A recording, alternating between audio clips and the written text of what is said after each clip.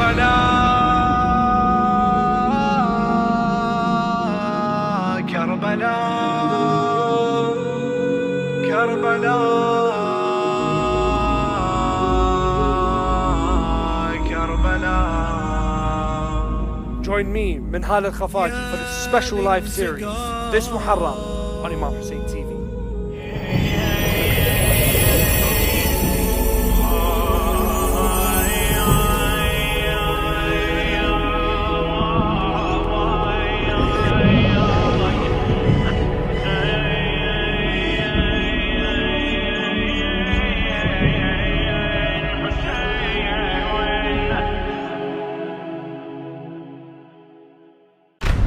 Whilst travel complications still shadow our world with its dark silhouette, Imam Hussein Media Group works tirelessly to be the rays of light illuminating between the darkness. This Muharram, Imam Hussein TV is providing you with uncut 24-hour live feed of the Holy Land of Karbala, with preparations for this holy month like never before, showcasing rituals, majalis, pilgrims, and much more. Brought to you live, exclusively to your homes, courtesy of Imam Hussein TV 3, your gateway to Karbala.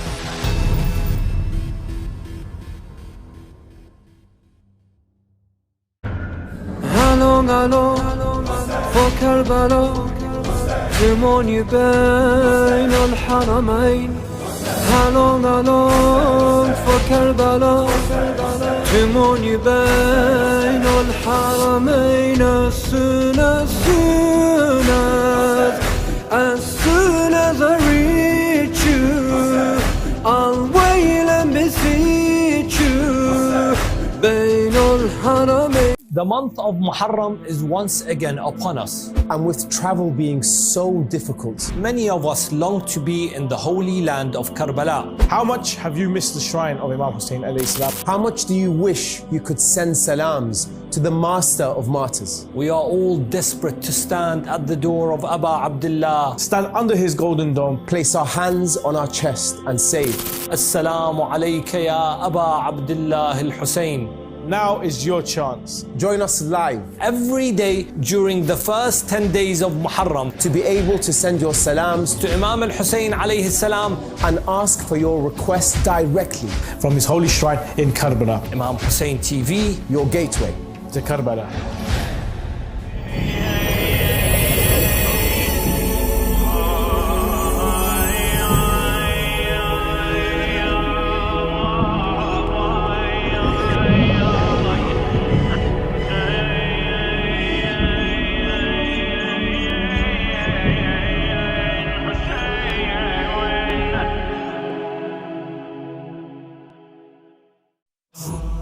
I think it's everyone's dream to work and serve the Ahlul Bayt alayhum salam.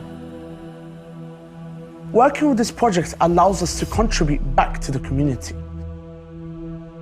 Our main objective is to bring Imam Hussein to every household, or to take people to Karbala. Producers, cameraman and editors all synchronize to capture, inspire and bring you closer to Aba Abdillah. Working here is an honor and a privilege, yet nothing compared to the sacrifice of Imam Hussein alayhi salam. Pass on the lantern of Imam Hussein alayhi salam. Why should you support? Why should you support? Why should you support? Imam Hussein TV is our Husseiniya to the world. It's an open university to learn theology, history, law, Quran and many more sciences. Many rely on our channel as they have no access to any Husseiniyyahs or any mosques. And they have no access to any community events nor scholars, and they solely rely on our broadcasting. Children in the West have so many questions to ask and are bombarded with questions about their faith. We aim to educate youth and reverts in a thoughtful manner and language which is interactive, easily digestible and understood. Our project is fully crowdfunded. We have no sales, no business, no profits. If you do not support us, who will? If we don't open a channel, who will? And if you do not raise the flag of Imam Hussein alayhi salam, who will?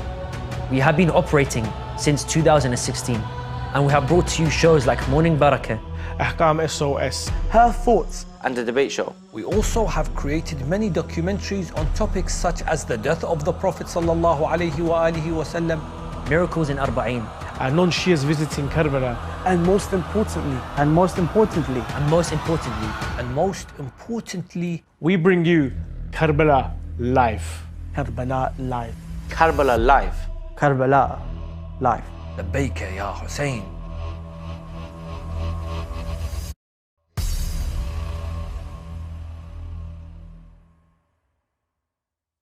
This Muharram, IHDRF is giving you the chance to sponsor a majalis in Karbala. So many Mawakibs and Husayniyah are struggling to support the Zawar and the mourners of Imam Hussein alayhi salam. Your donations will help supply meat and rice to different majalis being held all over Karbala. Your name will be written alongside those who held lectures and programs for Imam Hussein. The Majlis of Imam Hussein alayhi salam cannot stop, and with your support it won't. Sponsor our Majlis and help feed the mourners. You can pay via PayPal, bank transfer or online by visiting www.ihdrf.org.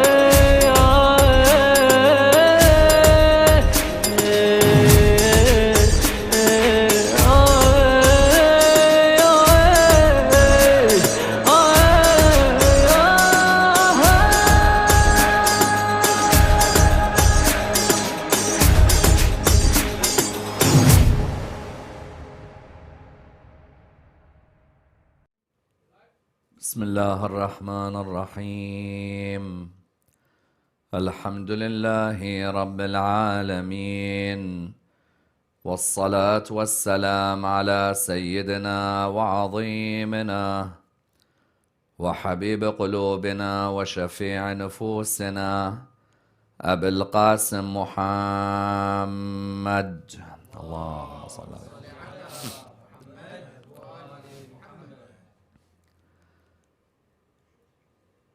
وعلى أهل بيته الطيبين الطاهرين وأصحابه الغر الميامين. الحمد لله الذي جعلنا من المتمسكين بولاية سيدي ومولاي علي بن أبي طالب.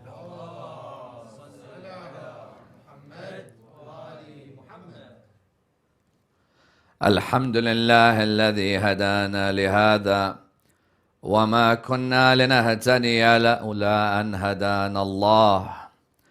أما بعد، ومتى كنتم يا معاوية ساسة الرعية وولاة أمر الأمة. Muawiya bin Abi Sufyan's crimes against the religion of Islam require two parts, not one. Indeed, tonight is the first of the parts where we look at the legacy of a man who was the chief cause of dissension, mischief-making, trouble, as well as oppression in Islamic history. No doubt there were personalities who paved the way for Muawiya. Indeed, not all the blame could be leveled at Muawiya, for indeed before Muawiya there had been those who had appointed Muawiya, or those who had innovated before Muawiya, or those who had oppressed before Muawiya. So for a person to blame everything in Islamic history on Muawiya alone would mean that they have not had a thorough reading of the first 25 odd years after the Prophet passed away. But no doubt when a person examines Muawiya bin Abi Sufyan's life, you see numerous occasions where he literally sought to destroy the Muslim faith.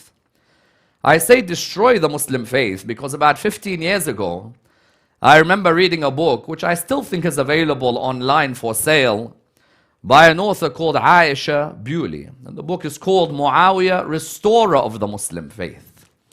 Of what the titles that could be given to Muawiya, Restorer of the Muslim Faith, even the most ardent of Muawiya supporters, whether a person might look at the odd moment where Ibn Taymiyyah looks after him, or Ibn Hazm looks after him, or Ibn Sirin looks after him, even they would say that restorer of the Muslim faith is not necessarily the title that we'd apply. A person must have a great amount of venom towards Imam Ali alayhi salam for a person to see that Muawiyah was the restorer of the Muslim faith.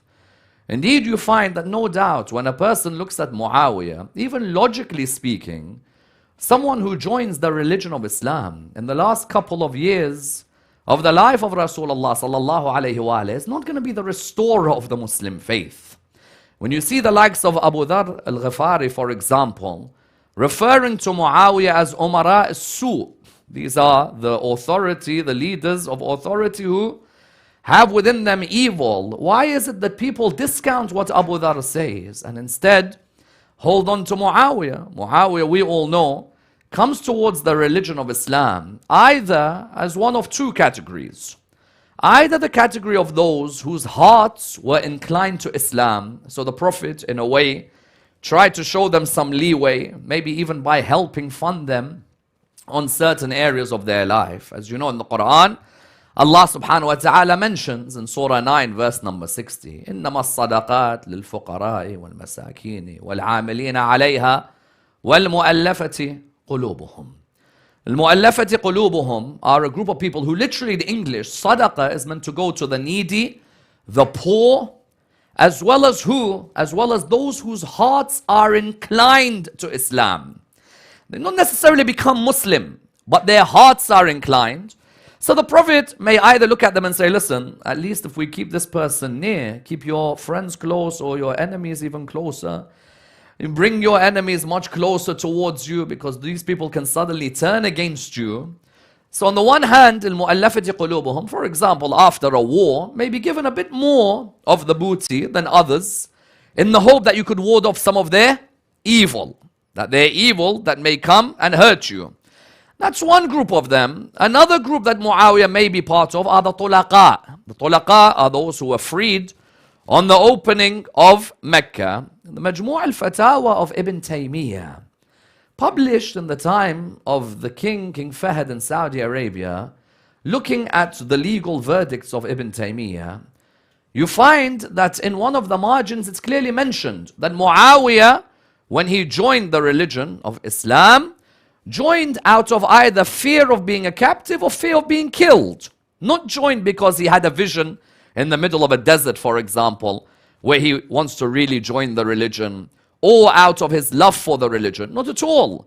The reason I mention these 2 points, that Muawiyah is either of the mu'allafati qulubuhum or of the tulaqa, is because these aren't meant to be leaders of the Muslims.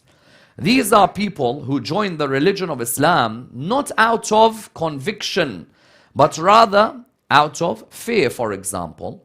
Rather out of fear of being captives. You know, sometimes when someone comes to you and says that I want to get married, Sayyidina, and I have someone I want to get married to who's a convert. That convert could be 2 types. You either have the convert who's come to the mosque but hasn't got a clue what Islam is. I remember I done the conversion of someone who came to the mosque once. The whole reason he's converting is because he wants to marry a girl from our mosque. I said to him, so what do you think of Islam? He says, it sounds all right to me, you know. Now that type of reaction is not someone who knows what's going on here. He's just thinking, I just need to say a few words in Arabic. I just want to marry the girl. I'm never going to come to your mosque. I'll make that clear to you. But let me do the shahada. That type of person, are you going to make him imam of the mosque? That type of person is only joining because he knows you utter the words and that's it. You can marry this girl. Then there's someone else who's katb kitab or aqd or nikah you do, who you look at and you're like, mashallah, this convert knows more than the whole congregation. This convert is someone who's read everything inside out. And this person is understood. Muawiyah bin Abi Sufyan does not come under the rubric of those who joined Islam because of their conviction. Either مؤلفة قلوبهم or طلقاء. Either those whose hearts may have been inclined or those who were freed. Even Ibn Taymiyyah, in saying this, Ibn Taymiyyah is an ardent supporter of Muawiya. Ibn Taymiyyah believes all of these merits of Ali are exaggerations by the Shia. But when it comes to Muawiya, he says, listen, one thing we've got to be clear on. Muawiya, Abu Sufyan, Akrama bin Abu Jahl, all of these people don't join Islam because they're convinced. They join Islam because they know that, listen, Islam's become powerful. We might as well join the status quo and see where it takes us. Hence, therefore, when a person then in Islamic history, the greatest injustice begins when you compare this man who joins Islam without conviction with the very meaning of conviction, Ali ibn Abi Talib. True. When you look at Islamic history, the man who joins with no conviction is now suddenly compared, Aina Thara and the Thuraya. How do you compare Ali and Muawiyah? But the reality is that that's what happened in Islamic history. And that injustice meant that if you could compare me with Ali, why could you not compare my son with Hussein? The reality was that what Muawiyah did is he paved the way with his supporters. Who are his supporters? One of the saddest things when a person examines Muawiyah's crimes against Islam is don't forget the sons of the Sahaba who were with Muawiyah in their hate of Ahl al-Bayt. Don't forget, Khalid ibn Walid had two sons. One loved Ali ibn Abi Talib, the other hated Ali ibn Abi Talib. Khalid ibn Walid had a son by the name of Abdul Rahman, hated Amir al-Mu'mineen with a passion. He had another son, Muhajir, loved Amir al-Mu'mineen with a passion. Imagine. Muhajir was on one side with Ali, Abdul Rahman with Muawiyah. I asked Khalid ibn Walid, your sons, why they come out like this? Let me give you another example. Ubaydullah, son of Umar ibn al-Khattab, hated Ali ibn Abi Talib. I give you another example. Abdullah bin Amr ibn al-As hated Ali ibn Abi Talib. Muawiyah's circle, although many of them were sons of companions, what did they have in common? A hate towards Ali. All it needed was for some of them to remain alive until Karbala, and they'll take out the same hate towards the son of Ali. Sadly, in the Muslim world today, you see people who try and rehabilitate Muawiyah's character now. I hear, for example, from one side, Amir al-Mu'mineen Muawiyah, or I hear al-Malik al-Adil, or I hear, for example, Katib al-Wahi, or I hear, for example, Khal al-Mu'mineen. All of these rehabilitations, let's make clear, not all of our Sunni brothers and sisters admire Muawiyah. Some of the most famous ones are clear. How dare you show admiration for a man whose crimes so many could be listed? But then there is one particular school, they push for Muawiyah. They even go on to push for Yazid. No problem if you want to push for these. Why? Not necessarily out of love for Muawiyah. Either out of hate for Amir al-Mu'mineen, or because the ultimate decency of the companions theory cannot be rocked by you questioning Muawiyah. Because then the door of questioning opens up for others. But when you look at Muawiyah and what he instituted, then without a doubt, Karbala was a formality. Because the way he went about what he did, he paved the way for his son to say, if my father had supporters who were alongside Rasulullah sallallahu alayhi wa then what's wrong if I do to Hussein what my father did to Ali? Let's examine tonight, in the first part, Muawiyah's crimes against the religion of Islam. And I'd like to do this in the following stages. Number one, did Imam Ali get a warning from the Prophet, peace be upon him, his family, that people would fight him in this way? And if he did, on what incident was this shown? Number two, is Muawiyah truly Katib al-Wahi? Did he write the Quran? If he did, what position did this put him in? Is he truly Khal al-Mu'mineen? Is this a title in which a person deserves merits? Number three, after the battle of Jamal, what did Imam Ali alayhi salam face in the Muslim Ummah? And why wouldn't Muawiyah pledge to Ali? And if Muawiyah doesn't pledge to Ali, does this make him baghi? And if it makes him baghi and rebellious, what's the ruling on the rebels in this case? Number four, did Imam Ali alayhi salam turn around and say, Muawiyah radiyallahu anh is talking to me, Ali radiyallahu anh, and therefore we shouldn't wage jihad against each other? Or rather, did he mobilize his troops and get them ready for a jihad? Number five, when he did mobilize his troops, did he have any famous companions with him? And what stain and legacy does Muawiya have in terms of the Sahaba of Rasulullah sallallahu alayhi wa alih that Muawiya went ahead and killed? Even after Siffin, how did Muawiya continue to loot, kill, plumage, especially the Shia of Amir al-Mu'mineen alayhi salam? After that, is it true that on one night Amr ibn al-As got away with death, Muawiya got away with death, and Imam Ali was struck by Ibn Muljam? Or is that the biggest load of nonsense made up in Islamic history just to cover the tracks of others? And then further after that, if one Ma'soom's killing wasn't enough, how did he ensure that another Ma'soom was poisoned? And how was that one who was poisoned ensured that he had a legacy at Karbala, that you may have killed me in Medina, but my boys will always be there to protect Hussein alayhi salam. Let's examine this and dissect this topic in depth. Sometimes a person wonders, Imam Amir al-Mu'mineen alayhi salam faces Aisha at Jamal, Muawiya at Siffin. Did the Prophet ever sit with Mawla and say to him, you've got to be ready for this one day? Did the Prophet ever warn him something like this was going to happen? Ahmad bin Hanbal in his Musnad has this very interesting narration. And the narration is actually repeated in several places. It's the narration of the repairing of a shoe. It seems innocuous. A shoe that's being repaired. But within this narration is arguably the whole of the Aqidah of the Shia. In which sense? In this narration, Abu Sa'id al-Khudri, one of the great companions of Rasulullah sallallahu alaihi wasallam, just in case you say Shia don't like companions, no, we like Abu Sa'id. He's all right. We take from him, and we take from Jabir, and we take from Salman, and Abu Dhar, and Miqdad, and anyone loyal to Amir al-Mu'mineen, we admire. Abu Sa'id al-Khudri narrates that the Prophet, peace be upon him, and his family, was there with the companions on one day, and he made this point, that in the same way I was fought over the revelation of the Quran, one of you will be fought over the interpretation of the Quran. Revelation in Arabic is what? Tanzil. And interpretation is what in Arabic? Ta'wil. The Holy Prophet, peace be upon him and his family, states that in the same way that I was fought over the Tanzil of the Quran, one of you will be fought over the Ta'wil of the Quran. First and foremost, what do we take from this narration?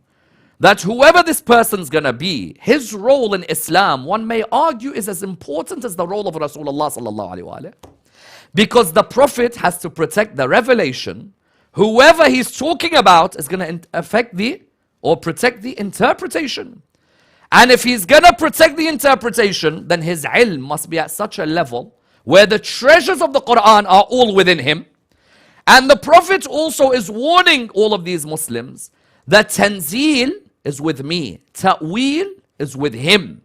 But that in the same way, question, if someone fought the Tanzil, someone fought the revelation of the Quran, what do we classify them as? When the Tanzil of the Quran happens, when Wahi comes to the Prophet, and you say that this is, for example, a madman, or this is a sorcerer, or this is a magician, or this is a soothsayer, what do we classify a person who says that to the Prophet? Do you agree we classify them as kafir?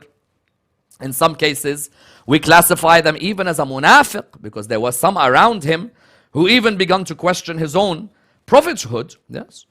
So do we classify these who fought the ta'wil or the tanzil? Those who fought the tanzil, anyone who fought Rasulullah on the tanzil of the Quran, Muslims will say, astaghfirullah, Abu Jahl, Abu Sufyan, Walid ibn al-Mughira, Utbah bin Rabi'a, and the rest, we call all of these what? Al-Mustahzi'een. Mustahzi'een, they used to make fun of Rasulullah sallallahu alayhi wa alayhi. Inna kafaynaka al-Mustahzi'een. That these people who used to make fun, هذا ساحر, هذا كاهن, هذا شاعر, هذا مجنون, these people who fought the Prophet, every Muslim agrees that these are out of Islam. Do you agree? The Prophet says, now those who fight you on the ta'wil are like those who fought me over the Tanzil. Who was present there at the time? When the Prophet was walking, he had a slight damage on his shoe. Let's say, for example, in our language, a shoelace that needed fixing, for example. As an example, who was there? The Prophet said, one of you, Abu Bakr and Umar were there. And everybody put their head up saying, who's this person who the Prophet says will be fought over the interpretation of the Quran, the way I am fought over the revelation of the Quran, he said the one who's repairing the shoes. Who was the one repairing the shoe of Rasulullah sallallahu alaihi wasallam? According to this non-Shi'i hadith, who's the one who was repairing the shoe of the Prophet? Imagine the Prophet's shoelace was needing repairing, or the shoe needs repairing. Who was it? They turned around, Imam Ali ibn Abi Talib alayhi salam. He said that man repairing the shoe, he is the one who will be fought in the ta'weel of the Quran, the way I was fought over the tanzeel of the Quran. Question, Ya Rasulullah, those who fought you over the tanzeel, we call them all kuffar.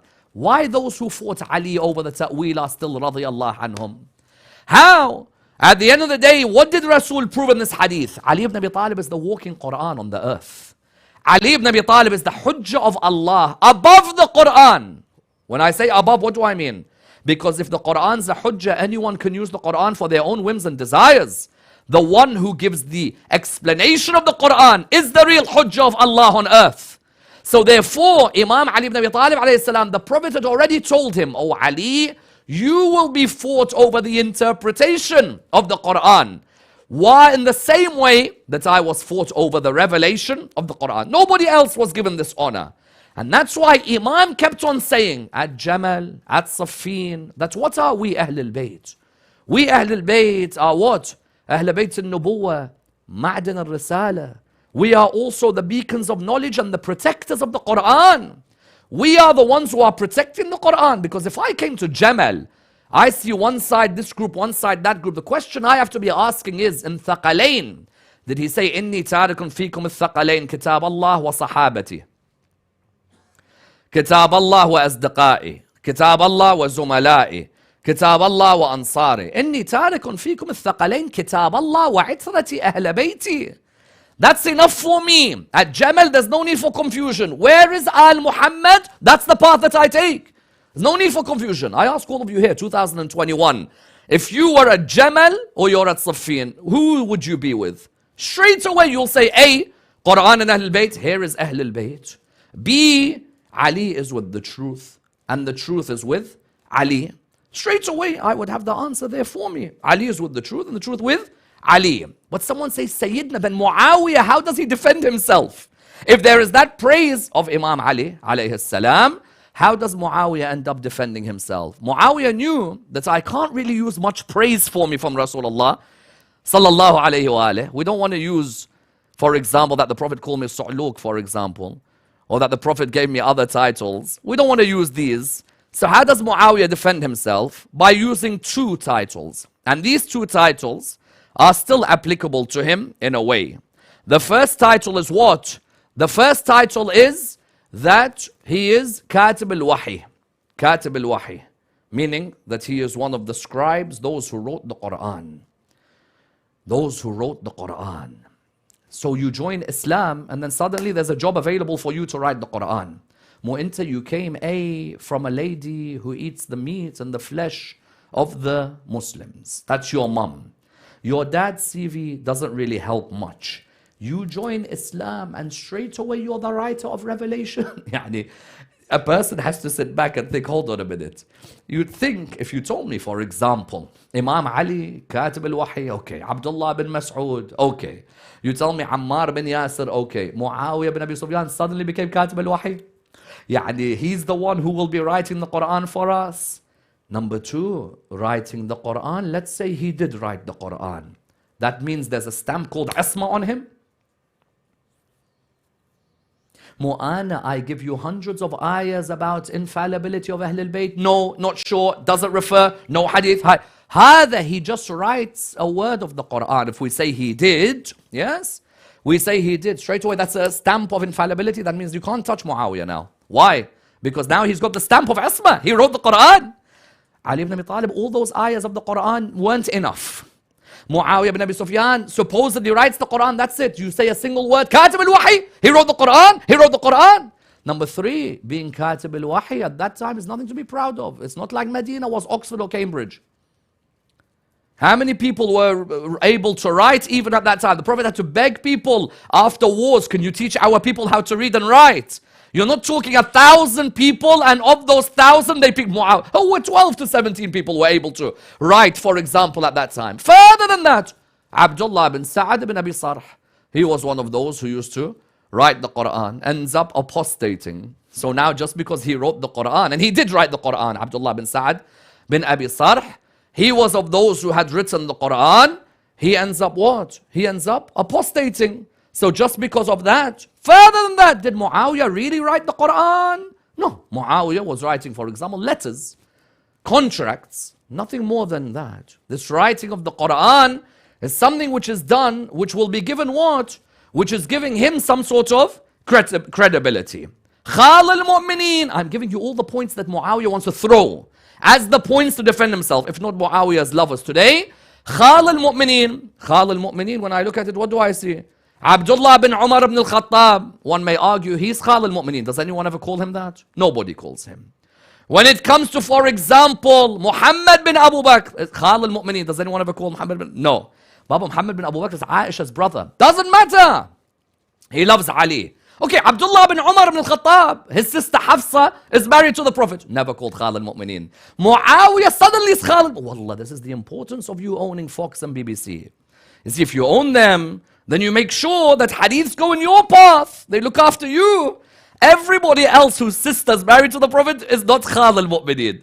Only he is Khal al-Mu'mineen. Therefore, when they used arguments for Muawiyah, or he used them himself, Katib al-Wahi, Khal al-Mu'mineen, none of them stand. Wallah, I'll never forget reading Fath al-Bari, Ibn Hajar al-Asqalani in the Sharh of Bukhari.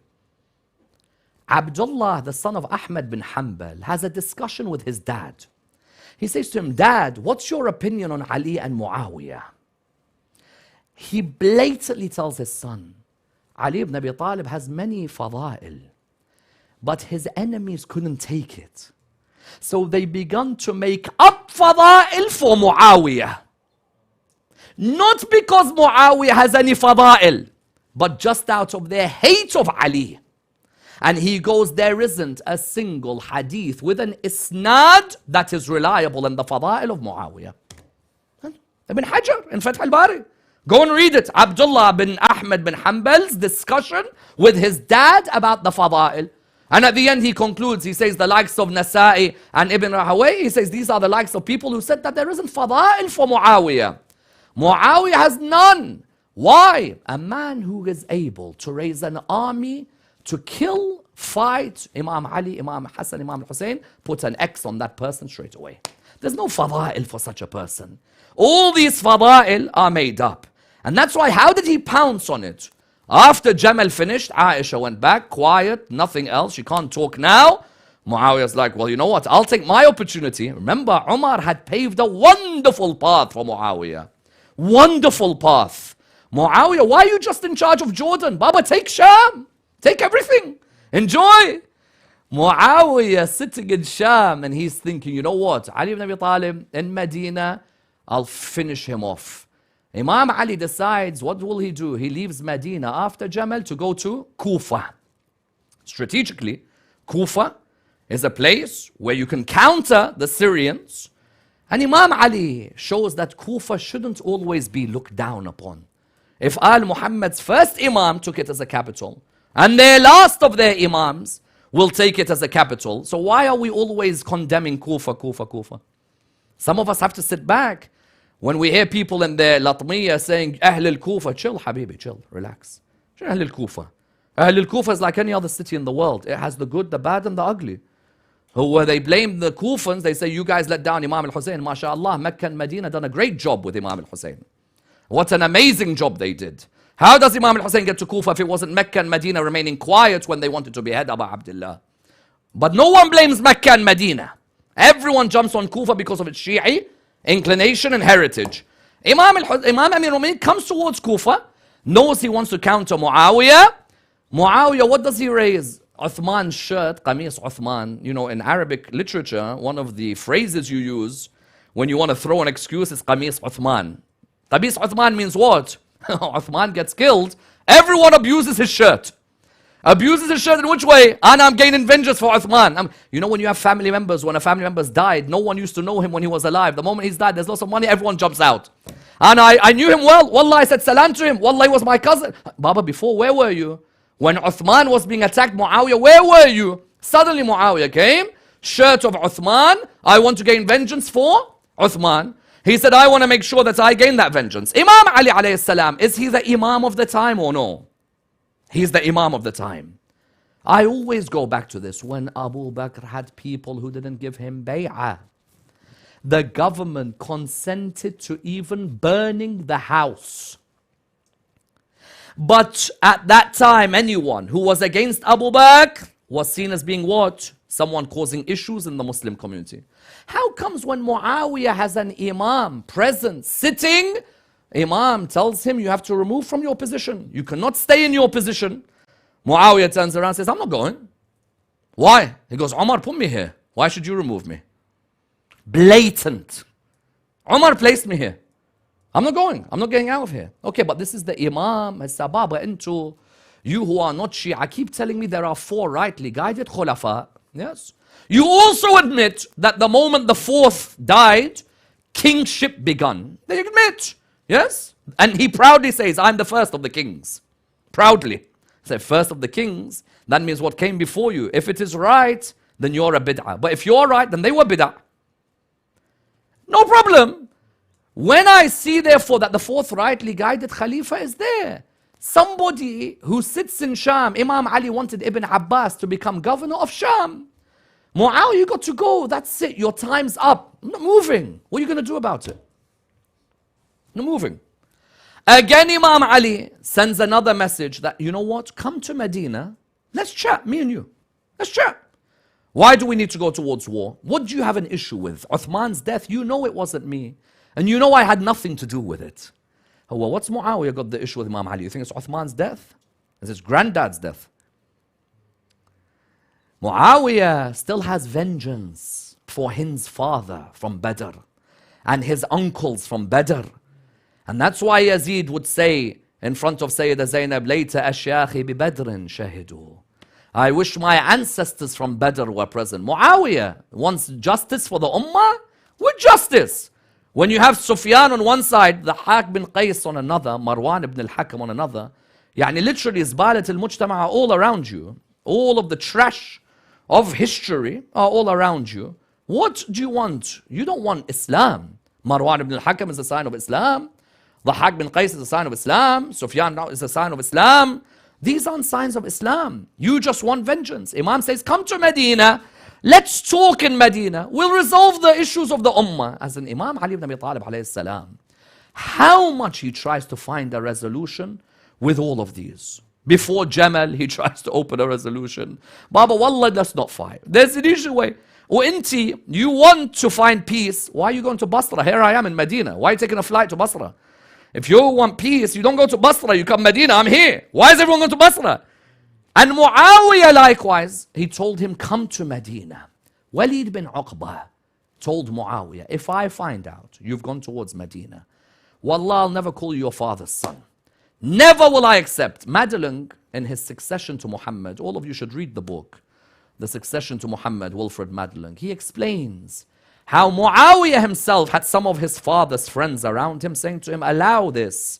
Don't listen to Ali. What he wants is not what we want. We've waited years to gain vengeance from the son of Abu Talib. This is what? This is our opportunity. Muawiya looks at it. He says, I'm not moving a single step. Imam Ali alayhi salam notices that Muawiya has no interest in peace. So now, if Ali ma'al haq wal haq ma' Ali, what does that mean? That means now we've reached a stage, whoever fights Imam Ali, ask any Muslim in the world today, any person with a pure heart, neutral observer, you will agree with me, fighting Ali means you're a hypocrite. Yes. Imam Ali alayhi salam turns around to the people of Kufa, to all his soldiers, he said, get ready for jihad. Yes. Because he looked towards Muawiyah, and he would write, and Nahj al-Balagha explains all of these things wonderfully. Where in Nahj al-Balagha, Imam Ali makes it clear on many occasions, where he tells the likes of Muawiyah that since when you, Muawiyah, are the one who looks after the people's affairs and has the rights over the people. Yes, never were you in that position or in that situation whatsoever. So then Imam Ali alayhi salam gets his soldiers ready. Muawiya gets all his soldiers ready. Who's his soldiers, Muawiya? The likes of Amr ibn al-As. Yes, but Amr ibn al-As radiyallahu anh fought Ali ibn Abi Talib radiyallahu anh. There's no aql in all of these discussions. Wallah. Amr ibn al-As has such a big mosque in Egypt, it's unreal. You go to Cairo, go and see that mosque. Amr ibn al-As, assistant to Muawiya ibn Abi Sufyan, fighting Ali ibn Abi Talib. Hear the discussion when you go to the mosque in Egypt. Say Amr ibn al-As radiyallahu anh and Muawiya radiyallahu anh fought Ali ibn Abi Talib radiyallahu anh. It's phenomenal. Absolutely phenomenal. Amr ibn al-As with Muawiya. Who else was with them? The sons of the Sahaba. Abdul Rahman, son of Khalid ibn Walid. His brother Muhajir was with Imam Ali alayhi salam. You had Ubaidullah bin Umar ibn al-Khattab, Abdullah ibn Amr ibn al-As. All of them were with Muawiya. Imam Ali had his soldiers. Imam Ali alayhi salam was making it clear, we're not going to sit back. No one's holding back. We're going to go towards that area. Which area? Siffin, Raqqa. You saw where ISIS had captured in Raqqa. That area, Imam Ali. Look who Imam Ali went with. This is a vital point. Imam Ali in his army, there were some of the most famous companions of Rasulullah sallallahu alaihi wasallam. Of course, all of these are going heaven. Let's just put a disclaimer. It doesn't matter. They kill each other. But, could all go and sit in heaven together and have breakfast and whatever. Why do you kill each other? It happens, Baba. You kill them. Who was with Imam Ali alayhi salam? First and foremost, Imam al-Hasan alayhi salam is with Imam Ali. Is that not enough? Imam al-Hussein alayhi salam is with Imam. Is that not enough? You as a Muslim, there's an army with Sayyid Shabab Ahl al-Jannah, with Amir al-Mu'mineen. Is that not enough for you? But it goes to show you the ahqad of Badr and Hunayn, how much it had infested the hearts of the people. Who else was with Imam Ali alayhi salam there at Siffin? And you know when was Siffin fought? Subhanallah, in these months. Muharram and Safar. Siffin was fought, Muharram and Safar. They went towards that area. Imam Ali alayhi salam again tried to find a way in which he would discuss with them. To say there's no need for us to fight. They were adamant that they wanted to fight. It doesn't matter, Baba, we want you dead. All of Muhammad's family, if we have a chance, we'll kill them. Karbala is no surprise. 24 years before Karbala, half of Rasulullah sallallahu alayhi wa sallam's family could have been killed. Karbala was the conclusion of what could have happened 20 years earlier. It didn't happen, maybe one may argue, because of Amir al-Mu'mineen's presence on that day. But who did Muawiya end up being the cause of their deaths? Because you keep telling us, you Shia don't respect the Sahaba. Oh, I do. And I respect 3 in particular who were killed because of Muawiya. Number 1, who? Uwais al-Qarani. Uwais al-Qarani. Companion of Rasulullah sallallahu alayhi wa sallam, probably not having even met him. Used to live in Yemen. His mum was blind. Used to look after his mum. His dream was to meet the Holy Prophet, peace be upon his family. As is our dream, insha'Allah, ya Rab, to one day see the holy face of Rasulullah sallallahu alayhi wa sallam. His dream was to meet Rasulullah sallallahu alayhi wa sallam. That's all he wanted in life. His mom's like, no, I don't let you. Mom, please. No, I don't let. Mom, please. I don't. Until he sends a letter to the Holy Prophet, peace be upon his family. Ya Rasulullah, I'd love to come and do your ziyarah. And the Prophet replies to him, ziyarah of me is sunnah. Obedience to your mom is wajib. Allahu Akbar. Look at the position there of how Islam values the mum. That ziyarah of me, sunnah. Obedience to your mum is wajib. Your mum says to you this year, you don't go ziyarah, that's it. Some people say, but Sayyidina, my parents aren't happy with me going ziyarah. Why are they not happy, number 1? For what reason? Maybe you're the type of person, the whole year you don't pray, and then suddenly in ziyarah, you're causing havoc. The whole year, no salah. And then you go ziyarah and cause havoc. Your parents are saying, Baba, the whole year we've been asking you to turn religious. And now in ziyarah you're going what? To pray and fast or just to hang out with friends. Uwais on the other hand, his parents were what? His parents were saying, you can't go. Uwais said, Mom please. Rasulullah said to him, Sunnah, visiting me. Obedience to mom is wajib. Uwais said, okay. Until one day when he reached there, he looked for the Prophet, didn't find him. The Prophet was not there. He returned back, and the Prophet mentions lines about Uwais which are phenomenal. I smell the fragrance of Jannah in Medina. Allahu Akbar. I smell the fragrance of Jannah in Medina. Who has been here? They said, Uwais al-Qarani. Now imagine there's a human living in the time of the Prophet who the Prophet says you can smell Jannah from him. That's remarkable. That really is. This Uwais al-Qarani, the Prophet used to say, he can intercede for people if they're in hell, he can take them to heaven, if he wants to. Imagine, because Iman sometimes, when you're in a land like Yemen, may Allah bless the people of Yemen, inshaAllah. When you're in a land like Yemen, Iman is not easy when you're far from Medina and Mecca and you hear about the Sahaba, you hear about Ahlul Bayt, but you don't see them. To hold on to that Iman is not easy. But for him to hold on, the Prophet said, what? Uwais al-Qarani. It's so great that if someone's in hell, he can make him go to heaven because of his shafa'ah. That's how great Uwais is. Ask Muslims out there, you respect Uwais? Say, yes. Why? Said Rasulullah praised him so much. Okay, I think that's a great answer. Tell me more about his life. I said, well, all I know is that he's a great combat. No. After the Prophet, where is he? What's happened to Uwais al-Qarani? Uwais, Shia respect, Sunni respect, Sufi have very high respect for Uwais. Very spiritual, ascetic, known for his asceticism. How did Uwais die? I don't know. Wallah, there are even Shia who don't know how Uwais died, by the way. I'm not going to blame non-Shia. Uwais, where was he? He was with Imam Amir al-Mu'mineen at Saffin. On the side of Imam Ali at Saffin, outspoken against Muawiya. When a person leads an army against who? Uwais al-Qarani. And there's a reason I'm saying Uwais al-Qarani. Isn't that enough for a person to turn around and say that this person has nothing to do with Islam? This person is far from Islam? Uwais al-Qarani died on the day of Saffin, martyr. Buried where? Raqqa. Who else was there killed on the day of Saffin? You say we the Shia don't respect the Sahaba. I'll give you another Sahabi. Khuzaymah bin Thabit. In Islamic law, if I give a witnessing me, how many witnessing does it count for? One. Only one man, his witness counts as two, him. Normally, if your divorce is being done in Islamic law, you get to say to this person and this person, listen, if you've got nothing to do today, come sit in front of the Mawlana. He wants to do talaq. You get two people, divorce is done. If Khuzaymah bin Thabit turns up, you don't need a second person. That's why, what's his title? Dhul Shahadatayn. Ask the Muslims out there. They'll say, oh, Khuzaymah bin Thabit radiyallahu anh. Uwais al-Qarani radiyallahu anh. You know why he's two witnessing? Why? The Prophet's horse was called Murtajiz. Horse of the Prophet. The Prophet bought it from an Arab, paid him the amount. When he goes back, the Arab goes, what? He goes, no, he didn't pay me anything. Baba Sadiq and Ameen. When he says, I've paid, straight away, you have to believe. The Prophet said to him, but I paid you. He said, no, you ain't paid me. He said, come on, you know I paid you. He said, no. Prophet saw a couple of companions. He said, we don't need to bring any more names.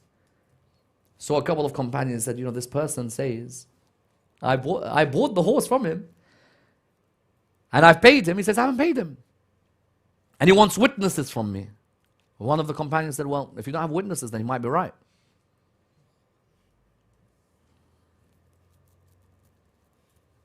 If you find me someone now in our community, in the Muslim world today, who's trustworthy, some of us will say, Baba, this guy, I don't even need to write a contract with him. Even though Islamically we're meant to write, but people have such a high... He said to the Prophet, he said, well, if you don't have witnesses, Ya Rasulullah, then maybe he's right. Who's walking past? Khuzaymah. He said, what's the issue? Said, I bought this horse, and they say that I haven't paid. And the man saying, that is their witnesses. Who's your witnesses? He said, me. He said, I believe you. I testify. So what do you mean? He said, I gave you my life for a revelation I've not seen. And I believed you in everything you've said from the heavens. I'm going to doubt you over a horse? Of course, those around him, there's a lot. إِذَا جَاءَكَ الْمُنَافِقُونَ قَالُوا نَشْهَدُ أَنَّكَ لَرَسُولَ اللَّهِ. There's a lot of this. People around him. They're around him. But this Khuzaymah, he said, are you guys kidding me? We believe that he gets revelations from the heavens. I'm going to doubt him over this horse? You guys are, what's wrong with you guys? Khuzaymah bin Thabit al-Ansari, Aus used to be proud of him. That's of all the Sahaba of Muhammad sallallahu alayhi wa alayhi, our boy is the one whose shahada is worth 2. No one else's. That's the type of level he reached. Sacrifice his life after Uhud, wherever the Prophet needed him. Muslim, what happened to Khuzaymah? Well, I don't know. Like, he's a great companion. Because I love these books. The books about the Sahaba's lives, which end abruptly. You know, there's like, you know what happens? It's like, this guy was great with the Prophet. He was amazing with the Prophet. He was such a good man with the Prophet. Died in Siffin. Why? Why did he die in Siffin? Come on, author. Be brave. Say he died in Siffin fighting alongside Ali. No.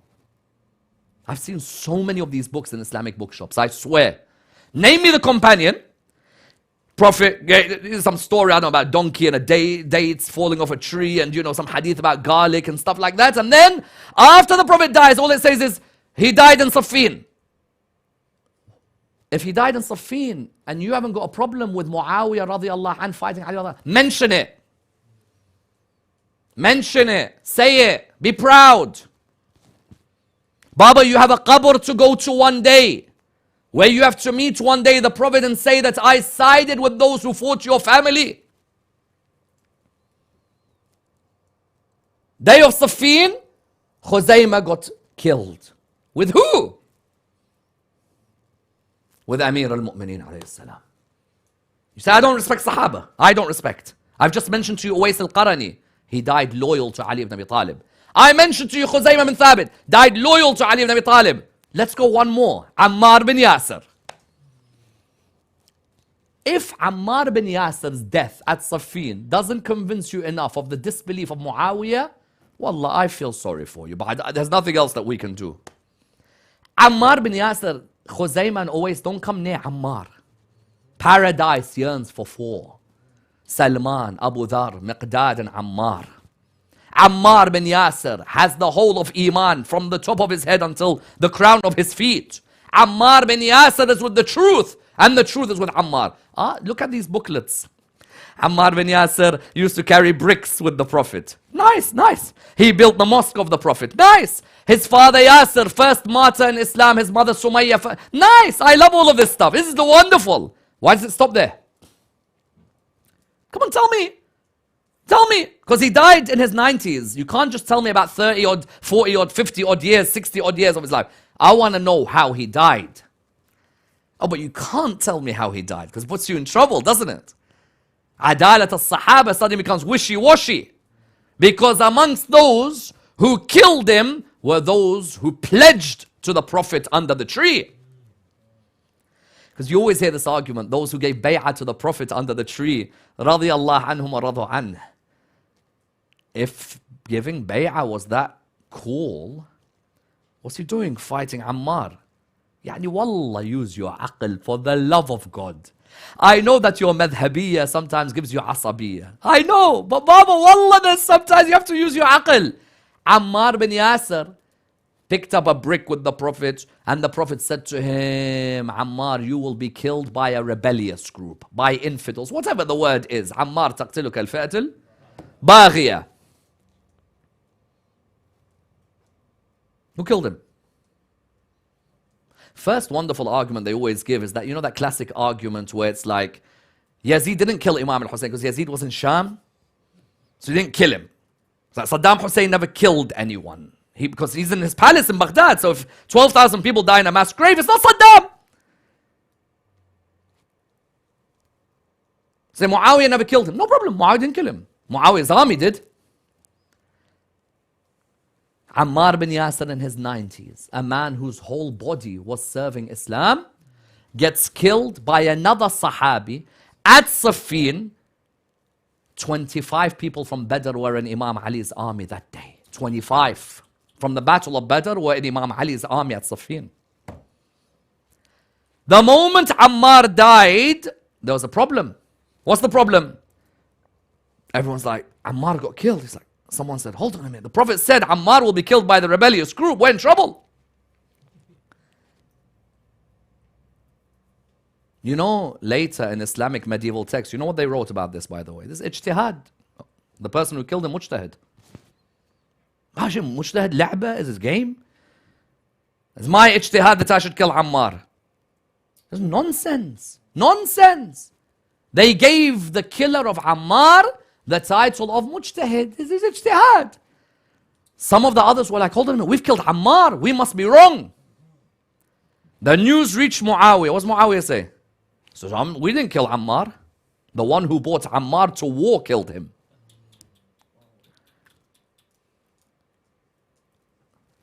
But then again, Muawiya, you say that, but the man leading the opposition is going to reply to you with a crucial blow back to you.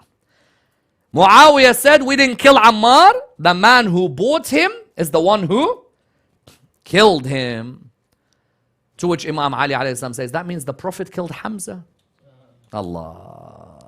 Allah, what a reply. That means the Prophet killed Hamza. Why? Because the Prophet brought Hamza to Uhud. So it wasn't Wahshi who killed him. The Prophet killed Hamza. Do you know what's the saddest of all of this incident? One thing is the saddest.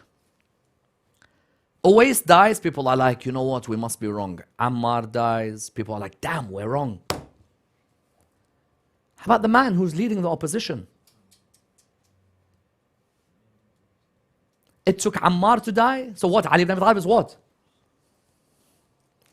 Ali ibn Abi Talib wasn't the man who saved you at Badr and Uhud and Khandaq and all of these. He never saved you. Ammar's one hadith. And they're like, oh, how about the man leading Ammar? How about that? Imam Amir al-Mu'mineen made it clear, we go all the way to finish Muawiyah.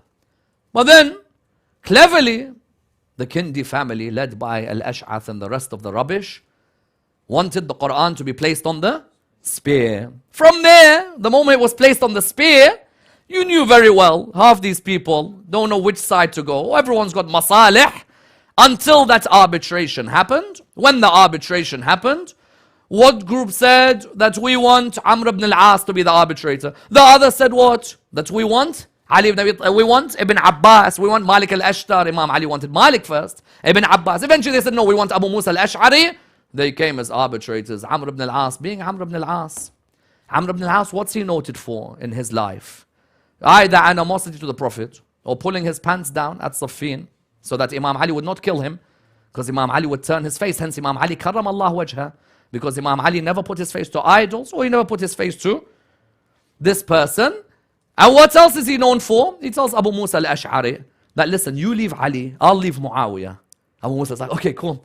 Abu Musa comes out and goes, I have left Ali ibn Abi Talib. Amr ibn al-As says, and we stay loyal to Muawiyah ibn Abi Sufyan. From there, Muawiyah did not stop. Even though Imam Ali kept on telling his soldiers, we'll go back to him and we'll finish him, Muawiyah made sure that he had certain henchmen, and these henchmen would go around massacring. Tomorrow I'll continue, where we look at how he had the henchmen who found it normal to kill any lover of Muhammad and Al Muhammad, which set the plains for Karbala, that Shia of Ali, of Hassan or Hussein go around and massacre and find them. And that's why one of the myths they created was what? The night that Imam Ali was martyred, they created a major myth. What was it?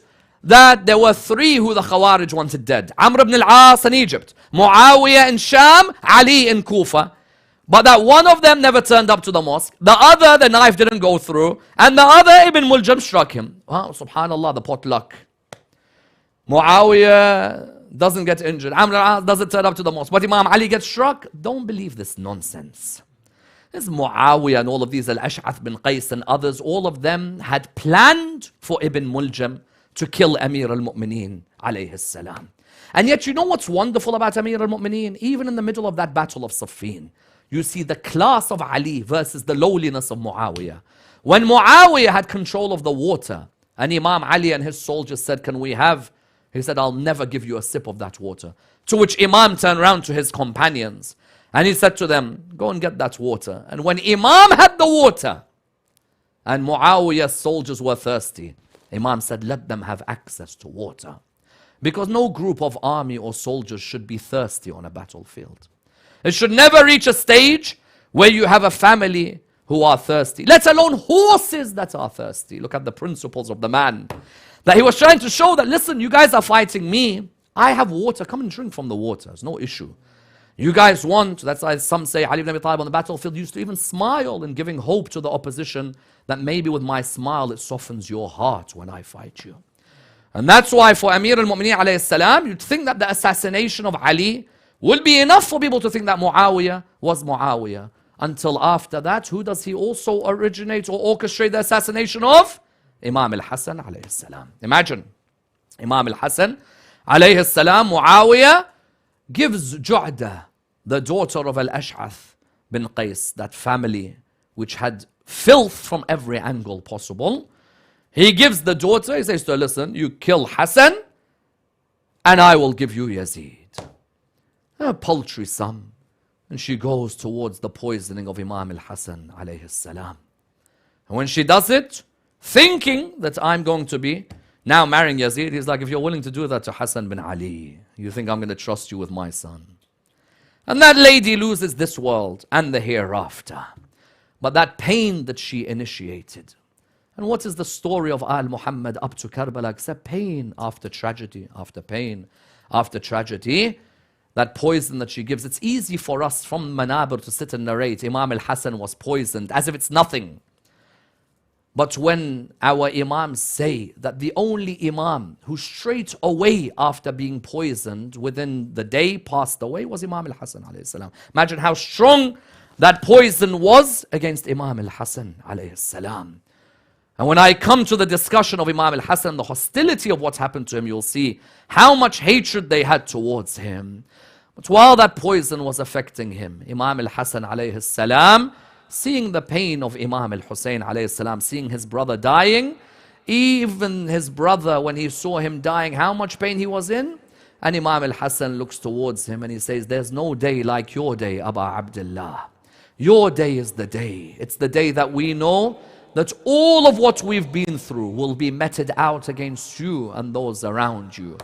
What can I offer you? I'm not going to be there with you at Karbala. On one side, all I can give you is Aba al-Fadl. He's going to be there for you, yes? And other than Aba al-Fadl, my sons, Aba Abdillah. At that time, Imam al-Hasan died. It was 11 years before Karbala. It meant that some of these sons were about 5 years old, 4 years old, 3 years old, 6 years old. They were all around because 7 sons of Imam al-Hasan were at Karbala. Of those 7 sons, you had one who survived Karbala. Hassan al-Muthanna survived Karbala. He was injured at Karbala and he managed to survive what took place at Karbala. Then you had others, the way they laid down their lives for Imam al-Hussein alayhi salam, you could see that they upheld their mother and their father's will. One of them, people don't mention him, Abdullah, son of Imam al-Hasan alayhi salam. This Abdullah, son of Imam al-Hasan, right at the end of the maqtal, you hear his name. Arrows all over the body of Aba Abdillah. Wallah, the narrator of the maqatil, you know what he says? He says, Imam al-Hussein looked like a hedgehog. I sometimes try and envision this. I really cannot imagine what this feels or means. Arrows all over the body. What's a hedgehog got? A hedgehog's got spikes all over his body. How many arrows were on the body of the son of Fatima al-Zahra alayhi salam? All of these arrows were all over the body. And then Umar bin Sa'ad turns around to Harmala bin Kahil. He's like, you know what? Finish him. Can you see the whiteness of his neck and chest? Shoot your arrow. I ask Harmala, you already took a 6-month-old out. And you already took the eye of Aba al-Fadl. He got that arrow. He put it back. All of a sudden, there was a young man running out of the tent. And he ran towards his uncle's body. He sat there and his auntie Zainab said, Abdullah, come back, come back. And he turned around to her, listen to his line, how can I come back? And my uncle sits alone in Karbala with arrows all over his body. He went, he put himself literally in front of the arrow, literally. And the arrow struck him and he fell next to Aba Abdillah. That was another of the sons of Imam al-Hasan alayhi salam. But no doubt the one we relate to the most, the one we remember every year. Yes, tonight we remember him as well. And how many of us yearn to be next to his father first and foremost in Baqi' on a night like this? But next to him as well, yes, that man who, when his uncle said to him, how do you view death? He said, if it's with you, death is sweeter than honey. What feeling is there like the feeling of being with Sayyid al-Shuhada? It's an honor for me. But he also, because of his young age, when he came to Imam al-Hussein and said, let me go out, uncle, Aba Abdillah said, no, your mother Ramla is alone. I want you to make sure that you look after your mum. And when he came back to his mum looked at him. She said to him, what's wrong? He said, my uncle says no. He says, I must look after you. Where was the turban of Imam al-Hasan alayhi salam? Now think of the scene. She places the turban on Qasim. He comes to his uncle. His uncle's heart breaks. Why? Because it's as if he saw Imam al-Hasan alive again. Yes, not Qasim. When he saw him, he looked towards him. He said, my mother said that I'm the wasiyah of my father and I'm the amana of my mother, so I have to come out and I want to defend you. Imagine this young man when he came out on the battlefield. Everyone else came out. The shield wouldn't carry them. The swords would be enough for them, except him. The shield would drag him. It was heavy for him. The army was heavy for him, the armor, and his thirst had overtaken him. But when he came out, a young man, people were amazed. Look at the moon shining in front of us. And he came out and he wanted to make a statement to everybody. This poetry that he recites is something phenomenal. Why? Because he wanted to make clear to them that number one, Hassan bin Ali never dies. Hassan bin Ali is always alive. You can try and remove his name from history. In tankiruni, fana najlul Hassan. Straight away, if you deny me, then know of my relationship. Who am I? I'm the son of Hassan bin Ali. If you think you're gonna eradicate the Holy Prophet, peace be upon him and his family, then no. Sibtun Nabi al-Mustafa wal-Murtahan. I am alongside who? I'm the son of the one who's the grandson of the Holy Prophet, peace be upon him and his family. But his next line breaks our heart every year. And I want every single one of you to picture the scene. Hada Husaynun. This is a line. People go over this line, they gloss over this line, but they don't understand the power of this line. Imagine the scene. Hada Husaynun kal asir. What happened to Islam 50 years after Rasulullah sallallahu alayhi wa alihi dies? That his grandson isn't the king, isn't the emperor, isn't the most beloved. He's like a captive who has to lose his life, give his life between these groups of people, between this group of people who are all baying for his blood. Hussein kal asir al murtahan. Aba Abdillah, do you know what killed Qasim? How could my uncle be alone like this? What are you people doing? How dare you? He bid farewell to his uncle Aba Abdillah. He hugged his uncle one final time. He turned to Ramla, his mother. He embraced his mother and he embraced his auntie Zainab alayhi salam. When he came out on the battlefield, he fought them one by one valiantly. Every time he'd strike anyone, he turned to Aba Abdillah. He continued to fight valiantly, one on one. None of them could come near him until all of a sudden they began to surround him. Still they couldn't come near him until his slipper broke accidentally.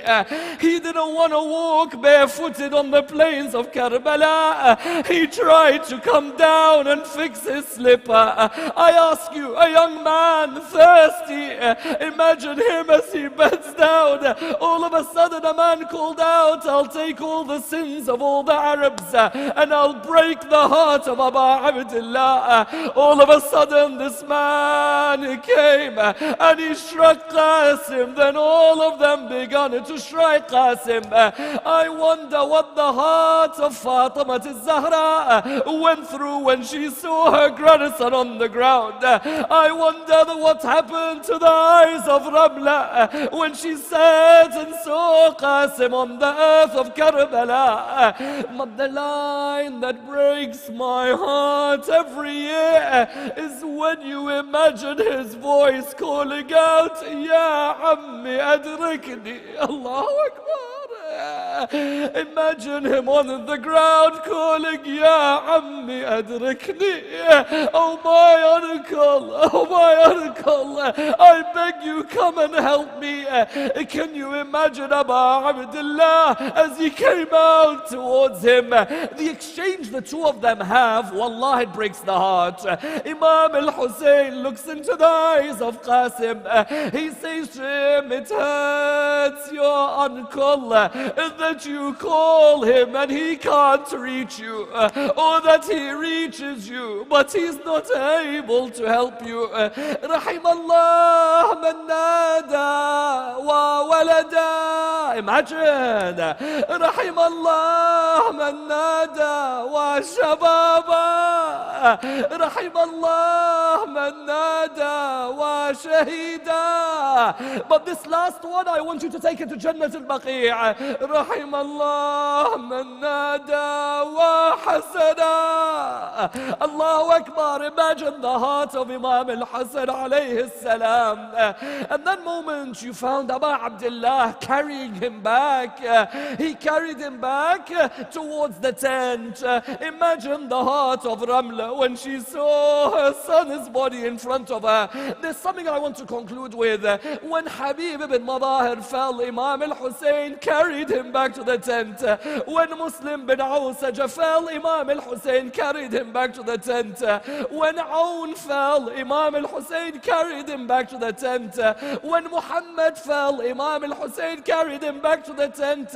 When Qasim fell, Imam al-Hussein carried him back to the tent. I ask all of you, when Aba Abdillah fell, who carried his body back to the tent? When Aba Abdillah lay on the ground, who carried his body back to the tent? I'll give you the answer. The horses of Bani Umayyah kicked his body everywhere. Inna lillahi wa inna ilayhi raji'un. Ya Allah, raise us with Muhammad and Al Muhammad. Raise us with the Imam of our time, Imam Sahib al-Asr wal-Zaman.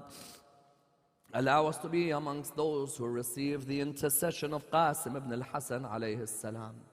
The originators of this majlis, Ya Allah, bless them. There are people who have asked me to recite the ayah of the Quran. There is someone of our friends whose mother is in urgent need of our du'as, Ya Allah. There are others who have difficulties in their personal lives. There are others who have difficulties with their health, with their children. With the tear that flows from your eye in honor of Qasim ibn al-Hasan, recite the dua from your heart, recite the ayah of the Quran. Bismillah ar-Rahman ar-Rahim. أَمَّن يُجِيبُ الْمُضْطَرَّ إِذَا دَعَاهُ وَيَكْشِفُ السُّوءَ أَمَّن يُجِيبُ الْمُضْطَرَّ إِذَا دَعَاهُ وَيَكْشِفُ السُّوءَ أَمَّن يُجِيبُ الْمُضْطَرَّ إِذَا دَعَاهُ وَيَكْشِفُ السُّوءَ أَمَّن يُجِيبُ الْمُضْطَرَّ إِذَا دَعَاهُ وَيَكْشِفُ السُّوءَ أَمَّن يُجِيبُ الْمُضْطَرَّ إِذَا دَعَاهُ وَيَكْشِفُ السُّوءَ. Ya Allah, the shafa'a of Imam al-Hasan alayhi salam. Ya Allah, the ziyarah of Imam al-Hasan in Jannat al-Baqi'. Ya Allah, we pray to Allah subhanahu wa ta'ala with the surah al-Fatiha in honor of all of our marhumeen. But before it, as we welcome Mullah Ali, the loudest of your salawat. Allahumma salli ala Muhammad wa ali Muhammad. Please rise in honor of Qasim ibn al-Hasan Imam al-Hussein, the first time that Qasim comes to him, he says to Qasim, go back to your mother. And the words of the poet says, stay, your mother wants you to smile. Stay, you leave her to cry and wail. Stay, you leave her to cry and wail. My son, oh Qasim, my son, oh Qasim. Qasim, I am your uncle and this is my battle. Qasim, tell me the yearning for death, why do you feel? Qasim, I am your uncle and this is my battle. Qasim, tell me the yearning for death, why do you feel? Qasim, this is my tragedy, this is my trial. Qasim, don't let me hear another mother's wail. Qasim, don't let me hear another mother's wail. Stay, on me your mother's tears hail. Stay, you leave her to cry and wail. Stay, you leave her to cry and wail. My son, oh Qasim,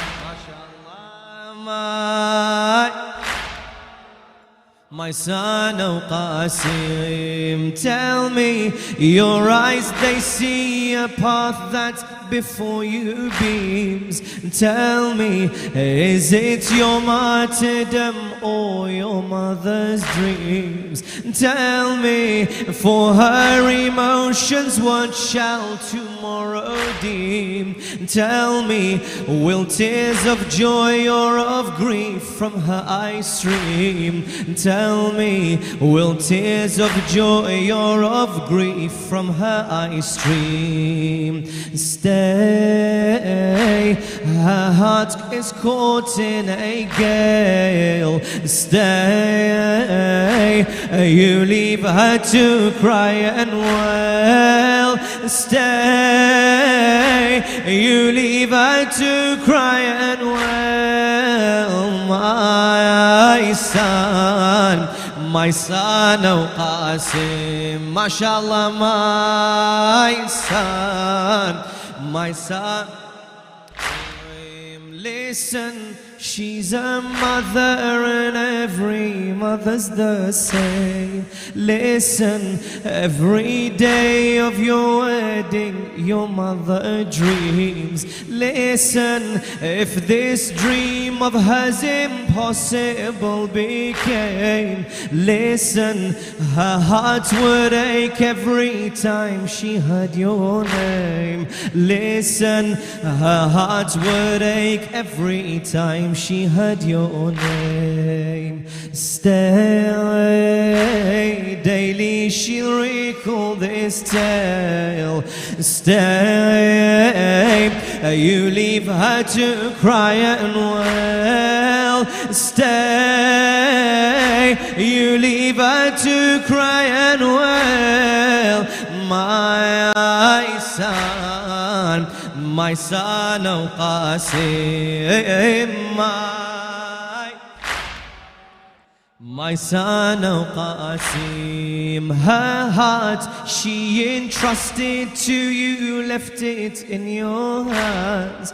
Her heart she gifted to you, all its rivers and lands. Her heart, and slipped through your hands would the grains of its sands. Her heart, so tell her why with no heart your mother stands.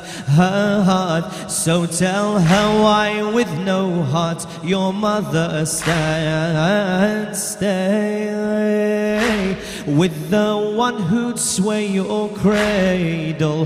Stay, you leave her to cry and wail. Stay, you leave her to cry and wail. My son, oh Qasim, mashallah,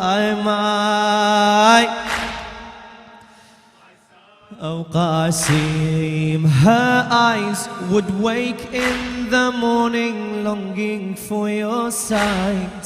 Her eyes saw all as darkness but saw your face as light. Her eyes would wake in the morning longing for your sight. Her eyes saw all as darkness but saw your face as light. Her eyes yearned the comfort of your eyes when left in fright. Her eyes for but a glance of you the world they would fight. Her eyes for but a glance of you the world they would fight. Stay, without your sight her skin pale. Stay, you leave her to cry and wail. Stay, you leave her to cry and wail. My son, oh Qasim, my son, my son, oh Qasim. Your eyes, they yearning for martyrdom, in them I find. Your eyes make me realize you won't sleep if left behind. Your eyes looked like Hassan's eyes when with mine they aligned. Your eyes and my brother's requests I've never declined. Your eyes and my brother's requests I've never declined. Stay, oh go and embrace this trail. Stay, you leave her to cry and wail. Stay, you leave her to cry and wail. My son, oh Qasim, mashallah, my son, oh Qasim. You go wearing your father's armor and his turban. You go wearing your father's armor and his turban. You go whilst your mother prepares for you a coffin. You go, she throws away every marriage thought and dream. You go, her dreams die and become her tribulation. You go, her dreams die and become her tribulation. Stay is something she cries out while. Stay, you leave her to cry and wail. Stay, you leave her to cry and wail. My son, oh Qasim, mashallah, my son, oh Qasim. Many thanks to the poet Nouri Sardar. Assalamu alayka ya Aba Abdillah wa ala al-arwah التي حلت بفنائك. عليكم مني جميعا سلام الله أبدا ما بقيت وبقي الليل والنهار ولا جعله الله آخر العهد مني لزيارتكم. السلام على الحسين وعلى علي بن الحسين وعلى أولاد الحسين وعلى أصحاب الحسين، خصوصا سيدي ومولاي أبي الفضل العباس واخته زينب جميعا ورحمة الله وبركاته. وإلى أرواح المؤمنين والمؤمنات، رحم الله من قرأ سورة المباركة الفاتحة مسبوقة بالصلاة على محمد وآل محمد.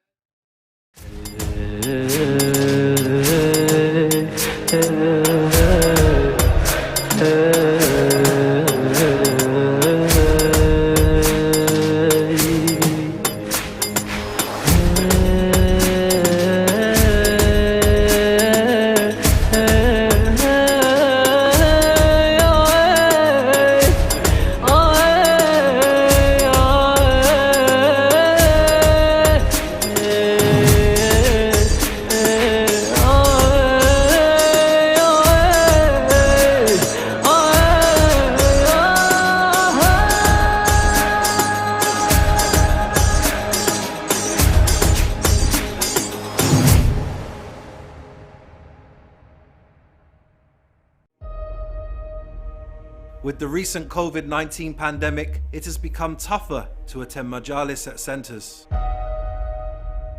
This Muharram, millions of people will not get the chance to go to their local Husseyniyat or Imam Bagha. Flying to Karbala has become really difficult. This would mean that we all solely rely on TV stations such as ours to participate and recount the tragedies that befell upon Imam Hussein alayhi salam and his 72 companions. Our duty during the holy months of Muharram and Safar is to bring to you 40 days of exclusive feeds depicting the story of Karbala through live lectures, eulogies and images from the holy land of Karbala, and not forgetting our 24/7 live broadcast of the world's biggest gathering on earth, the Arba'een Walk. The holy footsteps of Bibi Zainab and Bibi Ruqayya and the family of the Prophet will be shown all over the world. This is made possible by the sincere hard work and dedication of our media teams in London and Karbala, who braved the early hours of the morning to film, edit, broadcast fresh content for you every single day. Many other departments work tirelessly day in and day out to keep the 5 channels running smoothly for our dear viewers, especially those in the financial department raising funds to allow the channel to keep on streaming the beauty of Karbala in the comfort of your own homes for free. And so we are turning to you for your support that you would normally provide to your local Husseyniyat to raise funds in the name of the Master of the Martyrs Imam Hussein alayhi salam and his 72 companions. Imam Hussein Media Group are looking to raise £72,000 per channel in order to help and finance the broadcasting of its 5 channels during Muharram and the Arba'een season. This is a combined effort between all 5 channels to raise a total of £360,000. Make sure the name of Imam Hussein alayhi salam shall continue to echo throughout the ages of time. Help spread the message of Imam Hussein alayhi salam, be a part of the movement and be a part of the legacy of Imam Hussein alayhi salam today.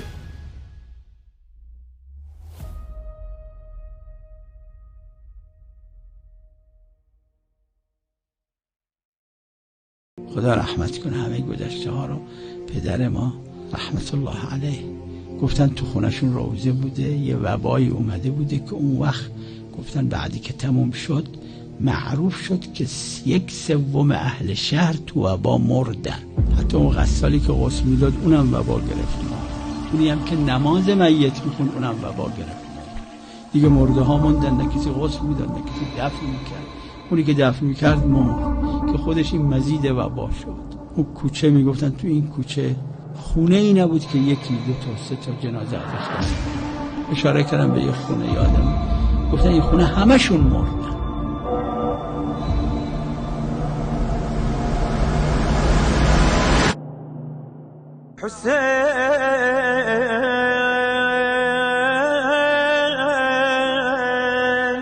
وقت پدر ما میگفتن خونه ما یه دونه بچه ازش نبود.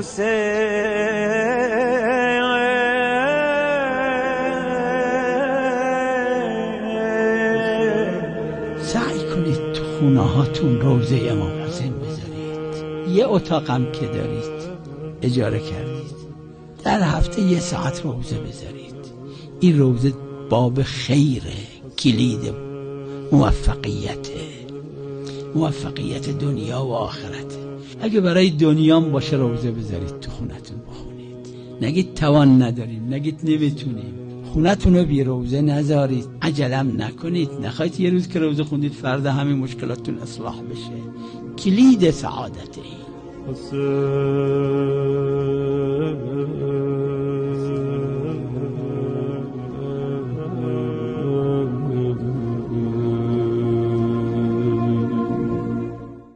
Assalamu alaikum wa rahmatullahi wa barakatuh.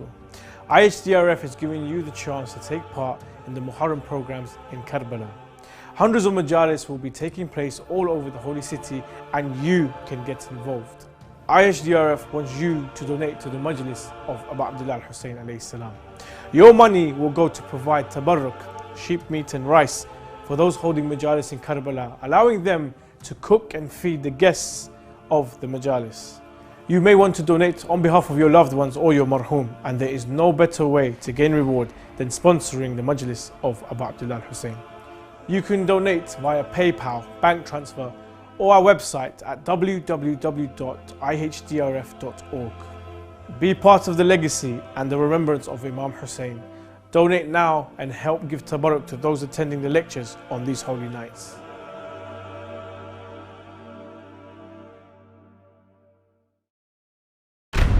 Whilst travel complications still shadow our world with its dark silhouette, Imam Hussein Media Group works tirelessly to be the rays of light illuminating between the darkness. This Muharram, Imam Hussein TV is providing you with uncut 24-hour live feed of the Holy Land of Karbala, with preparations for this holy month like never before, showcasing rituals, majalis, pilgrims, and much more. Brought to you live, exclusively to your homes, courtesy of Imam Hussein TV 3, your gateway to Karbala.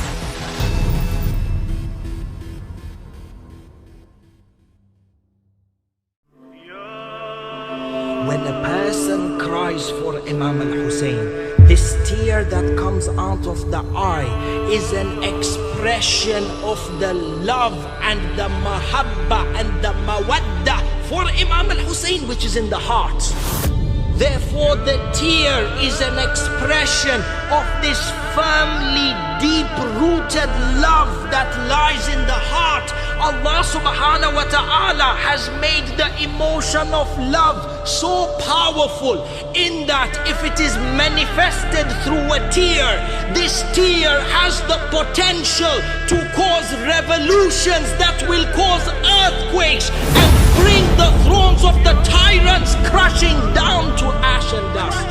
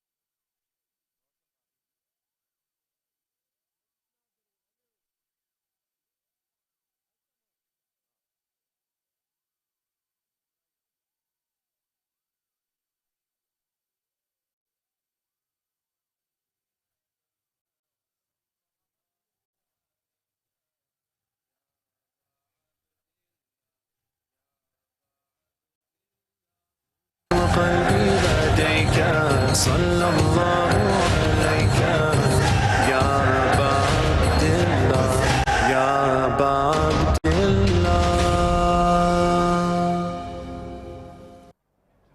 Assalamu alaikum wa rahmatullah wa barakatuh, my dear respected brothers and sisters and dear viewers of Imam Hussein TV, and welcome to this 8th night of the I Am Husseini live show, where we take in your names and we put them on the flag of Imam al-Hussein alayhi salam, as well as giving you a special ziyarah to Imam al-Hussein alayhi salam. My dear brothers and sisters, tonight is the 8th night, the night of Al-Qasim alayhi salam, Al-Qasim ibn al-Hasan alayhi salam, the young, beautiful groom who, instead of going on a honeymoon, went to Karbala to defend his uncle Aba Abdillah al-Hussein alayhi salam. My brothers and sisters, the numbers are down below. The numbers, you see them on your screen. To have your name written on the flag of Imam al-Hussein alayhi salam, call us and we will accept your call, and we will hear your voice here in Karbala, and your voice inshallah will reach Imam al-Hussein alayhi salam. And this is just a reminder, our website is open.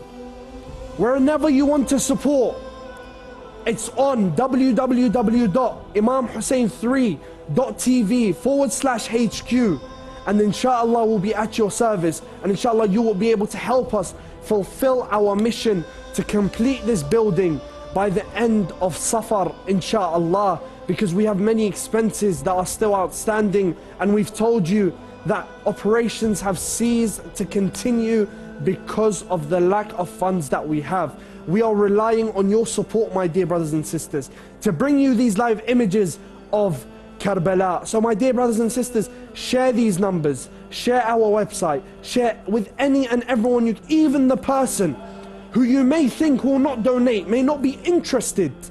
Share it with them. Maybe they'll have a change of heart. Maybe they'll remember Al-Qasim ibn al-Hasan alayhi salam, and they will give from their heart. But before continuing and taking your calls, we'll let our dear brother introduce himself. Assalamu alaikum wa rahmatullahi wa barakatuh, my dear brothers and sisters and respected viewer of Imam Hussein TV. I am Ali Jawahiri with another episode of I Am Husseini. So this is your program, this is your show. You are Husseini, we are Husseini, and I Am Husseini show. So start to calling us and dial your number. Dial the number which is +964 774 067 1837. Send us your name, send us your salutation, salam and ziyarah to Aba Abdillah al-Hussein. And as we know, there are many people don't know the Imam Hussein TV exists. I just had calls and message from people, and that they just said, yeah, we just find out about the Imam Hussein TV. So share our TV, share our website with your family, with your friend. And Brother Minhal, let me mention, there are many people every year, they've been coming to the ziyarah of Aba Abdillah al-Hussein on the Ashura, on the holy month of Muharram. They've been paying hundreds of dollars for ticket, for the hotel, and many other things. So what they can do now? So now that they can't come to Karbala, what do you suggest for them, Brother Minhal? What I would suggest, my dear brother Ali, is that money that you've used to come towards Imam al-Hussein alayhi salam, even if it's not the full amount, even if it's not everything, even if it's not everything, even if it's not the $600 that you've paid for that flight, even if it's not the 1,000 odd pounds you've paid for the hotel, even if it's a small portion of it, to say that, Ya Aba Abdillah, this year I couldn't make it to your haram, this year I couldn't make it to Karbala, I will take that portion and give it towards a channel who is bringing us Karbala to our homes, bringing Karbala to us, wherever we may be. And inshallah we take the first caller on the line and we say Assalamu alaikum.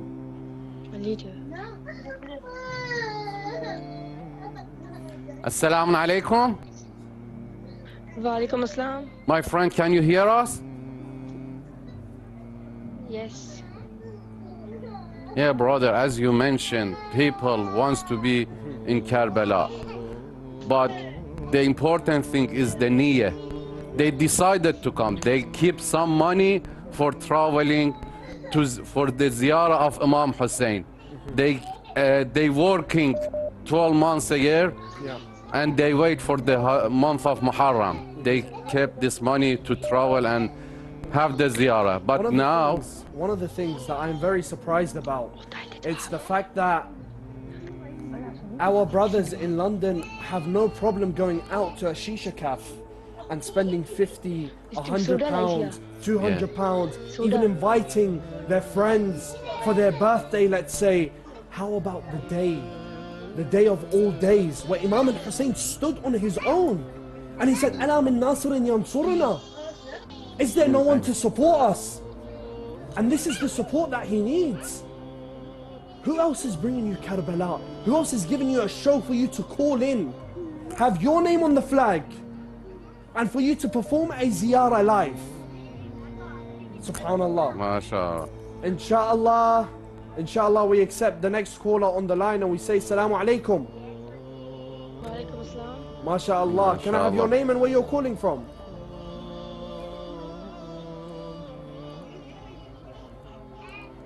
Can I have your name and where you're calling from?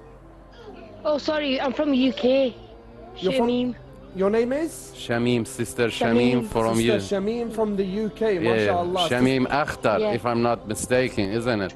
Yes, brother, you're right. Do you remember Yeah. me? Yes, Mashallah. yes, Sister Shamim Mashallah, Akhtar from Sister UK. Shamim, I hear a baby crying in the back. Yo, that's my niece. She's not well. She has brain tumor. She has chemotherapy every week. Mashallah. Mashallah. Inshallah, that baby grows up as a Husseini and doesn't, and inshallah the mother and father don't see what Aba Abdillah Al Hussein saw on the 10th of Muharram with his 6-month-old. My dear sister, I'm going to give you the shrine of Imam Al Hussein. Begin your ziyarah. Bismillah. Bismillah ar-Rahman ar-Rahim.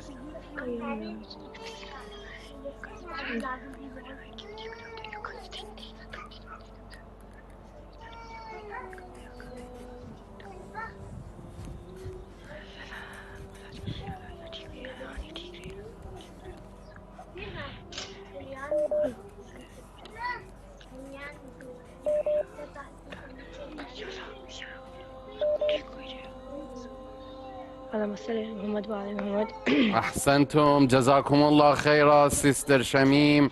Inshallah, we will pray for you, and we ask Imam Hussein to have the honor of ziyarat Aba Abdillah Al Hussein, inshallah, as soon as possible. Inshallah. Ahsantum and Jazakumullah khair. So let's get the next caller, the next Zair from Australia.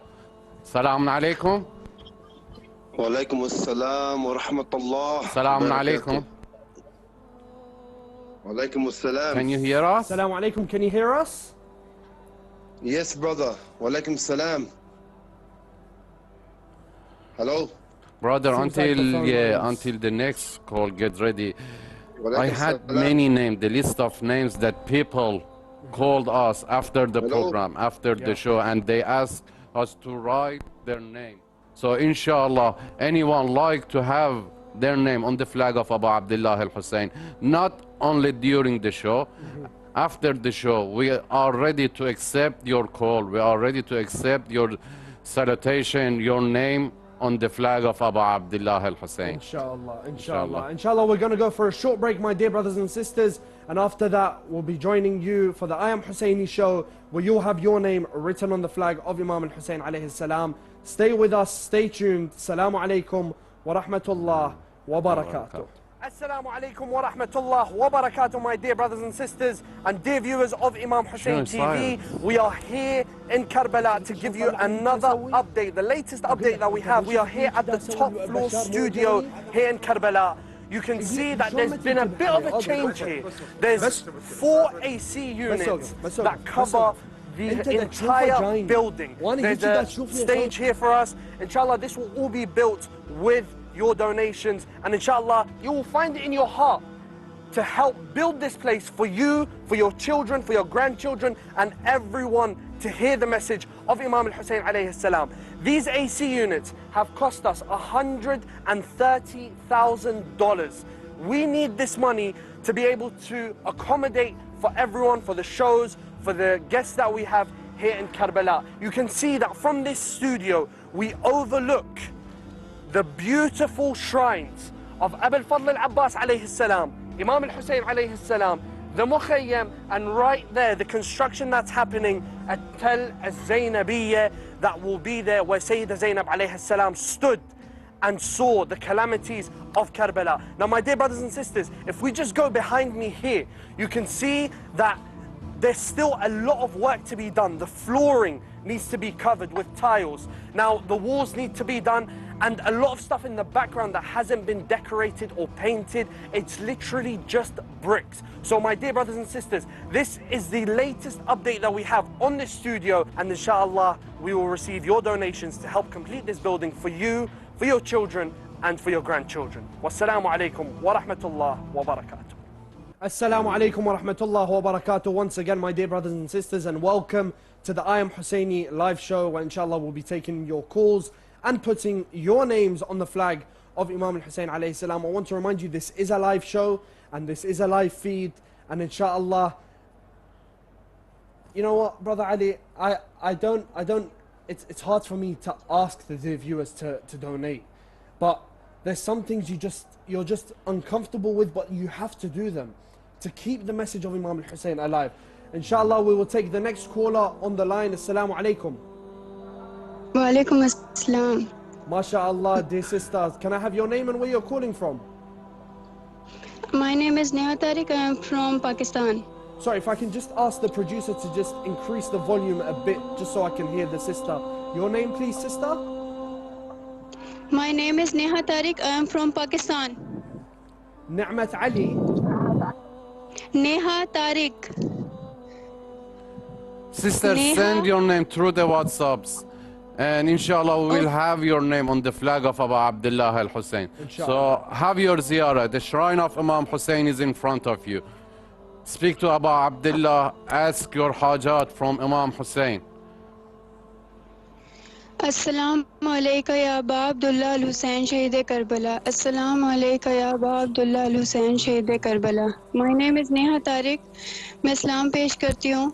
Assalamu alaikum ya Aba Abdullah Al Hussein Shahid Karbala. Ahsantum, jazakumullah khair. Allah subhanahu wa ta'ala bless you, my dear sister. Can I just try attempt your name one more time? Neha Tariq. Neha Tariq. Neha Tariq, yes? Yes, Neha Tariq. From Pakistan. Neha Tariq, inshallah, is going up on the flag of Imam al-Hussein alayhi salam. Jazakumullah, thank you so much for your call, my dear sister. Thank you so much. Allah subhanahu wa ta'ala bless you. My dear brothers and sisters, this is a live show. Do call in, the numbers are down below, and we'll be at your service, inshallah. And inshallah, we accept the next caller on the line and we say, Assalamu alaikum. Assalamu alaikum.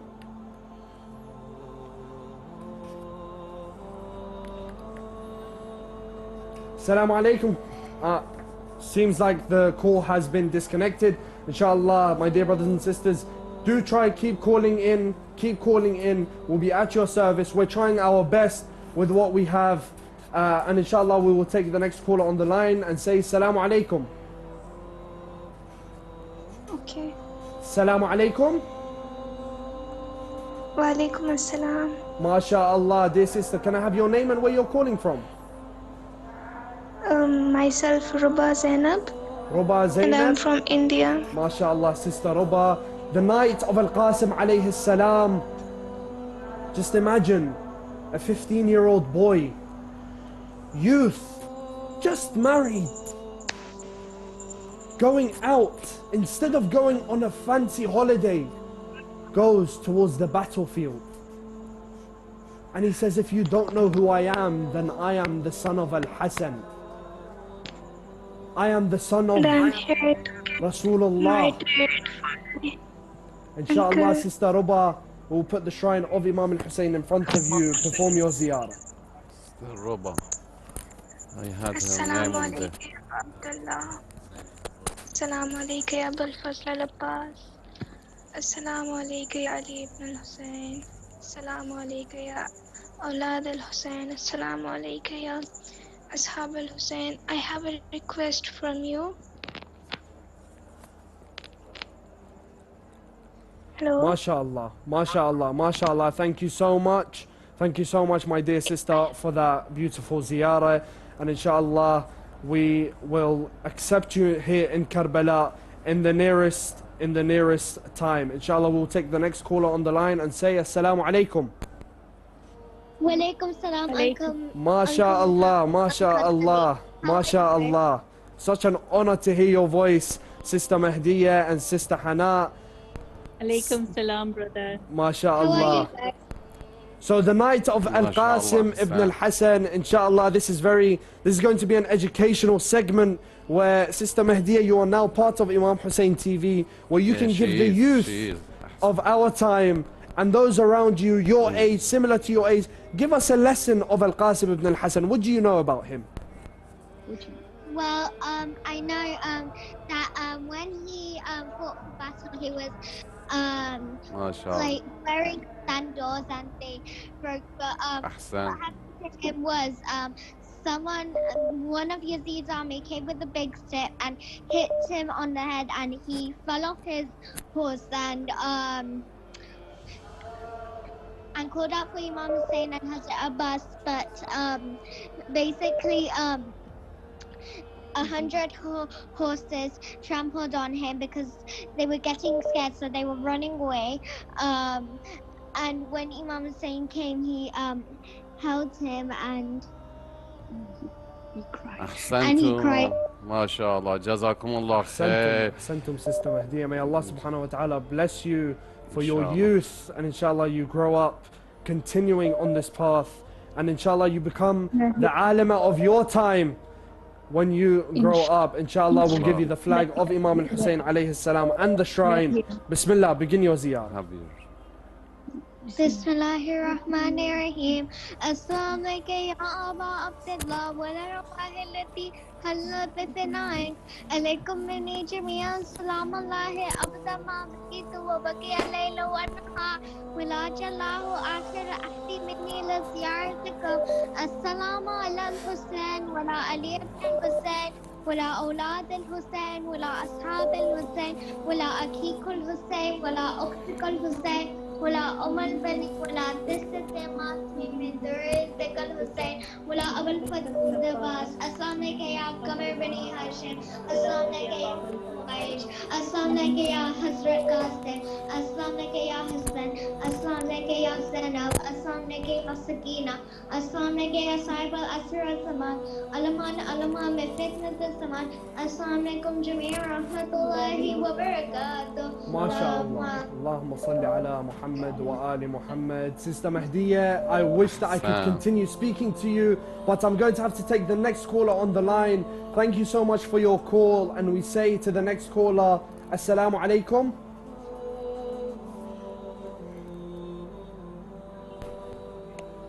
Assalamu alaikum. وعليكم السلام ورحمة الله وبركاته. MashaAllah, beautiful response by you, my dear brother. Can I have your name and where you're calling from? Mason Kikatben from Australia. From Australia. Mason. Brother Mason from Australia. Ghadban. Yeah, last name. Mason Ghadban from Australia, correct? Yes, brother. MashaAllah, MashaAllah, my dear brother. I'm sure my brother Ali Jawahari understood you very quickly there because of the Aussie accent. I didn't understand you, but alhamdulillah we got that at the end. Brother Maysam Ghadban, inshallah, the shrine of Imam al-Hussein alayhi salam is in front of you. Begin your ziyarah. Bismillah. السلام على الحسين. أنا علي ابن حسين. أنا أولاد الحسين. أنا أصحاب الحسين. أنا كل أهل البيت عليه السلام صلاة إن شاء الله. أحسنتم. جزاكم الله خير. May Allah subhanahu wa ta'ala bless you. Can we please put my name and my brother Ali's name on the flag and Imad, please? Brother Maysam and Imad and Ali Ghadban, yes? Nah, Imad. Imad, yes brother, no problem. Imad. And Ali and me, Ghadban. Yes, Ghadban, Imad. My brother's disabled, brother. Ali. Brother, inshallah. I got Maysam Ghadban, Imad and Ali Ghadban. Jazakumullah khaira, ahsan. Zayn al-Abidin alayhi salam, that your brother has the quickest of shifa. Inshallah, you can bring him from Australia and bring him to Karbala, and inshallah, he has the quickest shifa. Inshallah. Inshallah, you make it here to Karbala. Thank you for your call, my dear brother. We accept the next caller on the line and we say Assalamu alaikum. Alaikum assalam, brother. How are you doing? MashaAllah. Can I have your name and where you're calling from? My name is Sayyid Mohsen Zaidi and I am calling from Oman. Sayyid Mohsen Rizvi and from Oman, MashaAllah. Zaidi. Sayyid Mohsen Zaidi. Sayyid Mohsen, how is the majalis over there in Oman? Well, Alhamdulillah, majalis are happening, but we have a economy, so a lot of majalis are happening. Alhamdulillah. We have all these majalis happening all over the world. The name of Imam Hussein is never gonna be, finished. It's always been there. It was always there. It will be here. It will always be there till our Imam will come. Ahsan, that's right. That's right. Inshallah. And this year and last year I was not able to come to pay my salam to Imam Hussein, and I'm missing a lot. But I just wanted to pay my salam to Imam. And we're here. And we're here to give you that opportunity. We're here to give you that opportunity, my dear brother. We're going to put the shrines in front of you now. Begin your ziyarah. Bismillah. Bismillah ar-Rahman ar-Rahim. Assalamu alaikum ya Fadil al-Ba. Assalamu alaikum ya Sar Allah wa Nasari wa Zikr al-Mawdud. Assalamu alaikum wa al-Rahim Datiha al-Tafinaik. Alaykum minni jameen. Assalamu alaikum. Assalamu alaikum. Abadan Baqid al-Layl wa al-Nahar. Assalamu ala Hussein, wa ala Ali ibn Hussein, wa ala Awlad al-Hussein, wa ala Karbala, wa ala Ashab al-Hussein. And today is the 8th of Muharram, and I wanted to pay the condolences to al-Baneen, for Hazrat Abul Fazl Abbas and Hazrat Ali, for especially the day which is marked as the 8th of Muharram as Hazrat Abul Fazl Abbas Day. So my condolences to all the Mu'mineen, and just like pray that inshallah Imam will come, and then we will all be like, we'll definitely be waiting for Imam. Inshallah, indeed, inshallah. Thank you very much for the opportunity. Thank you for your call. Thank you for your call, my dear brother. MashaAllah. MashaAllah. That was so beautiful. Condolences to al-Baneen alayhi salam. We take the next caller on the line and we say Salaam alaikum. Salaam alaikum. Walaikum assalam. MashaAllah, dear brother. Can I have your name and where you're calling from? I am calling from Pakistan. And your name is? Sayed Hussein Shatari. Brother Sayed Hussein from Pakistan. Ahsantum. Brother Sayed Hussein, have you been in Karbala before?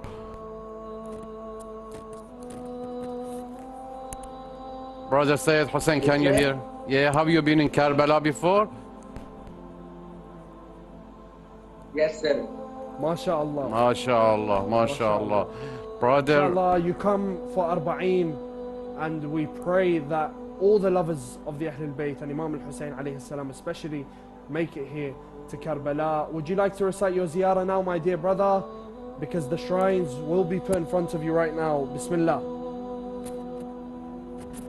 Bismillahirrahmanirrahim. Assalamu alaikum ya Aba Abdillah Hussein. Assalamu alaikum ya Aba Abdillah Hussein. Assalamu alaikum ya Aba Abdillah Hussein.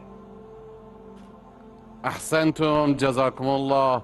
May Allah accept your ziyarah, and inshallah we will pray for you to, inshallah, Imam Hussein and his brother Aba Fadl Abbas grant your hajat. Jazakumullah khaira. Ameen.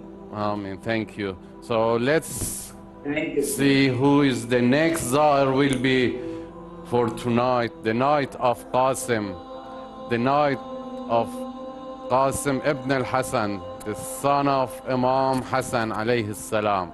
Assalamu alaikum. Alaikum salam wa rahmatullahi wa barakatuh. MashaAllah. Brother, may I have your name and where you calling from? Yes, my name is Farouk Kamara from the UK, Birmingham, city of Birmingham, UK.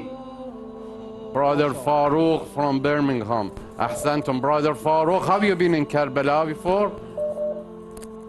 It is my biggest wish, my biggest dream, my brother, is to reach Karbala someday, inshallah. Inshallah. So right now the shrine of Aba Abdillah is in front of you. So ask your hajat, ask Imam Hussein to have your name on the list of Zawar of Imam Hussein. Bismillah. Ya Allah, Ya Allah, Bismillah. Ya Allah. Ya Imam Hussein. Ya Allah, this is your servant from the UK. Along with my family, my children, and my grandchildren, Ya Hussein. Ya Hussein, as long as we are alive, we will avenge your story and keep your story alive, Ya Hussein. Ya Hussein, if it was not for your sacrifice, Islam would have died and been destroyed long time, Ya Hussein. Ya Hussein, may we have the opportunity to meet you and Allah. And inshallah we take the next caller on the line and we say Assalamu alaikum. Brother, tonight is the night of Qasim ibn al-Hassan. Qasim ibn al-Hassan, he just been on his honeymoon and he couldn't even go. He wasn't even going. Yeah. And he just went through his uncle, his Imam, the Imam al-Hussein, and he couldn't leave him alone. As you know, here is the land of Imam Hussein, land of Aba Fadl Abbas. Here is the place that Qasim ibn al-Hassan killed on this land. Qasim ibn al-Hassan, son of Imam Hassan, he couldn't leave his Imam. He came here and he wearing his father clothes. He took his father's soul and he went to fight with enemy of Ahlul Bayt, with enemy of Aba Abdillah and Islam. And the enemy, when they come here, they said, we not just fight with you because we don't like you. We are here because of your father, Imam Ali alayhi salam.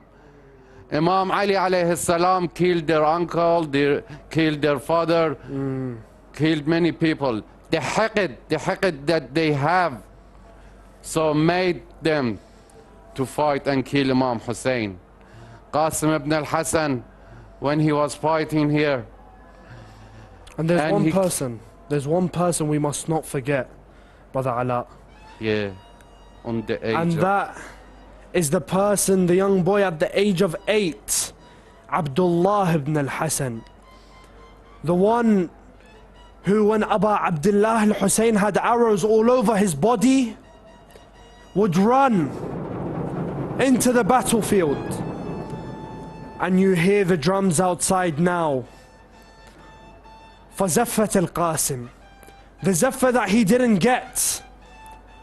You know the Shabab, when you get married, your friends get married, you go out in a Zaffa, you're happy for him, you celebrate for him. Qasim didn't have that.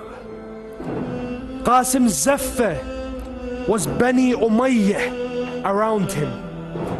Qasim's Zaffa was a strike on the head. Qasim's Zaffa was seeing his uncles murdered, was seeing his cousins murdered, was seeing his auntie Zainab crying, and it was seeing his mother Ramla crying. Qasim Zaffa was seeing Sukaina and Ruqayya with no water. Qasim Zaffa was seeing Akbar on the plains of Karbala, blood gushing through his throat. Qasim Zaffa was seeing the arrows cover Aba Abdillah al-Hussein until he looked like a hedgehog, as one of the narrators of the Maqtal says.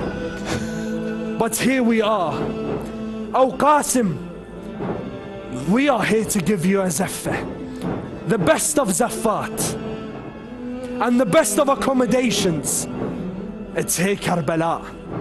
This is your land, O Qasim. O Abdullah, the brother of Qasim, you were 8 years old and you ran in that battlefield saying, my uncle Hussein is in front of me. My uncle Hussein is covered with arrows. Oh Bani Umayyah, stay away from my uncle. Oh Bani Umayyah, you have no right to come near my uncle. Oh Bani Umayyah, do you know who you're fighting? And it's narrated when Karbala shot the arrow that would hit the body of Aba Abdillah. Abdullah stood in front of that arrow. Abdullah stood in front of that arrow. And he took the arrow and it hit him. And he fell right next to Aba Abdillah. And he calls out, Ammi ya Aba Abdillah, Ammi ya Aba Abdillah, Ammi ya Aba Abdillah. This Abdullah, the son of Imam al-Hassan alayhi salam, who do you think you are? Telling me, you come to me, online social media, and you have the audacity to tell me that the killers of Hussein have a chance of Rasulullah's rahmah. You tell me the killers of Hussein have a chance at Allah subhanahu wa ta'ala's rahmah. The one they called delusional, the followers of him who called Rasulullah delusional, you are the delusional, you are the delirious, wearing white. Look at them, look at them. This is the night of Qasim. This is the night of freedom. This is the night where he taught lessons to every single one of you out there. Whether you are 16 or 60, 17 or 70, 18 or 80, Qasim teaches you lessons. Qasim teaches you principles. Abdullah teaches you lessons. Abdullah teaches you principles. Abdullah teaches you freedom. At the age of 8, standing in front of 22,000, some narrations stating 100,000, standing in front of the enemy and defending, even though the odds were against him, even though the odds were not with him. You who calls and says Al-Qasim or Imam Al-Hussein alayhi salam, you say that his qadiyya, his maqtal is something of history. You call Yazid, who killed the son of Rasulullah, you call that ijtihad? No, by Allah. No, by Allah. No, by Allah. If 2 people stood in front of you, you'd run. 2. Let 22,000 stand in front of you and let's see what you do. At the age of 20, 25, 30, 35, 40, none of you would stand against 22,000. None of you would have the bravery. And you call Imam al-Hussein's qadiyya something part of history? This is aqeedah. This is our aqeedah. We are the Shia of Ali ibn Abi Talib.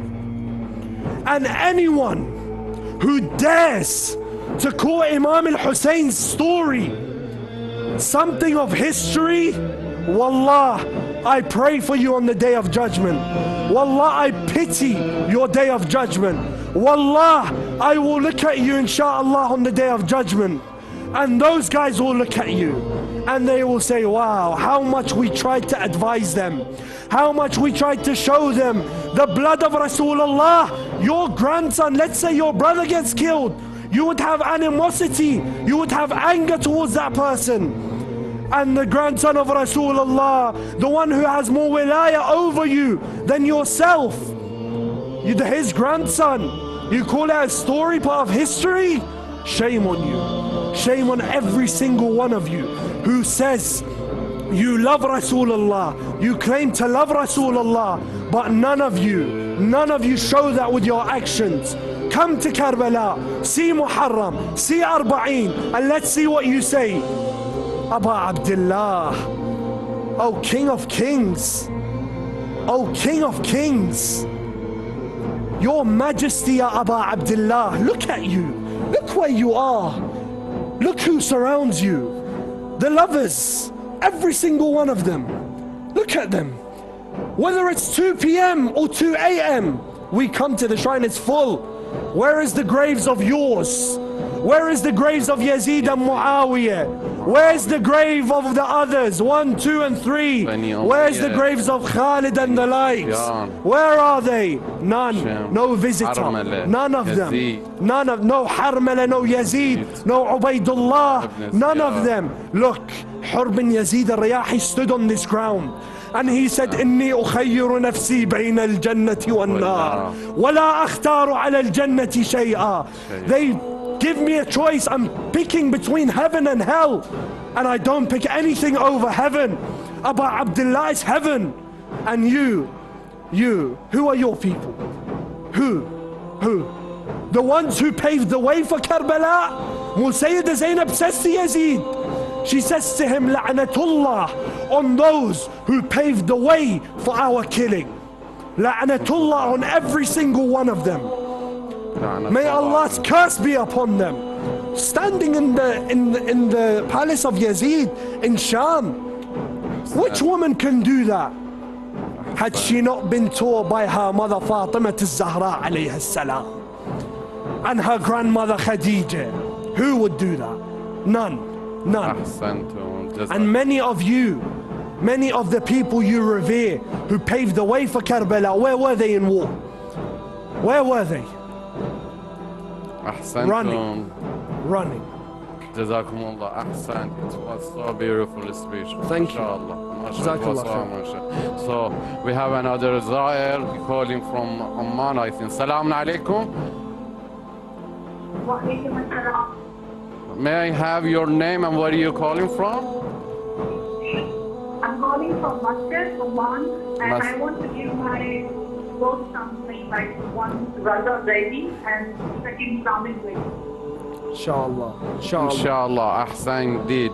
Inshallah. Sister, how's your Is it possible I can get my name also? Yes, of course. Yes, sure. Of course. Okay, my name is Sayyida Sabika Kalvi. Sayyida Khadija and? Sabika. Inshallah. MashaAllah. Sister Sayyida Sabika, and your daughter's name?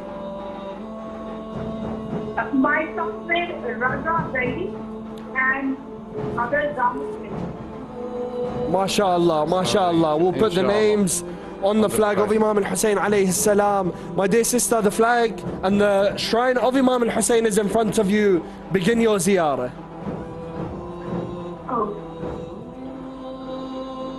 Assalamu alaikum ya Aba Abdillah.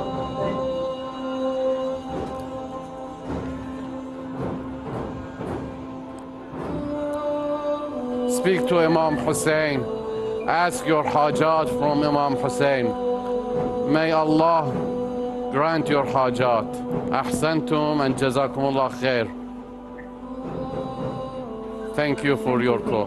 May Allah subhanahu wa ta'ala bless you, dear sister Sayyida Sabika. And inshallah, we will take the next caller on the line and say Assalamu alaikum. Assalamu alaikum. Hello. Assalamu alaikum.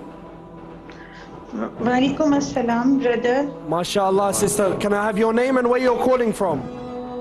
Sayyida Zaidi from UK. Sayyida Nabiha?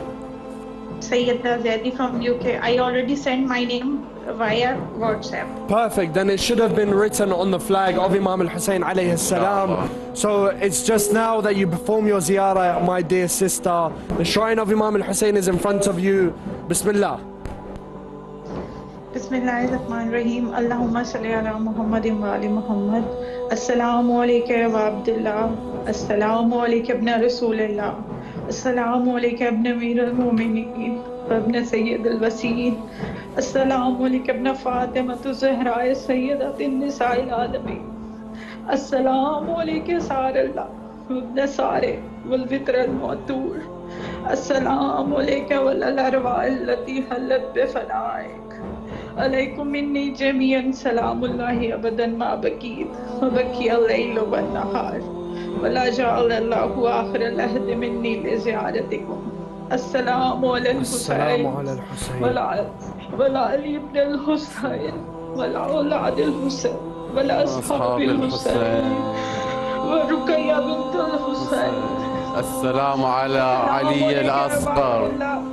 السلام على الرقية بنت حسين. السلام على السيدة زينب. السلام على العلي الأكبر. السلام على أبا الفضل العباس. Just have imagined that you are in front of the Warih of Imam Hussein. You are inside the shrine of Imam Hussein. Grab the Warih. Just close your eyes. Grab the Warih of Imam Hussein. Say your salutation to Imam Hussein. Say whatever you have in your mind. May Allah accept your tears, my dear sister. May Allah accept them and accept them as a form of ibadah. Wallah, us the Shia have no idea. Allahumma rzuqna shafa'at al-Husayn yawm al-wurud. Inshallah. May Allah subhanahu wa ta'ala bless you. Thank you so much for your call, my dear sister.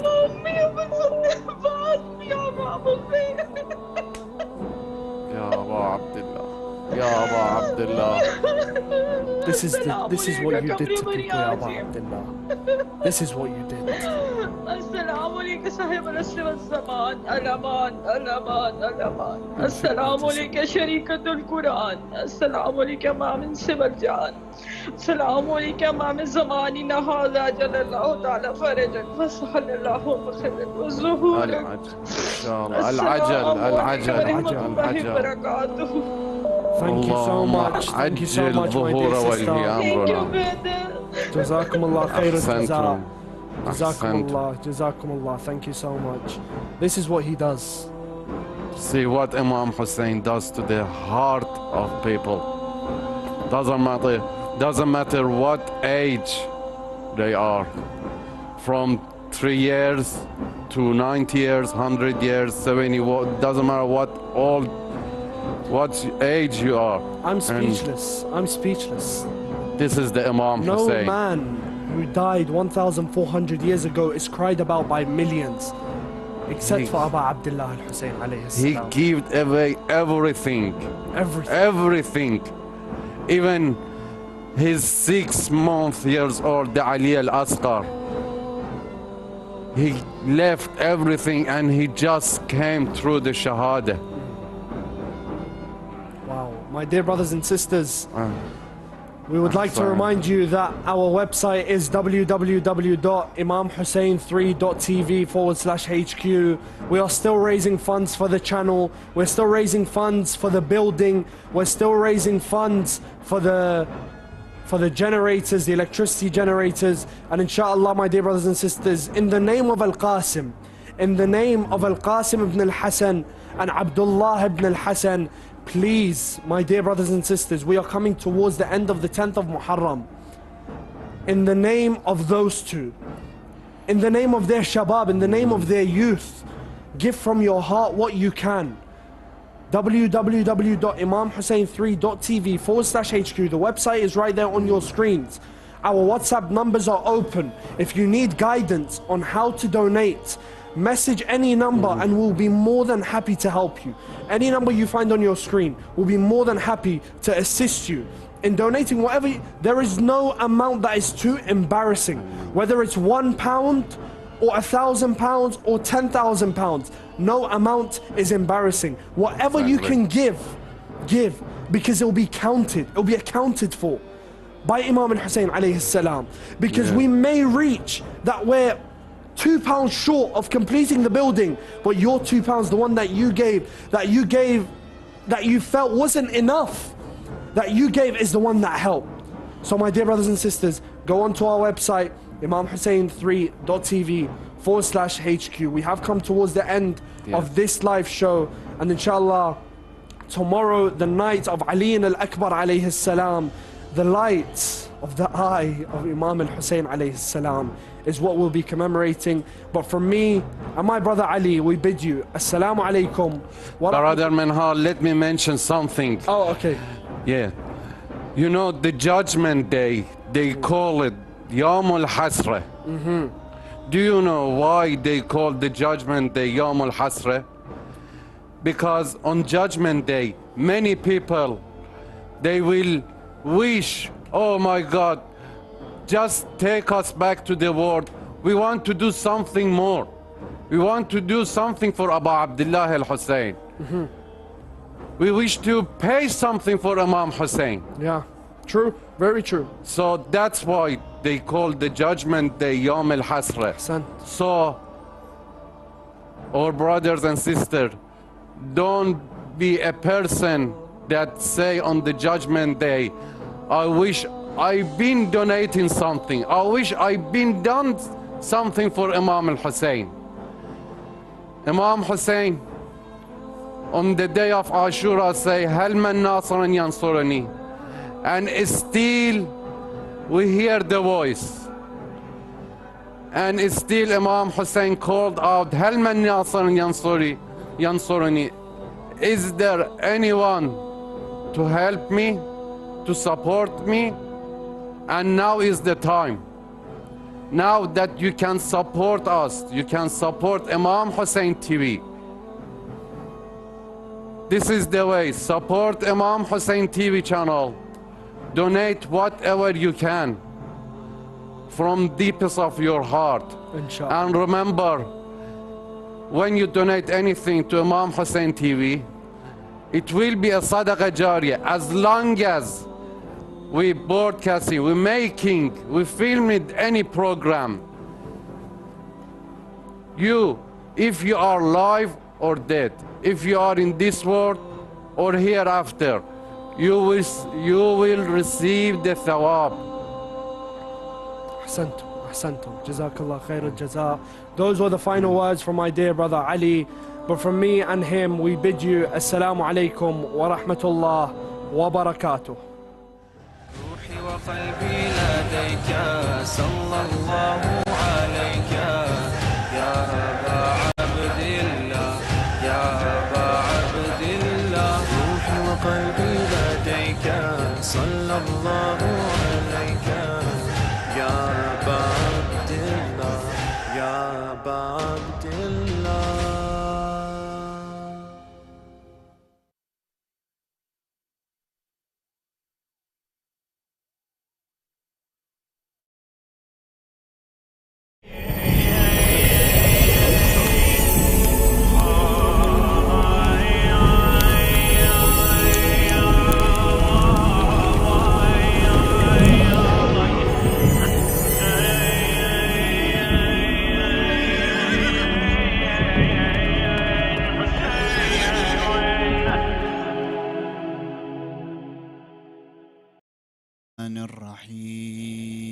الرحيم الحمد لله رب العالمين صلى الله عليك يا مولاي يا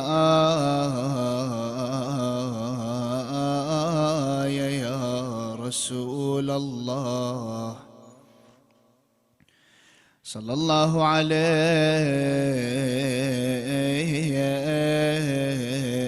وعلى آل بيتك الطاهرين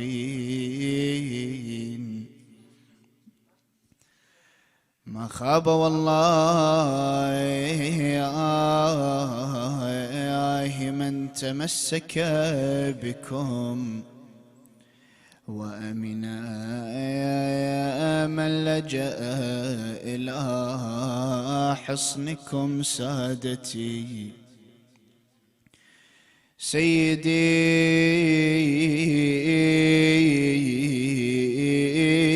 يا أبا عبد الله هي عبرة كل مؤمن ومؤمنة ويا باب نجاة الأمة غريب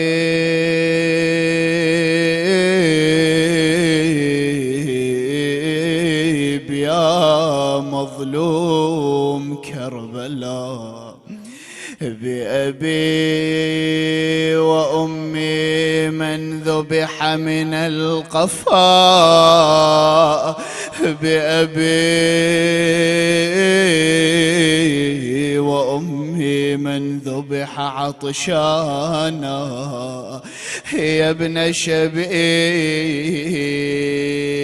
إن جدي الحسين قتل عطشانا غريب تركوه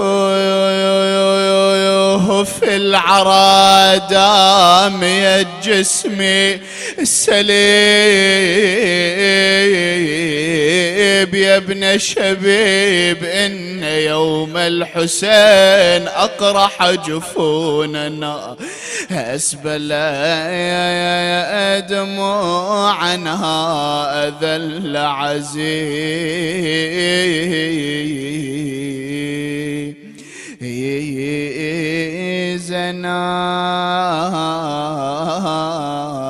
سيدي يا أبا عبد الله يا ليتنا يا ليتنا كنا معكم فنفوز فوزا عظيما. قال الله تعالى في كتابه الكريم بسم الله الرحمن الرحيم وقضى ربك ألا تعبدوا إلا إياه وبالوالدين إحسانا. صدق الله العلي العظيم. Enlighten your majalis and bless this gathering with a salawat upon Muhammad and Ali Muhammad.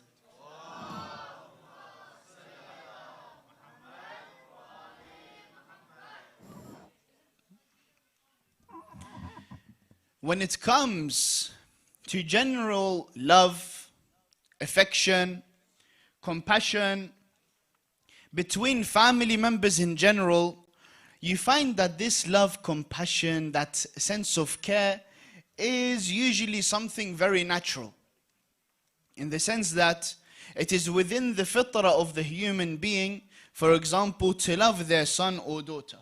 Within the fitrah of the human being, for the siblings to love each other. Within the fitrah of the human being, you find it is for the children, for example, to love their parents and all other family members. However, Islam, this beautiful religion that does not keep anything away, the Islam, this religion that keeps on mentioning everything, you find that not only in cases does it mention things that are already, for example, for the aql, for the intellect, it is something very normal. No, in other times it shows an even greater importance so that one can understand that the importance of that specific thing is even greater. When it comes to love, compassion, obedience to parents, Allah subhanahu wa ta'ala increases in that. Naturally, as a human being, you know you should be obedient to your parent. As a human being, you know that you should love your parent. Islam, however, takes it not a step further, no, many steps further. And you will find that the importance that Islam puts on this subject is something that is very rare to find in anything else within Islam. There are other things, but it is very rare. And one of those very few things is in fact obedience to parents, to the extent where Allah Azza wa Jal in multiple occasions in the Quran would put it alongside obedience to Allah Azza wa Jal. For example, the ayah that we started with, وَقَضَى رَبُّكَ أَن لَا تَعْبُدُوا إِلَّا إِيَّهُ. Your Lord has decreed that you should not worship anyone other than Him. Allah, ahsant. Allah. وَبِالْوَالِدَيْنِ إِحْسَانًا. And as for your parents, good treatment. وَقَضَى رَبُّكَ is a decree from Allah Azza wa Jal. Do not worship anyone other than Him. And obedience to parents. Allah subhanahu wa ta'ala would mention it together. Only here? No, in other surahs as well. For example, Surah Al-Baqarah. وَلَا أَن لَا تَعْبُدُوا إِلَّا إِيَّاهُ. Sorry. وَلَا تَعْبُدُونَ إِلَّا إِيَّاهُ وَبِالْوَالِدَيْنِ إِحْسَانًا. Do not worship anyone other than Him. And good treatment to your parents. Surah Al-An'am, you find the ayah that says, and لا تشركوا به شيئا وبالوالدين إحسانا. Do not perform shirk with Allah Azza wa Jal. Do not give him a partner, anything. And بالوالدين إحسانا, good treatment. In another ayah, it says, Allah subhanahu wa ta'ala says, وَعَبُدُوا اللَّهِ, and obey Allah, worship Allah, وَلَا تُشْرِكُوا بِهِ شَيْئًا, and do not perform shirk with him. وَبِالْوَالِدَيْنِ إِحْسَانًا. So therefore, it is not a one-off ayah in which Allah Azza wa Jal mentions good treatment to the parents alongside Allah Azza wa Jal. No, there are multiple ayahs, and there's another ayah that I will mention a little bit. I just want to keep it. I want to save it for later, inshallah.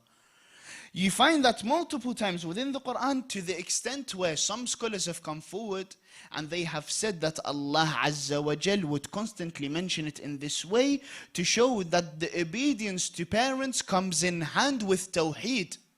Ajib, with Tawheed, with the belief in the oneness of Allah Azza wa Jal. And that makes sense, because the ayat says, do not give him a partner and obey your parents. The other ayat say, worship him, do not, and obey your parents. Good treatment to your parents. The good treatment to the parents has been put alongside Tawheed. Imagine what high status that has reached. To the extent where there is a man that comes to Rasulullah Muhammad sallallahu alayhi wa alih.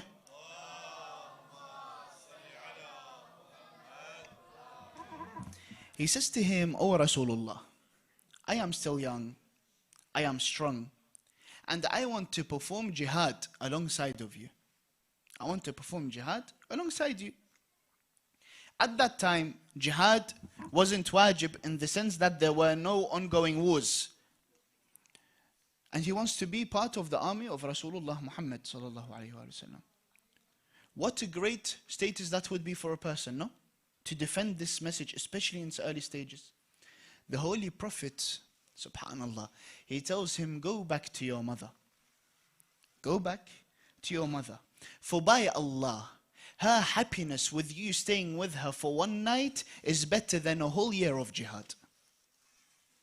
Better than a whole year of jihad. In another occasion, someone also comes to the Prophet. He says to him, Ya Rasulullah, I want to perform jihad. He says to him, go back to your mother and stay with her, for by Allah, heaven is under the feet of your mother. They want to perform jihad. Arguably one of the greatest acts, especially at the time of the Prophet. He tells them, no, go back. And we have many narrations that mention, for example, the heavens being under the feet of the mother. In fact, some narrations themselves, they say, from start to end, they say, Al-Jannatu tahta aqdamil ummahat. Heaven is under the feet of the mothers. In another narration, wallah, this narration is beautiful. This narration says that the smell and the scent of heaven can be, someone can smell it 1,000 years before. 1,000 years before. And the one who did not obey their parents and the one who did not treat their parents well, they will not smell the scent of heaven. 1,000 years before. That's a big distance. So not only will they not be in heaven, no, this is trying to say that they will not be even close to heaven. 1,000 years is a very big distance. They won't even be close to heaven. Then, for example, someone might ask, and this is a very valid question, what if my parents are not good? What if my parents try to take me away from religion? Questions our revert brothers and sisters could ask. My parents are not Muslim, do I still have to obey them, treat them well? It's a very valid question. But the answer is beautiful in the Quran. وَإِن جَاهَدَاكَ عَلَىٰ أَن تُشْرِكَ بِي مَا لَيْسَ لَكَ بِهِ مِنْ عِلْمٍ فَلَا تُطِعْهُمَا. And if they, like many times we translate it, and if they force you to do something else, to do shirk with Allah. However, when we look at the Arabic words, very beautifully Allah illustrates them. وَإِن جَاهَدَاكَ. Jahadak comes from the same word of jihad. Yes? So if they make you struggle, it's an extreme level. Allah Azza wa Jal is not using the minimum level. No, He's going extreme. Allah Azza wa Jal would not use words just out out of, for example, trying to create a Quran in a specific way. No, there is hikmah behind every single word. Behind the waw, there is a hikmah. Behind the ba, there is a hikmah. Every single letter of the Quran. Here it says, وَإِن جَاهَدَاكَ. Extreme level of struggle. And if they make you struggle, to what? To perform shirk with me. To associate partners with me. On something of which you do not have knowledge of, then فَلَا تُطِعْهُمَا. فَلَا تُطِعْهُمَا. Do not obey them. That's it. وَصَاحِبْهُمْ بِالدُّنْيَا مَعْرُوفًا. And enjoin them in good treatment within the world. Within the dunya, enjoin your parents with what? Good actions, good treatment. Ajib. To what extent, see, Allah subhanahu wa ta'ala is putting this rahmah. And to what extent has Allah subhanahu wa ta'ala put this obedience to parents? That even when it comes to shirk, and they are making you struggle. Not they are not happy with you, and that's it. No, they are making you struggle. It says, still treat them well in this dunya. How beautiful is this? And by the way, you know we have a narration from Imam al-Sadiq alayhi afdal salati wassalam.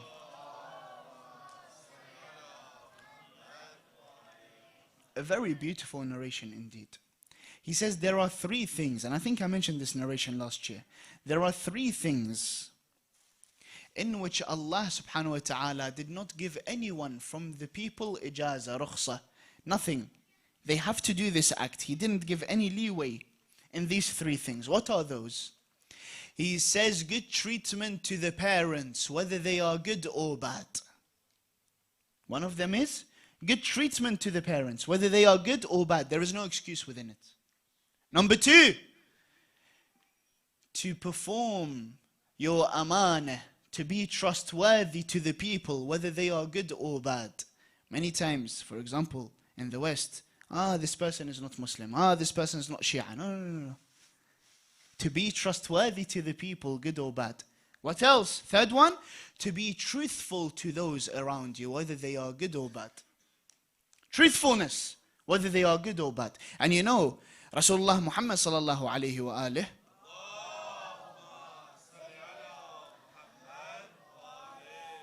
the Holy Quran says, وَلَقَدْ كَانَ لَكُمْ فِي رَسُولِ اللَّهِ أُسْوَةٌ حَسَنَةٌ. You had a great example in Rasulullah. What does the Quran say? What did Rasulullah do?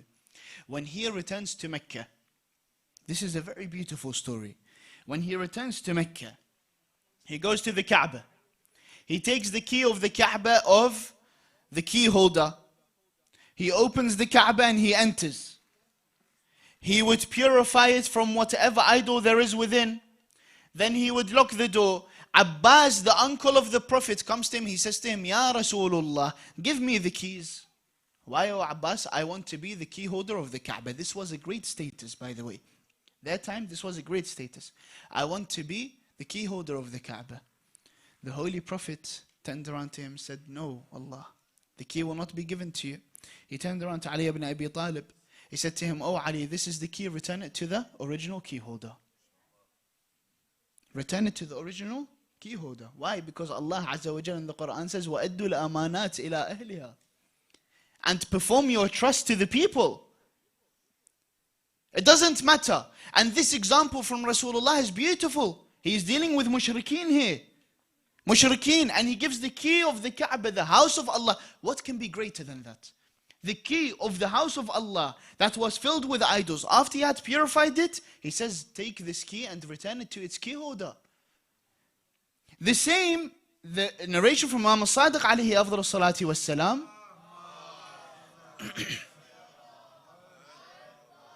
puts this trustworthiness and this truthfulness alongside good treatment of the parents.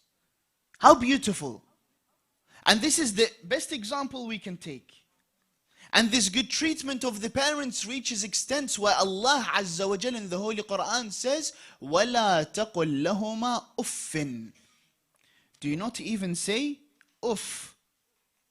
Do not say the word uff. Imam al-Sadiq alayhi afdal salati wassalam, he explains this ayah in such a beautiful way. Wallah, all the kalam of the Ma'sumin is beautiful. He says that by Allah, if there was any action that was even less than of, if Allah knew of any action that was less than of, He would have replaced the of with that.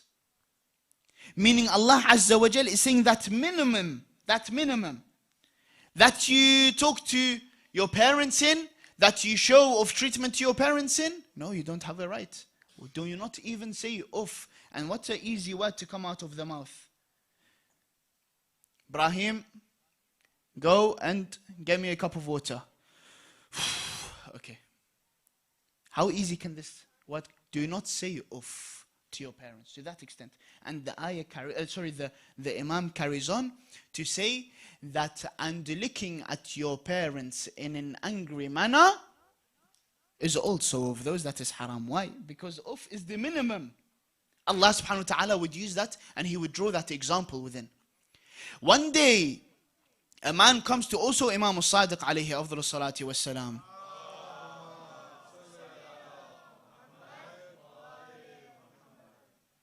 He comes to him and he says, what is the minimum? What is that? We mentioned the heaven is under the feet of the mothers earlier. Let's go to the fathers now. What is the minimum that a son has to do in respect to their father? Beautiful narration. He says, number one, to not call him by his name. To not call him by his name, out of respect. Meaning when you talk to your father, you talk in a manner of respect. To not call him by his name, number one. Number two, to not walk in front of him. How many times do we just run in front of our fathers? Yes? My father is too slow, he is growing old. I want to walk faster. And we start walking and we leave him behind. To not walk in front of him. What else? To not sit before him. How many times do we sit in a room? Not only are we sitting, no, we are lying down with our feet up and the father walks in as if it's nothing. To not sit before him. You enter the majlis, your father's entering with you, you make sure your father sits down, then you sit down after him. To not sit before him. Then the final one is very beautiful. And to not yastasibbu leh. Yastasibbu comes from the word seb. Seb in the Arabic language, does anyone know what it means? To swear. To say something bad. The narration says to not yastasibbu leh, which means to not do an action that causes others to swear upon their father. Which means, how many times, by the way, you know, in schools, workplace, street, etc., someone might do a specific action and then straight away you say this is the tarbiyah. This is how they have been brought up. The Imam is saying be careful to not perform these actions such that people will start swearing upon your father. Be a good example of the family. Be a good example of the father, this mother that have spent these days and nights. And then at the end of the day, you do a specific action that causes the people on the street to talk about the father or the mother.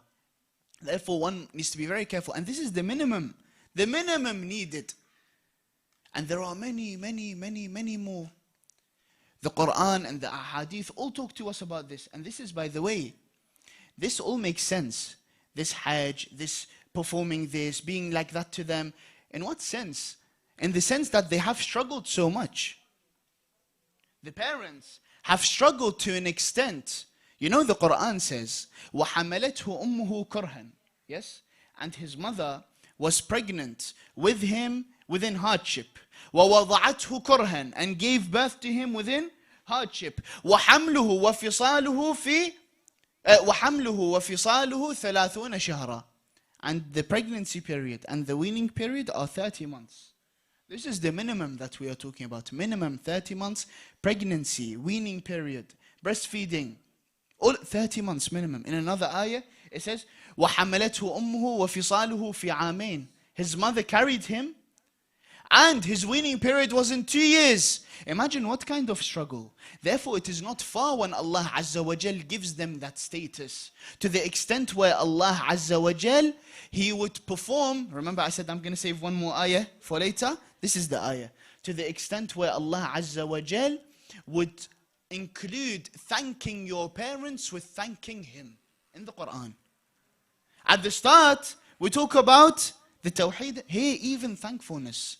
وَأَنْ أُشْكُرْ لِي, and be thankful to me, وَلِوَالِدِكَ, and to your parents.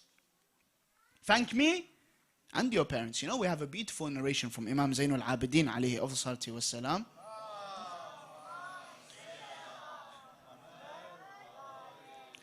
He says, "Man lam yashkur al-makhluq, lam yashkur al-khaliq." The one who is not thankful to the makhluq, to the creation, has not thanked his Lord, the Creator. Here, no, it is even deeper. That thank me, thank Allah, and your parents. And your parents. Together, with no exception. The amount of struggle that the parents have gone through is not that small. And these, when Allah subhanahu wa ta'ala is trying to put these extreme measures, it all makes sense to the extent where there is a man. Maybe the story some of you have heard, but for the younger ones, this is a very important story. There is a man, he carried his mother on his back in Hajj. Hajj is very difficult, especially under the sun and all of that. Imagine a person themselves cannot even handle the Hajj by themselves and the tawaf and all of that. But here, no, not only is he doing tawaf, but he is carrying his mother on his back. His mother was an old lady that cannot walk. Carries her on his back and does tawaf around the Kaaba. He comes to the Holy Prophet. He says to him, "O Rasulullah, have I performed her haqq to her? Have I given her enough haqq?" Do you know what the Prophet says? Wallah, the narration. La. He says to him, "No. No. Wala zafra wahida." Not even a single zafra. A zafra, do you know what it is? It is a single time when you exhale in pain or in sadness. So the act of saying, that one, Rasulullah says, not even that one exhale. Carried his mother around the Kaaba. Have I performed that? Not even one exhale, let alone everything else. How do we want to be thankful to our parents? In what sense? And the importance of being obedient to parents just keeps getting repeated and repeated and repeated. And the very beautiful story from the Quran that we all know, but sometimes we don't know the backstory behind it. The story of the cow of Bani Israel. Yes? At that time, what happened was, a man was killed. And in order to know who killed this man, the tribes came together, etc. They had a fight, the people had a fight. So they came to Nabi Allah Musa to judge between them. He said to them that in order to find out who killed this man, what you need to do is slaughter a cow, bring a piece of meat from it, slap that meat on that person, and that person will talk. That person will tell you exactly who murdered him. The narration, by the way, says, subhanallah, the narration says that when the Holy Prophet Musa said that, when he said that, if they had slaughtered any cow, it would have worked. Any cow. But no, Bani Israel were like, there are many cows. Which cow? Give more description. There are still many, give more description. Still many, give more description. Still many, until he said, Baqaratun safra'un lawnuha. You can recite it in Surah Al-Baqarah, yes? A cow that is of yellow color. There was only one cow that was of yellow color, that belonged to a father of a young man. This young man was also involved in business transactions. At one point, this young man was able to make a massive profit from a deal that he was about to sign. This deal would have cost him 70,000 coins at the time. So the narration says, by the way. Would have cost him 70,000 coins at the time. When he came to pay the 70,000, that person wanted it all straight away, there and then. No ifs, no buts. When he came, he went to find the box in which the 70,000 is in. And he found that this box was under the pillow of his father. His father was asleep. So he said, look, a big business transaction, a very good deal. Either he wakes up his father and he makes a massive profit, or he lets his father rest. What did he choose? To let his father rest. He came back to him, he said to him, my father is sleeping. When he wakes up, I will come back to you and I will give you 80,000 coins. So he increased the price in 10. That man said no. And he lost on a massive profit, a massive profit. When his father woke up, he told him of what had happened. He said, this is what happened, etc. And this is what I did. The father was very happy with this young man. And as a gift, he gifted this cow to his son. This cow belonged to the father. He gifted it to his son. He said, this is now yours. These men, Bani Israel, now are looking for this cow. They found the cow. It is the only cow in that color. And hence they had to pay a massive price for it. Such that this young man, because of it, made multiple times the profit that he was going to make from the initial transaction. Rasulullah Muhammad sallallahu alayhi wa alih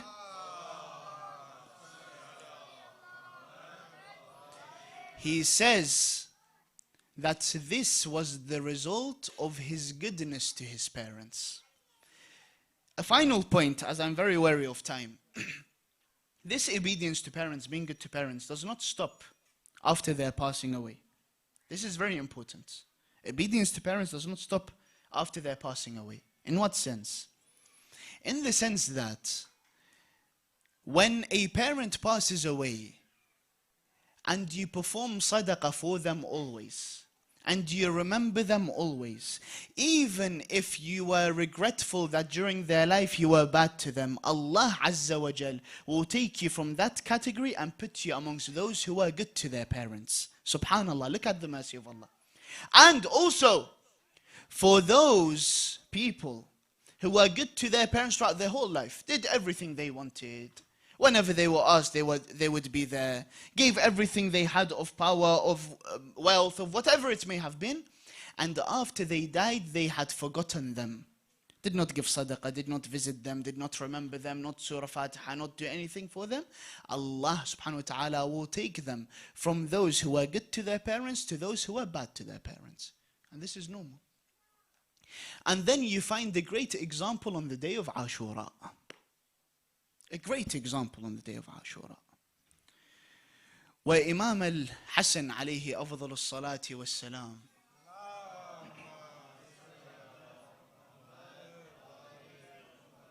would raise this young man al-Qasim. He would raise him.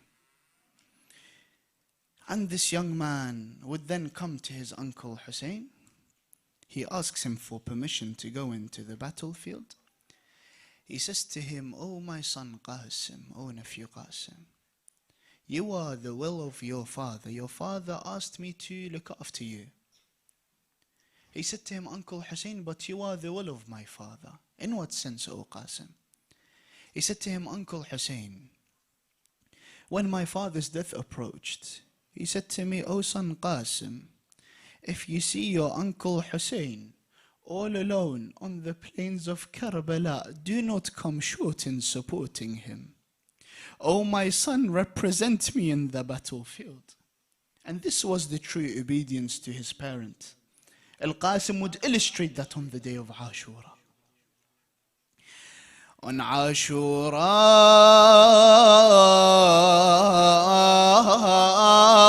Hussein stood all alone. His companions had fallen one by one. At that point, even Al Akbar had gone. So also came to his aid Qasim, son of Hassan. He said to him, "Oh my uncle Hussein, allow me to go into the battlefield." Imam al-Hussein would reply to him, "My son Qasim, your father has asked me to take care of you." He said to him, "Uncle Hussein, but you are the will of my father." "How is that, Uncle Hussein?" "When my father's death would approach, he said to me, 'My son Qasim, if you see your uncle all alone with no supporters, do not come short in supporting him. Represent me in the battlefield.'" Imam al-Hussein would hug al-Qasim. They would hug each other in tears until they would fall unconscious. When they would get up, Imam al-Hussein said to him, "My son Qasim, how do you see death?" He said to him, "Uncle Hussein, in your protection I see death to be sweeter than honey." He would take him to a tent that Imam al-Hussein would call Khaymatul Hasan al-Masmoom, the tent of the poisoned Hassan. He would open a box, "Ajarakum Allah," give al-Qasim the arm and the sword of his father. Then he said to him, "Oh Qasim, go and say your farewells to your mother." The narration mentions when al-Qasim entered the tent, Lady Zainab shouted, "Wa Hasana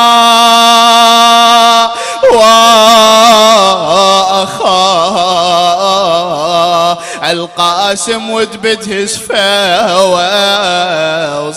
Then he said to his mother, "Oh my mother, I am about to die thirsty. Whenever you drink water, remember my thirst. Oh my mother, I am about to die in my youth. Whenever you see youth, remember my youth." Then he would go out into the battlefield chanting, "In 10 Qurani fa'ana najl al-Hasan, صبط النبي المصطفى والمؤتمن, هذا حسين كالأسير المرتهن بين أناس لا سقوا صوب المزن." If you neglect me, then I am the son of Hassan, the grandson of the Holy Prophet. This is Hussein, like a captured prisoner amongst people. May they never get a sip of water. Ajarakum Allah, oh believers. Al-Qasim would fight them, reminding them of the courage of his father Imam al-Hassan, of his grandfather Amir al-Mu'mineen, until his sandal would rip. Ajarakum Allah. At that time it was inappropriate for a person to walk barefoot, and the son of the Risala, the son of Imam, the son of Fatima would not walk barefoot in the battlefield. He would bend down to fix his sandal, O believers. Then an enemy of Allah would strike him on the head, أيوة قاسما وسيدا ومظلوما. The narration mentions he fell face first on the earth. القاسم would shout, Uncle Hussein, come to my aid. Imam al-Hussein rushed to al-Qasim. First he killed his killer, then he would come to him. Al-Qasim would say to him, oh my uncle Hussein, I am lying here with my body broken. This is your brother Hassan, whose grave was stolen. He sends you his salams, oh my uncle Hussein. This is very painful.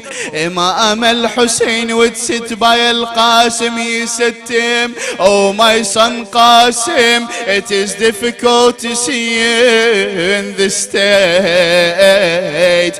It is difficult when you call me and I do not answer, or I answer but my answer is of no benefit to you. Ajarakumullah. He sits by his son until his soul would depart this world.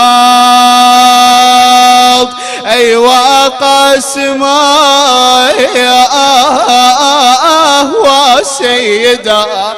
Imam al-Hussein would carry him to the tent. He put his chest to his chest. Imam al-Hussein was much taller than al-Qasim. The narration mentions that his feet would be dragging on the floor. Why? Because Imam al-Hussein's back was broken. Ajarakum Allah.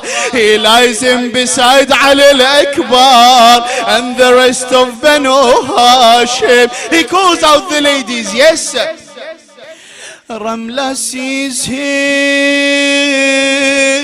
beside Ali Al Akbar. She slaps her face, shouting, Allahu Akbar.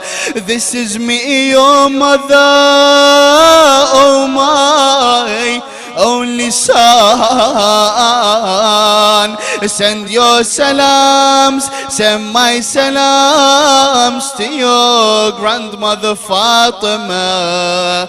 By Allah, you have made me proud in front of her, but I will never see you as a groom. The will and wish of every mother, but I will never see you as a groom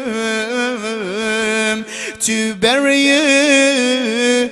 Oh my only son, it is too soon. Inna lillah wa inna ilayhi raji'un. وسيعلم الذين ظلموا أي منقلب ينقلبون والعاقبة للمتقين.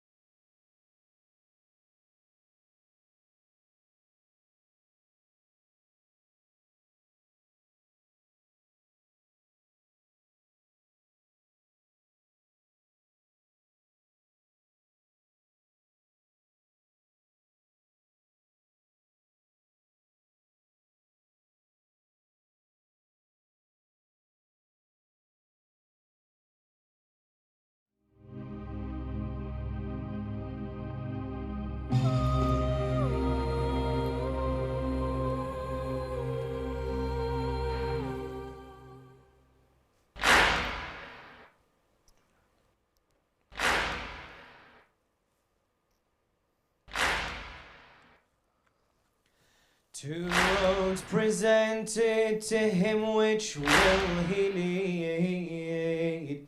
His death or his wedding, his mother will read. Two roads presented to him, which will he lead? His death or his wedding, his mother will read. Two roads sits presented before this young youth, yet both contain honor and both with the truth. Confused is his young heart, which will he choose? Will his bride gain him, or will his soul he lose? And to his young eyes, which is the greater deed? His death or his wedding, his mother will read. And to his young eyes, which is the greater deed?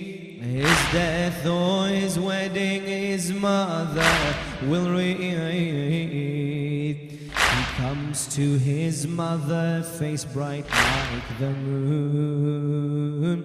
He comes to his mother, face bright like the moon. Dressed in the armor of death is this young groom. Oh, mother, to fate upon your young son loom. Do I dress for my wedding or for my tomb? Oh, mother, to fate upon your young son loom. Do I dress for my wedding or for my tomb? The disease of confusion in my heart bleeds. His death or his wedding, his mother will read. The disease of confusion in my heart breeds. His death or his wedding, his mother will read. Mother, on one path I see scattered bodies, the other on my wedding I see roses. Yet how can I smile with these tragedies? Oh, mother, answer, extinguish my worries. Yet how can I smile with these tragedies? Oh, mother, answer, extinguish my worries. How can I not fight? I don't bow down to greed. His death or his wedding, his mother will read. His mother says, oh, memory of Hassan, you're not a child but a leader of men. His mother says, oh, memory of Hassan, you're not a child but a leader of men. With all your tears as ink and your blood, your pen. With all your tears as ink and your blood, your pen. Write down your fate and decide it where and when. Write down your fate and decide it where and when. From your mother, one way today, you'll be freed. From your mother, one way today, you'll be freed. His death or his wedding, his mother will read. Child, your father had always intended for you toward Hussein's daughter to be wed. This bride for your presence has long awaited. Her young heart longs to be held within your hand. And your father Hassan had planted a seed. His death or his wedding, his mother will read. Oh mother, no, my eyes cannot bear the sight, watching Hussein as within thirsty abides, as every soldier has fought and so has died. Oh mother, please be my father. Oh mother, please by my father let me fight. Oh mother, please by my father let me fight. This is not a desire, it is a need. His death or his wedding, his mother will read. So the world sees the wedding march of Qasim. He rides out to fight them with his father's sword, and kills men this lion, and kills men this young lion, all for his Lord. But soon they jump on him like a pack of wolves, not tears of joy but rivers of his blood poured. Soon they jump on him like a pack of wolves, not tears of joy but rivers of his blood poured. And upon his young body the arrows feed. His death or his wedding, his mother will read. His death or his wedding, his mother will read. Many thanks to the poet Nouri Sardar. أعوذ بالله السميع العليم من الشيطان اللعين الرجيم. بسم الله الرحمن الرحيم. أعظم الله أجورنا وأجوركم من مصابنا سيدي ومولاي Aba Abdillah al-Hussein, Sayyid al-Shuhada, and also on the demise and tragedy of Qasim ibn al-Hassan, and also the other sons of Imam al-Hassan alayhim afdalus salati was salam. Dearest viewers, you join us for another night of reflection and contemplation. A night where we remember a young prince, a scholar, a wise man, who managed to look one of the most daunting situations in the eye and respond with one of the sweetest responses we'll ever hear.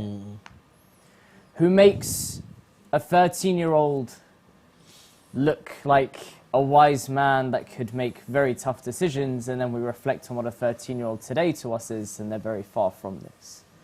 Who teaches us that age is but a number and wisdom is forever, and reminds us of the eloquence of his father on the day when he wasn't present for his brother at that time. This is Al-Qasim ibn al-Hassan, and may Allah grant us the intercession of Al-Qasim and the inspiration of Al-Qasim as well. Well, Ali, I remember you recited this again a few years ago. It's one of those classics that we have now. Comparing him to his wedding march, which, as we disclaimer, is not something that happened, but maybe something for someone of that age would be apt. And again, maybe for the viewers who aren't aware what the decoration is for, maybe you can just enlighten them a little bit. Yeah, Bismillah ar-Rahman ar-Rahim. I think at the time, I think in Arabia and even the Muslim world, in those times, it was very common for young men, and I call them young men because they're not, as we say, teenagers, and as you mentioned, they're nowhere near teenagers of today. Yeah. There are obviously many reasons for that, but young men would get married at the age of 13, 14, 15. Yeah.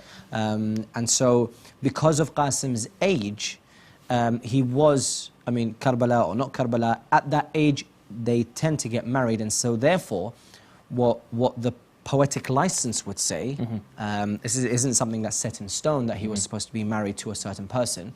It's just poetic license in the sense that he, at that age, usually men would get married, and so therefore we I guess bring together what we call the zephyr, which is basically the wedding march or the wedding processions. The wedding processions, and therefore there's sweets that are given out in the name of Qasim al-Hasan, or for example flowers, and even henna as well. So and also the poetic license would also say that instead of henna being placed on his arm, there was more blood. And instead of the wedding suit, the armor. The armor, yeah. Instead of the wedding procession, it's the wedding, it's the battle march, for example. Yeah. It's a very powerful comparison, I guess, from a poetic perspective as well. I know in the Pakistani community they hold this, in the Qadri community not so much. Do you know if, like, in the Iranian community it's there? Oh, very much so. Yeah? Yeah, very much so. Iranian community 100%. Iraqi community, not only do they hold it very, very high in importance, but also in Karbala itself as the city, the people of Karbala, and also many other peoples in different cities. But Karbala, you would see horse rider after horse rider after horse rider, mawkib after mawkib, and that would be their procession. They would have a Qasim sit on a horse, and they would have the Zafat al-Qasim, which is the wedding procession of Qasim, but going towards the shrine of Aba Abdillah al-Hussein. As we've done in the last few nights, I kind of just want to reflect a bit at the start of the show, and then inshallah towards the end we transition towards Masa'ib and lamentation. But there is something about Qasim's statement that, fine, a lot of us go, you know, wow, look at how he can see things, and we move on from it, right? But I think there's something so much deeper, which is, if you were to ask anyone nowadays, right, what is the thing that you are most worried about happening? Maybe they'll say, oh, bankruptcy, or then you're like, okay, what about if you get ill? Oh yeah, if I get ill, then, you know, death, that's birth, and bankruptcy. It's like, what if you were to die? And they're like, yeah, death would be like the worst situation, right? If I die, that would be the worst thing that could happen to me, and, you know, my life would be over, whatever, whatever, whatever. Fair enough, right? Some people have this mindset. And when we look towards Quran and people giving these statements that, oh, I don't want to be tested, or I'm nervous about being tested, I don't want to go through trials and tribulations. Quran is very clear cut in saying, if you claim that you believe, we're going to test you. You've got to be ready for this. We're going to test you, right? It's very clear cut. And we then come across, maybe you and I don't know, definitely myself, we lose 100 quid. And it's like, that's it, finished. You know, what do you think? Oh, this is the worst thing. I can't have my day. You know, the rest of the week's gone. Maybe I've interviewed for a job, and at the last moment, I think I'm definitely getting it. You get the call. Sorry, it's like that you didn't get it, and it's like, ah, I can't do this. My life's over. You know, I can't get married now. Grades, I can't this. Grades, exactly. And it's this flippant attitude that we have that Allah subhanahu wa ta'ala says to us so clearly, hey, I'm going to test you. You say, I believe, I'm going to test you, right? But what's our response in each of those moments? Panic, overreaction, anxiousness. And at that point, if you ever want to see how you're progressing in something, be that in a sport, you need to go play against a certain level and see if you can make it, right? You go take an exam, you see if you can make it. Allah's saying, look, I'm going to give you a little test on the way, see how far you've made it to me. How staunch you, how strong are your foundations? Are you there yet, or are you not? أحسب الناس أن يتركوا أن يقولوا آمنا وهم لا يفتنون. Do people think that they'll get away with saying we believe and just not be tested? SubhanAllah. It's so explicit, right? Truly, we tested those who went before them, so it became clear whose claim was true and whose was false. And that's Surah Al-Ankabut, verse number 2. And I'm emphasizing this because we said the worst of this test, maybe for us, would be death. And Qasim's response to death is sweeter than honey. So you give Qasim, you don't get your job. He's not even... Doesn't care. Whatever, doesn't care. You give Qasim, oh, maybe you didn't get your exam results. I'm ready for death. And forget I'm ready for death. It's not like, okay, I think I'm good to go. Qasim's coming out with this statement of a 13-year-old. Yeah, it's sweeter than honey. No problem. I'm in. And he goes into that battlefield. Do you know who this is? I'm Qasim, etc., son of Hassan, grandson of the Prophet. And there's something about that level of maturity that I don't think we ever give him enough credit for. We gloss over it and then we mourn for him, but we don't give him enough credit for this wisdom that he comes out with to say, hey, youngsters of the world, It's time for us to say it's okay to face challenges. Don't get worried when you face challenges. Whenever you face that challenge, just think of it. Yeah, death is sweeter than honey. This challenge is sweeter than honey. I want this because Allah is testing me. And what more could I want than my Lord to see if I'm succeeding? I want to show my Lord that I'm succeeding. So just something small I just wanted to share just to give that comparison. Dear viewers, as you know, during these nights, we've been blessed to have some beautiful reciters with us, our fellow brothers with us, and tonight is no different. And I'm really honoured that we're joined by our dear brother Muntazir Ja'far, and inshallah you'll now hear his lovely words. Aflaha man salla ala Muhammad wa ali Muhammad. Allahumma salla ala Muhammad wa ali Muhammad. Bismillah ar-Rahman ar-Rahim. So just a bit of background on this poem, inshallah. This poem is written as if I was staring at the scene of Karbala, but I don't know what's going on. I know vaguely some of the people who are there, Imam Hussein, Aba Abdillah, but I don't really know what's happening. So inshallah, keep that in mind with this poem, inshallah. Which moon is this that upon Karbala shines? Which moon is this that upon Karbala shines? For the moon that I know by the banks of Furat lies.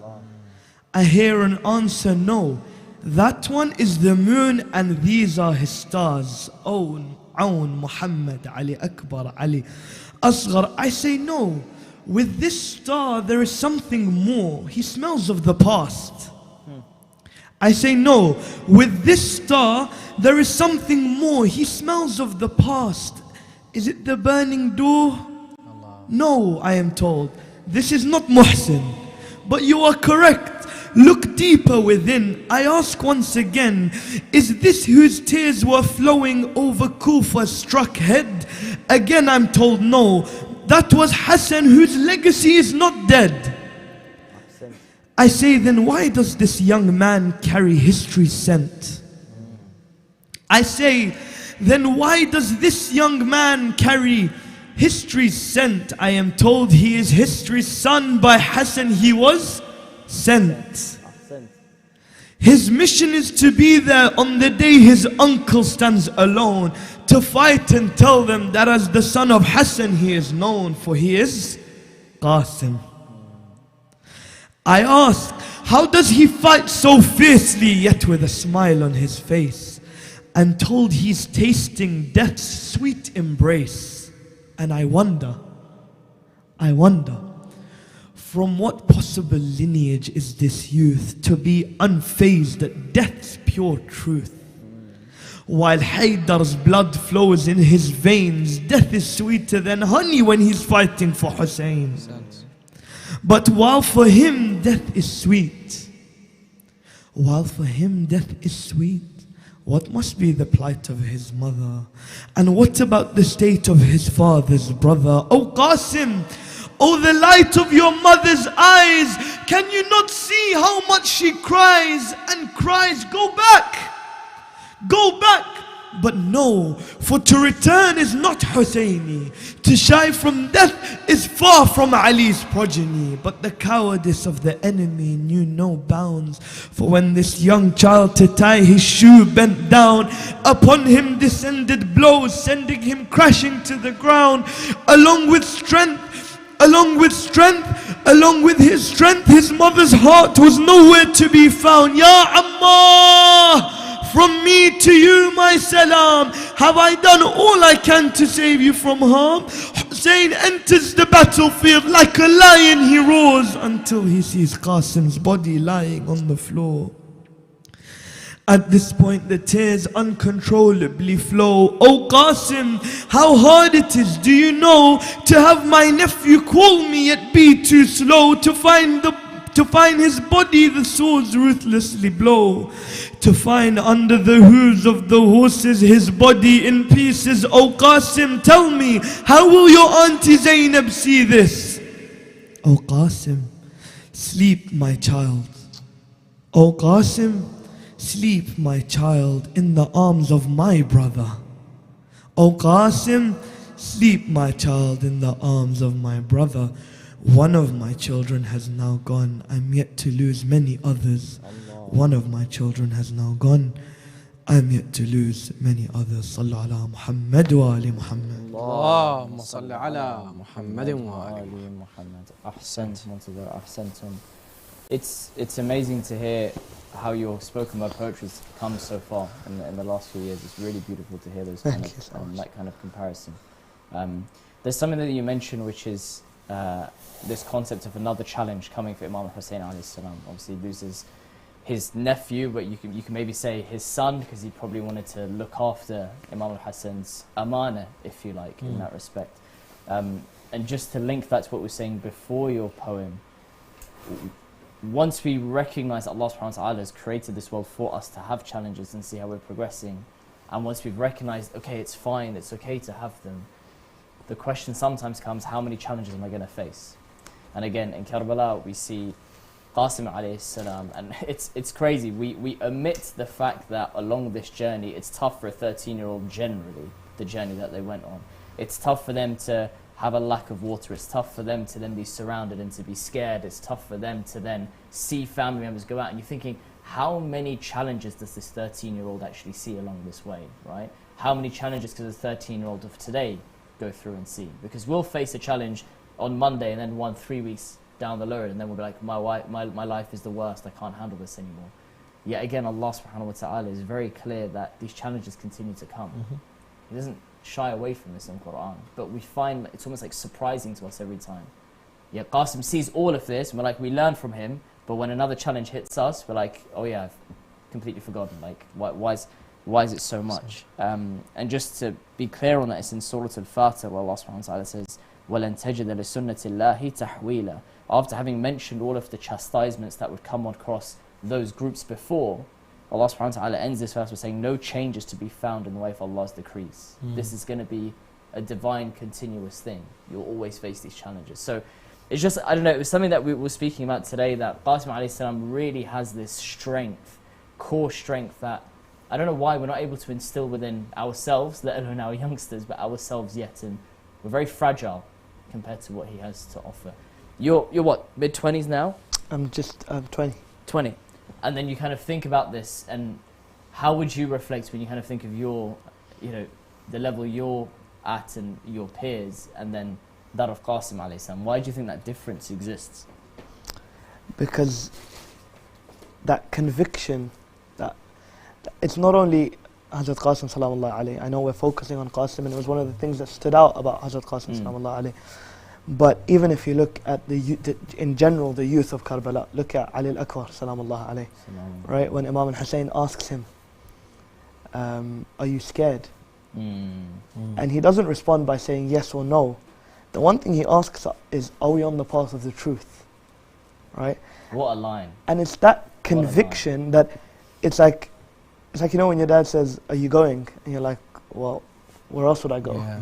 Like, it's so obvious that if you're on the path of the truth, there's no other answer to the question of, are you scared? No, I'm not scared. Of course I'm not scared.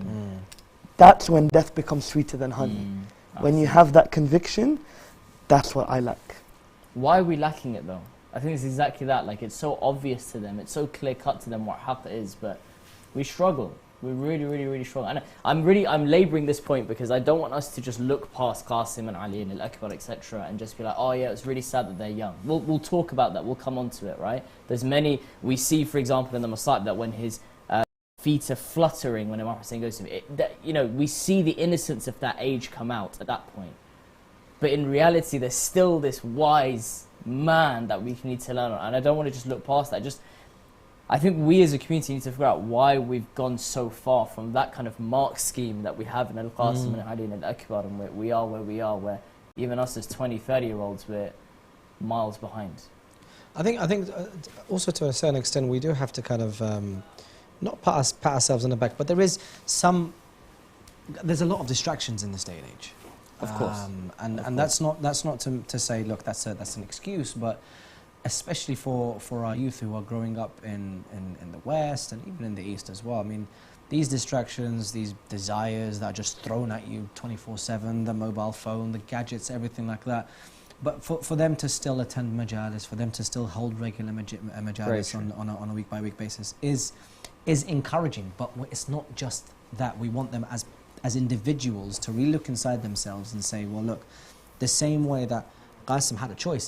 Qasim, and I still feel like Qasim alayhi salam, many of the other members, he could have stayed back with al-Bani. Same, I mean, Ali Al Akbar, not to a certain extent because he's a lot older, but he could have used his youth, and I say youth as his real youth, as in 13, 14-year-old, he could have used that as an excuse to say, well, look, uncle, I can stay back and look after Fatima al-Alila. I can stay back and keep an eye on al-Banin, for example, right? But no, he made that conscious effort, and it's that God consciousness that maybe we are lacking. Just maybe, just to keep God constantly in our plans, in our minds, in whatever step that we are taking. Maybe. And that helps keep haqq identified, clear as anything, right? We mentioned this kind of side of the masa'ib of Qasim alayhi salam. As I said, there is that subtlety of when he goes to fix his sandal, when his feet are fluttering while Hussein alayhi salam goes to him. And those are those parts of innocence that kind of hurt. They really, really hurt. But inshallah, Ali needs you to share the musibah of Qasim alayhi salam. So the first big stance of Qasim ibn al-Hasan was when Imam al-Hussein alayhi salam did ask him, it was on the caravan actually on the way to Karbala, and the same discussions that was had with Ali Al Akbar alayhi salam in terms of, do you fear what's going to happen to us? And Qasim's response was, death is sweeter than honey. But when it came to the day of Ashura, in the land of Karbala, the battle commenced. The companions had all lost their lives as shuhada. Ali Al Akbar at that time, as the first from the Ahlul Bayt, had also gone. So this is playing in the mind of Qasim alayhi salam. Not only that, it was the cries of the women and children that really hit his heart and broke his heart, and he wanted to do something about it. So his first response to that is to go to Aba Abdillah al-Hussein and say, Sayyidi wa Mawlai, Ammi ya Hussein, I've had enough of this life. I've had enough of seeing Ali Al Akbar. I've had enough of seeing the companions. I've had enough of hearing my cousin Ruqayya alayhi salam crying from thirst, the women and children crying from thirst. Allow me to go into battle. And this is where Imam Hussein, looking into the eyes of Al-Qasim, who he sees Imam al-Hasan, his brother, his dear brother, and he loved so much. From the time of their parents up until Imam al-Hasan was martyred to the day of Ashura, Al-Qasim was always next to him because Imam al-Hussein was reminded of Imam al-Hasan, his brother, through Al-Qasim. Looking into the eyes of Al-Qasim, he said, my dear nephew, it's not your time yet. Please go back to the camps, go back to your mother. And so Qasim, a bit heartbroken, goes back to the camps and says to his mother, Mother, I want to go into battle. What do you advise? Imam al-Hussein has not allowed me to go. And this is where she starts to prepare Al-Qasim for battle by bringing the turban of Imam al-Hasan, his father, by bringing the shield and the armor, and one small letter that was going to change the mind of Imam al-Hussein alayhi salam. So when he is going back to Imam al-Hussein alayhi salam, this young man, a 14-year-old man wearing the armor of his father, the turban of his father, holding the sword of his father that would drag across the plains, across the sands of Karbala, because of how big it was, the armor, how big it was. He had to carry himself to Imam al-Hussein alayhi salam. When he came to Imam al-Hussein, it's as if Imam al-Hussein was looking into the eyes, really into the eyes of his brother, by seeing the turban, by seeing the armor. And then Imam al-Hussein was just about to say to Qasim, you must go back to your mother, when Qasim alayhi salam brings out a letter to give to Imam al-Hasan, to give to Imam al-Hussein. When Imam al-Hussein looked at the letter, his eyes started to weep. He started to weep. Tears started to drop on the cheeks of Aba Abdillah al-Hussein, reading the contents of the letter, because the contents of the letter said, on the day of Ashura, La yawm ka yawmaka ya Aba Abdillah al-Hussein. On the day of Ashura, there will be a time where you will need aid. Please, please do not deny my son al-Hasan, for he was made for this day. He was created for this day. And that's where Qasim ibn al-Hasan alayhi salam and Imam al-Hussein would hug, and they would embrace, crying both together. Imam al-Hussein would say, "Oh Hassan, Sayyidi wa Mawlai." Al-Qasim would say, "Ya Aba Abdillah." Al-Qasim then goes towards the battlefield. Abil Fadl al-Abbas is looking towards Al-Qasim. Imam al-Hussein, Sayyida Zainab, they're all looking at this bright young man as he is going towards the battlefield. When he came to the battlefield, he introduced himself, the courage, the valor, the zeal of Qasim ibn al-Hasan, and he said, "In tunkiruni فأنا نجل الحسن سبط النبي المصطفى والمؤتمن." If you do not know me, then know that I am Qasim, son of Hassan. But not only that, I am the grandson of the Prophet Muhammad sallallahu alayhi wa alihi wa sallam. Then he turns to Imam al-Hussein. هذا الحسين كالأسير المرتهن بين أناس لا سقوا صوب المزن. This is Hussein, غريب أسير all alone, fighting valiantly. He goes out to the battlefield. Arbab al-Muqatil say that when he would fight, he kills almost 30 to 35 of the soldiers. Every single one of the enemies that he would kill, he would turn towards Abil Fadl al-Abbas, almost saying to him, oh Abbas, are you watching? Look at me, look how proud that I'm making you be. And so until then, but his inexperience in battle, or his young age, or his innocence, at that time his sandal became unlocked and he wanted to fix his sandal. But Ajarakumullah ya mu'minin, ya Shi'at Ali, ya lovers of Qasim, when Qasim's head was bent, the enemy struck him on the head. He fell down from his horse. They came onto him mercilessly, strike after strike after strike on Al-Qasim. That's when they heard the call, Am ya Hussein adrikni, come to my aid, Ya Aba Abdillah. Imam al-Hussein runs towards the battlefield, seeing Al-Qasim on the floor. Oh Qasim, oh my nephew, I am sorry that when you cry out towards me, I can't help you.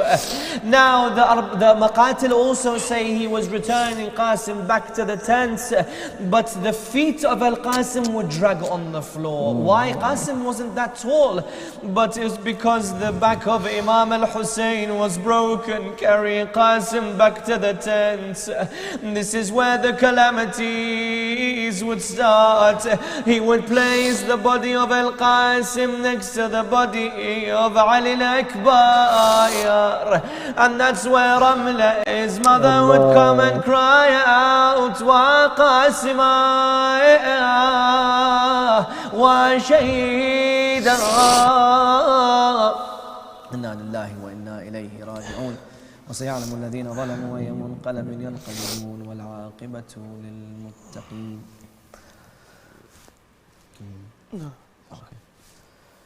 Qasim, O light of the moon, why do you leave from me? You left me with my tears, realized my fears. Why do you leave from me?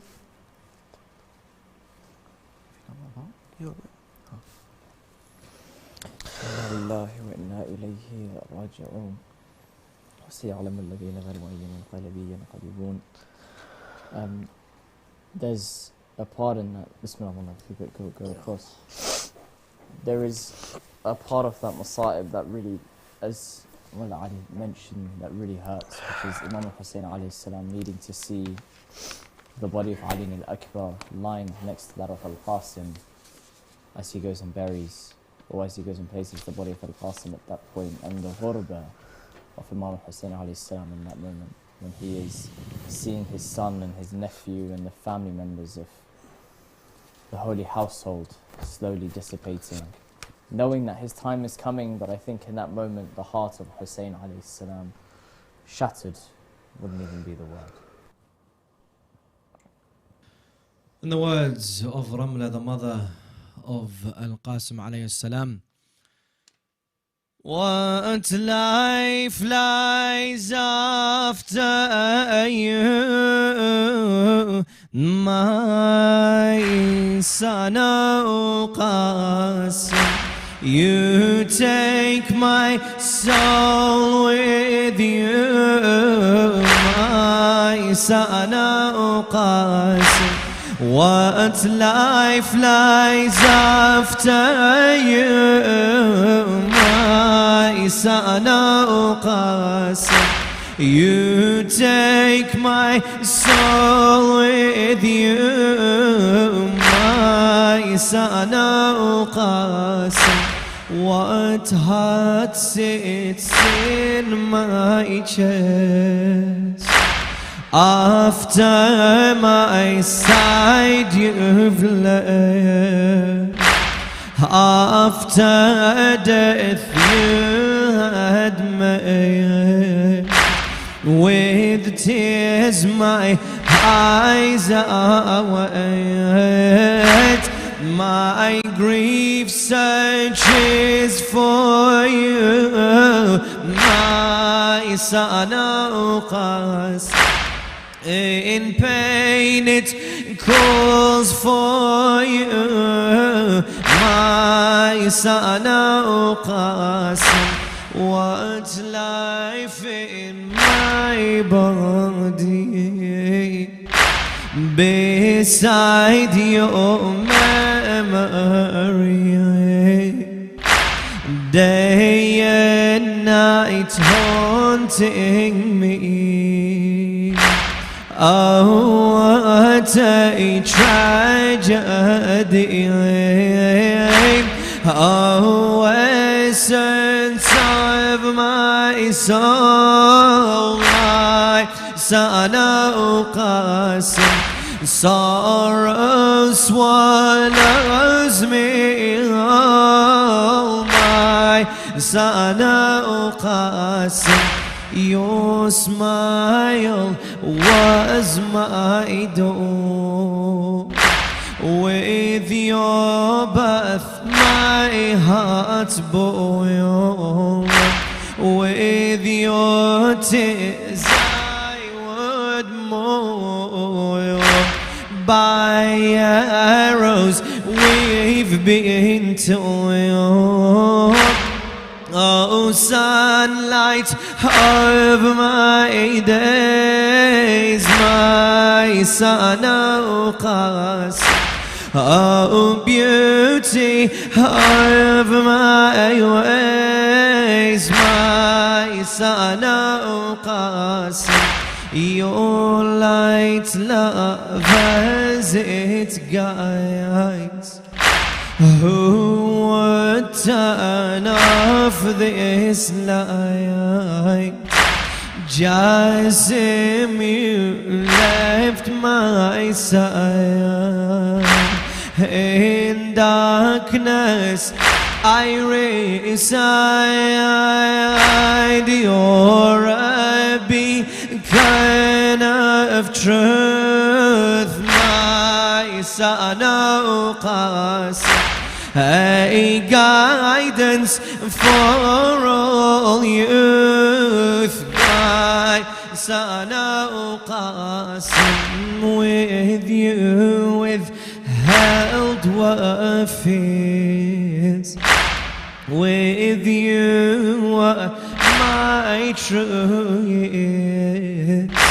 Your love flows in my tears.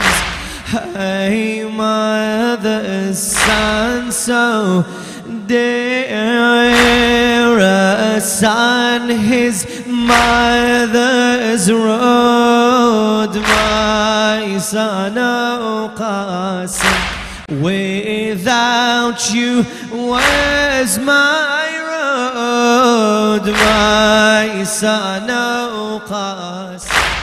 O shadow of Hassan, O child you led man, I lose my heart again. It's only you can mend. Your absence is my death, my son, O Qasim. Sorrow's voice in my breath, my son, O Qasim. Your bride awaits her praise. We have not smiled since with you left all patience. Who will take this bride home, my son, O Qasim? Of her what shall become, my son, O Qasim? Who will take this bride home, my son, O Qasim? You take my soul with you, my son, O Qasim. Many thanks to the poet, Nouri Sardar. Dear brothers and sisters, in the name of Al-Qasim alayhi salam, whenever you face that trial or tribulation, which you know is coming, Allah subhanahu wa ta'ala, as we said, has told us this is coming. When you see it coming, when it arrives, think, what is more tricky in that moment? This challenge that Allah has put in my path, my grades, my interview, or death? Be inspired by Qasim in that moment. If he can see that sweeter than honey, inshallah, through his intercession, you'll be able to see your challenge as simply a blessing from your Lord and something that will only take you closer to him. May we be amongst those of the young princes in heaven like Al-Qasim alayhi salam, and we send our condolences to his dear father Imam Al-Hassan alayhi salam, his dear mother, and of course his grandparents Amir al-Mu'mineen and Fatima al-Zahra. Inshallah, we'll see you tomorrow. Wassalamu alaikum wa rahmatullah wa barakatuh.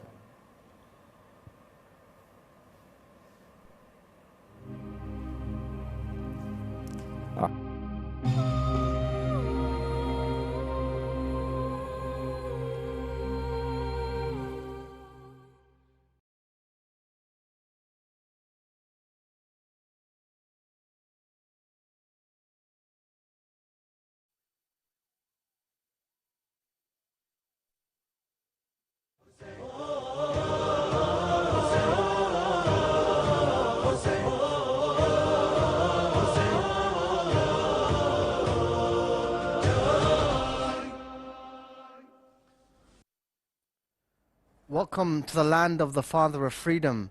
Welcome to the land that resembles the true meaning of martyrdom. Welcome to the land that was taken from thy kingdom. Welcome to the land that embraces everyone. Respected viewers, brothers and sisters in Islam, Assalamu alaikum wa rahmatullahi wa barakatuh. And I would like to welcome you to your show, Welcome to Karbala, a show live from the holy city of Karbala, to bring to you an opportunity, a very exclusive opportunity, the nights of Muharram, at the comfort of your home, to perform the ziyarah of Imam Hussein alayhi salam, and the ziyarah of the moon of Bani Hashim in the upcoming nights leading to the day of Ashura. Brothers and sisters, tonight, and as you've noticed in the previous nights, we've dedicated each night for a certain individual within Karbala. And tonight we're honoring a very young, yet an individual that inspired the young and the old. despite how old you are, you still take lessons from this 11-year-old individual who displayed the highest form of courage when it comes to a small youth who hasn't seen what life has to offer yet. But when he seen Imam al-Hussein alayhi salam, his uncle, standing on the plains of Karbala, it was his time to stand and support Imam al-Hussein alayhi salam. And 1400 years later, the call of that 11-year-old, the call of Imam al-Hussein alayhi salam resonates, and that call, inshallah, resonates within us and gets to be shared with everyone across the world, inshallah, the message of Imam al-Hussein. Once again, we do remind everyone that we are live from the blessed land of Karbala, and the numbers at the bottom of the screen are there for you to download into your phones and become a za'ir of Imam al-Hussein alayhi salam. Brothers and sisters, right now it's 2:47 a.m. So as you know, getting closer to Fajr prayer, and those who perform the ziyarah of Imam al-Hussein alayhi salam before Fajr prayer, imagine, we keep on repeating this idea, but Allah subhanahu wa ta'ala releases the sustenance to His servants, to everyone across the world, during Fajr prayer. Now imagine receiving those sustenance at the shrine of Imam al-Hussein alayhi salam. All we have to do is the 3-step ziyarah rule of Imam Sadiq alayhi salam, where he tells us, if you live from afar and going through difficulty, the times that you live in are times of difficulty, all you have to do is, number one, look towards Karbala. Back then, there were no TVs. They had to look. They actually physically had to turn towards Karbala and bow and send their salutations. But now, we're able to bring to you a live opportunity at the comfort of your home to perform the ziyarah of Imam al-Hussein alayhi salam. But Imam al-Sadiq tells us that if you go through difficulty, you're living in difficult times, and you're unable to perform the ziyarah of Imam al-Hussein alayhi salam, all you have to do is look towards Karbala. That's number one. Number two, bow. And number three, send your salutations upon Imam al-Hussein alayhi salam, for Allah subhanahu wa ta'ala will reward you with the same reward of those who perform the ziyarah of Imam Hussein alayhi salam physically to his shrine. Brothers and sisters, thus you're able to become a za'ir of Imam Hussein alayhi salam. You're able, and Habib is able to record, Habib al Asadi, the closest companion to Imam Hussein alayhi salam, is able to record you among the zuwar of Imam Hussein alayhi salam. Imagine, there's a narration by Imam Baqir alayhi salam. We do apologize for the noise in the background, as Karbala is known to be the city that revives the rituals of Imam Hussein alayhi salam. Is known for the city that spreads the blessings to every single corner across the world. We ask Allah subhanahu wa ta'ala to never deprive us from the blessed land of Karbala. And as I mentioned, this show is dedicated towards you, my brothers and sisters. So do pick up the phones, inshallah, dial the numbers you see at the bottom of the screen, and become a za'ir of Imam Hussein alayhi salam. Those who live thousands and thousands of miles away are still able to perform the ziyarah of Imam Hussein alayhi salam, are still able to be welcomed by Fatima al-Zahra alayhi salam. Because as you know, Imam al-Sadiq tells us, the individuals who arrive at the shrine of Imam Hussein alayhi salam are welcomed by Fatima al-Zahra. May the peace and blessings be upon her. Imagine the sinful individual who arrives at the doorstep of his master Imam Hussein alayhi salam, and he is welcomed by the purest lady ever created by Allah subhanahu wa ta'ala. Then he is welcomed by Rasulullah sallallahu alayhi wa alihi wa sallam, where Imam al-Baqir says, don't you want to wish that you shake the hand of Rasulullah? Don't you wish that you neighbor Rasulullah in Jannah? When his companions said yes, Imam al-Baqir turned to them and said, then do not neglect the ziyarah of Imam al-Hussein alayhi salam. For in the ziyarah of Imam al-Hussein lies your sustenance, lies the increasing or the prolonging of your life. So we ask Allah subhanahu wa ta'ala to never deprive us from the blessed land of Karbala and from the ziyarah of Imam Hussein alayhi salam, from the ziyarah of the moon of Bani Hashim. Once again, we do remind everyone that we are live from the blessed land of Karbala. As you hear the atmosphere, calm down a little bit. You're hearing the trumpet in the background going, I think that's right, trumpet, I believe. But this is the rhythm of Ashura. When you hear the drums and the different instruments being played, it reminds us of what war was like back then. This is how Karbala revives its rituals of Imam Hussein alayhi salam. It reminds everyone of the sorrows that happened 1400 years ago.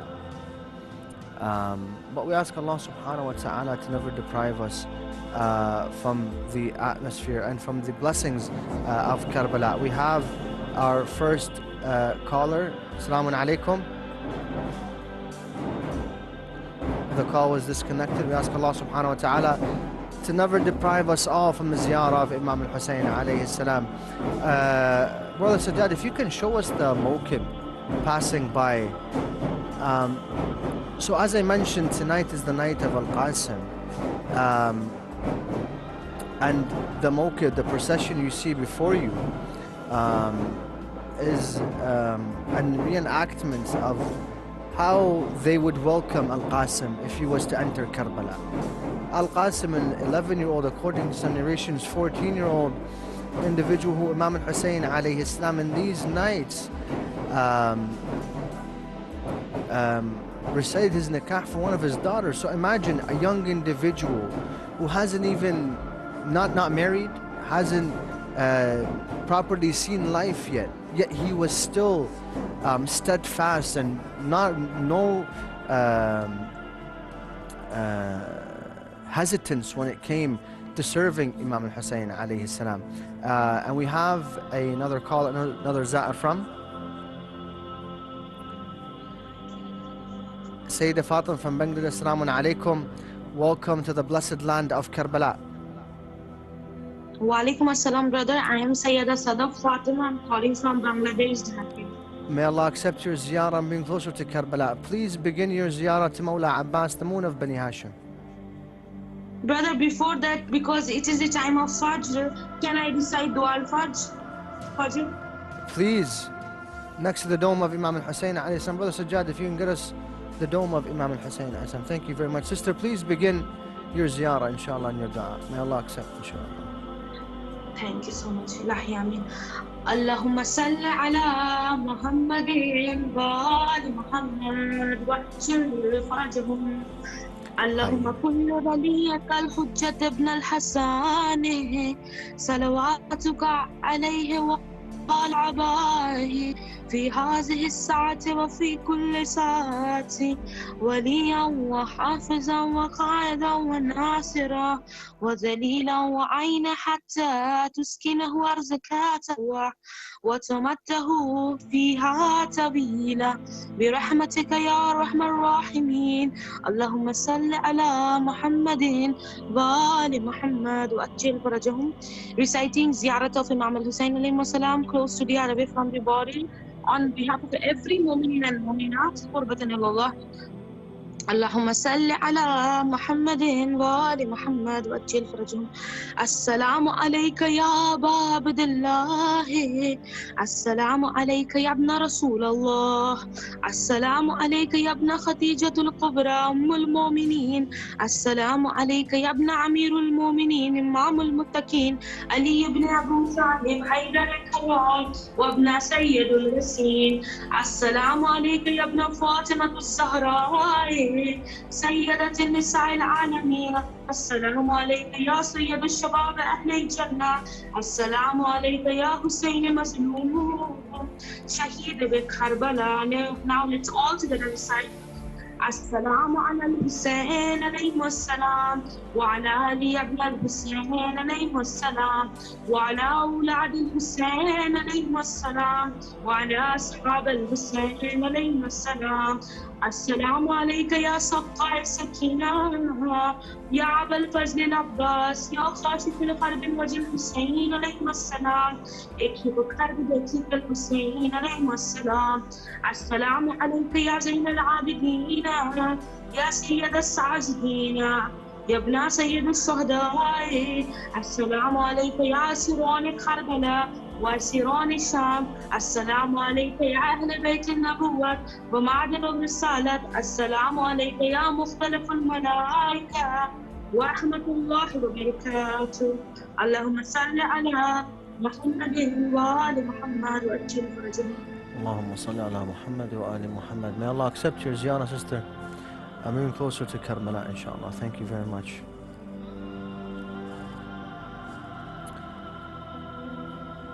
Once again, we do remind everyone that we are live from the blessed land of Karbala, and we ask Allah subhanahu wa ta'ala to never deprive us from the ziyarah of Imam Al Hussein alayhi salam. Once Imam Al Sadiq alayhi salam asked one of his companions, Hudayfa ibn Mansur, he says, Imam Al Sadiq asked me, he says, how many times have you performed Hajj? This man, Hudayfa, replied, he says, 19 times. Imam Al Sadiq says to him, if you perform Hajj 20 times, so if you were to add one more Hajj, then it's equivalent as you have performed one ziyarah to Imam al-Hussein alayhi salam. Wow, an individual, well, at the time, this individual was in Kufa.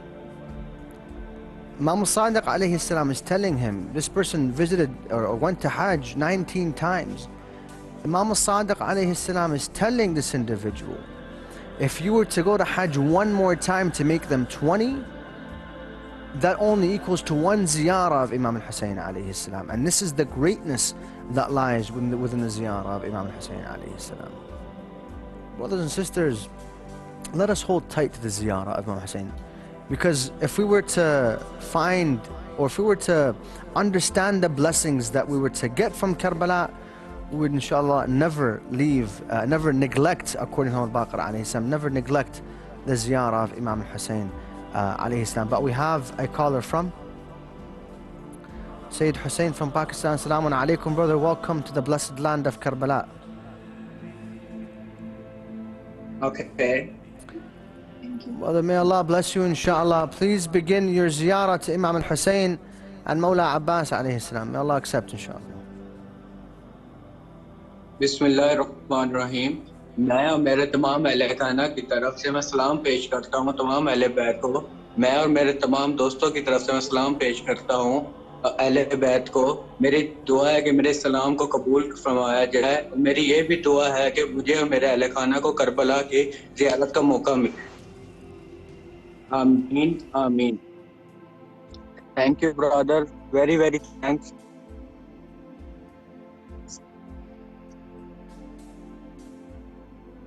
I once again salam to Imam Hussein. Assalamu alayka ya Aba Abdillah Al Hussein. Assalamu alayka ya Aba Abdillah Al Hussein. Assalamu alayka ya Aba Abdillah Al Hussein.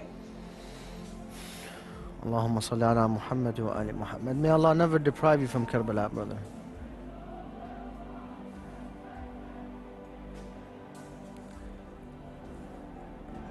The line was disconnected. We ask Allah subhanahu wa ta'ala to never deprive us from the blessings of Karbala. I think we have another caller from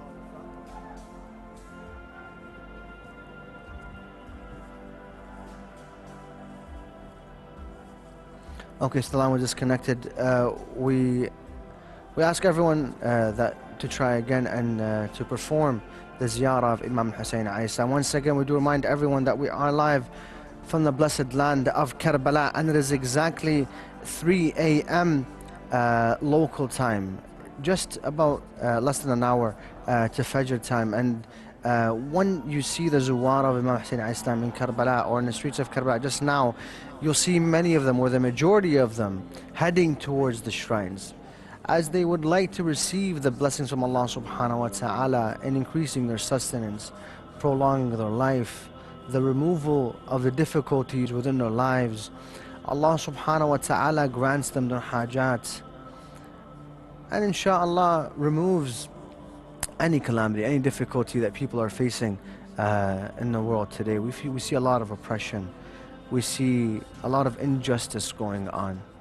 And we ask Allah subhanahu wa ta'ala through the ziyarah of Imam al-Hussein that we are able to raise the voice of Imam al-Hussein and show that the symbol that stood against oppression and became the symbol of freedom is Imam al-Hussein alayhi salam. So taking Imam al-Hussein alayhi salam as a role model and taking Al-Fadl Abbas, Mawla Abbas, may the peace and blessings be upon them both, as role models in our lives will make us inshallah great individuals that will contribute immensely to the societies that we live in, inshallah. But once again, we do remind everyone that we are live from the blessed land of Karbala, and the numbers at the bottom of the screen are there for you to dial into your phones and become among the zuwar of Imam al-Hussein alayhi salam. When we ask ourselves, who are the zuwar of Imam al-Hussein alayhi salam? Why such a great emphasis on those who visit the shrine, or the reward that goes to the shrine, to those who visit the shrine of Imam Hussein alayhi salam? The same question was asked to Imam al-Sadiq alayhi salam. He was asked, Ya ibn Rasulullah, who are those who visit the shrine of Imam al-Hussein alayhi salam? Imam al-Sadiq alayhi salam replied by saying, they are 124,000 prophets. They are thousands and thousands of angels that Allah subhanahu wa ta'ala has placed within the shrine of Imam al-Hussein. Their sole purpose is to seek forgiveness for the za'ir that comes into the shrine. So imagine when you perform the ziyarah, you have thousands and thousands of angels praying to Allah subhanahu wa ta'ala to forgive your sins. And that's after you are welcomed by Fatima Zahra alayhi salam. Those who visit the shrine of Imam al-Hussein alayhi salam are Fatima Zahra, Amir al-Mu'mineen, Prophet Muhammad, the awliya of Allah subhanahu wa ta'ala, the apostles of Allah subhanahu wa ta'ala who come to visit the shrine of Imam al-Hussein alayhi salam. Imagine not only the angels who pray to Allah subhanahu wa ta'ala to remove the sins of the za'ir of Imam al-Hussein, but it is Fatima Zahra herself who says, oh Allah, remove the sins from any individual who visits my son Hussein.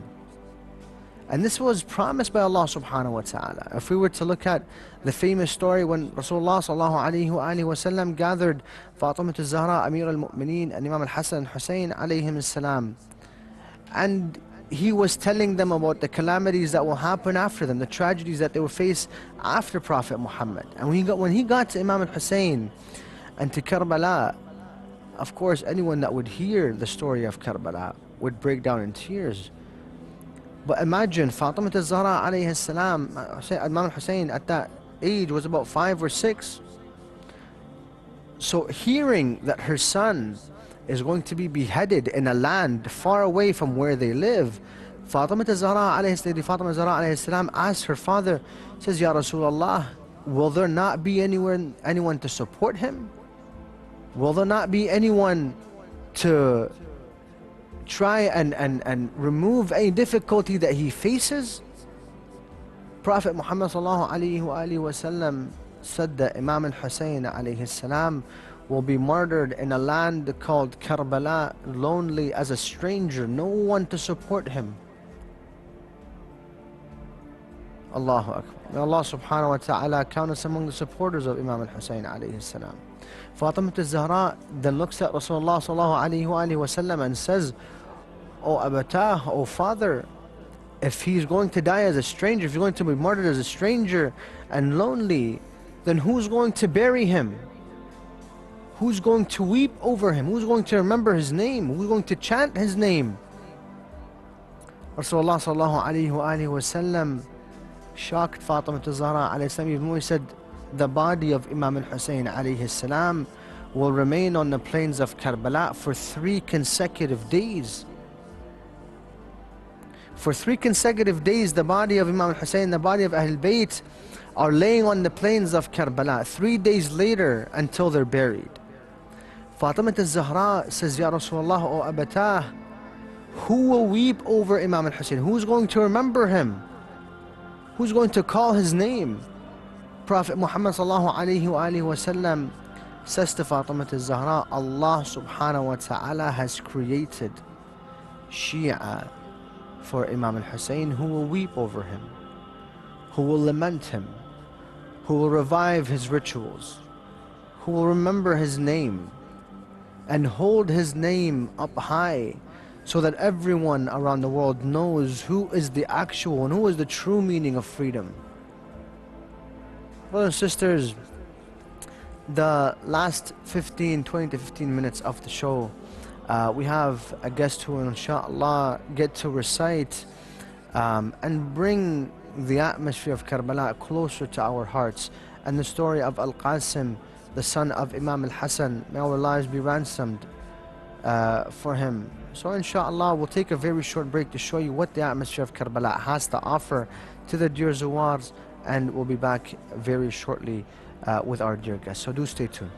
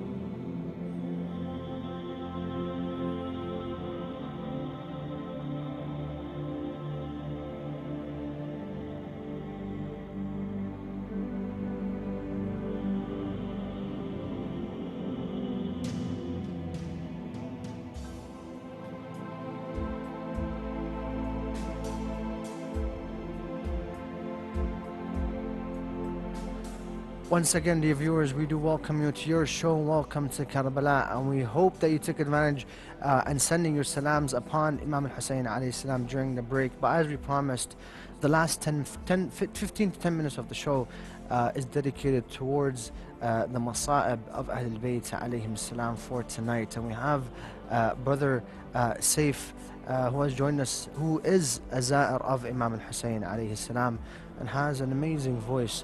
So, Assalamu alaikum, Brother Saif. May Allah taqabbal a'malkum inshaAllah, and hope that you're well. Galab, if you can bless us with a masiba of Sayyidi Mulay al-Qasim alayhi salam, the youth of Karbala, and we can hopefully learn a thing or two from al-Qasim alayhi salam. Bismillah. Inshallah. So tonight is the night of Qasim ibn al-Hasan, someone who is very close to our hearts, a young boy who went out onto the battlefield. On the day of Ashura, after the companions had all been killed, Ali Al Akbar had been martyred.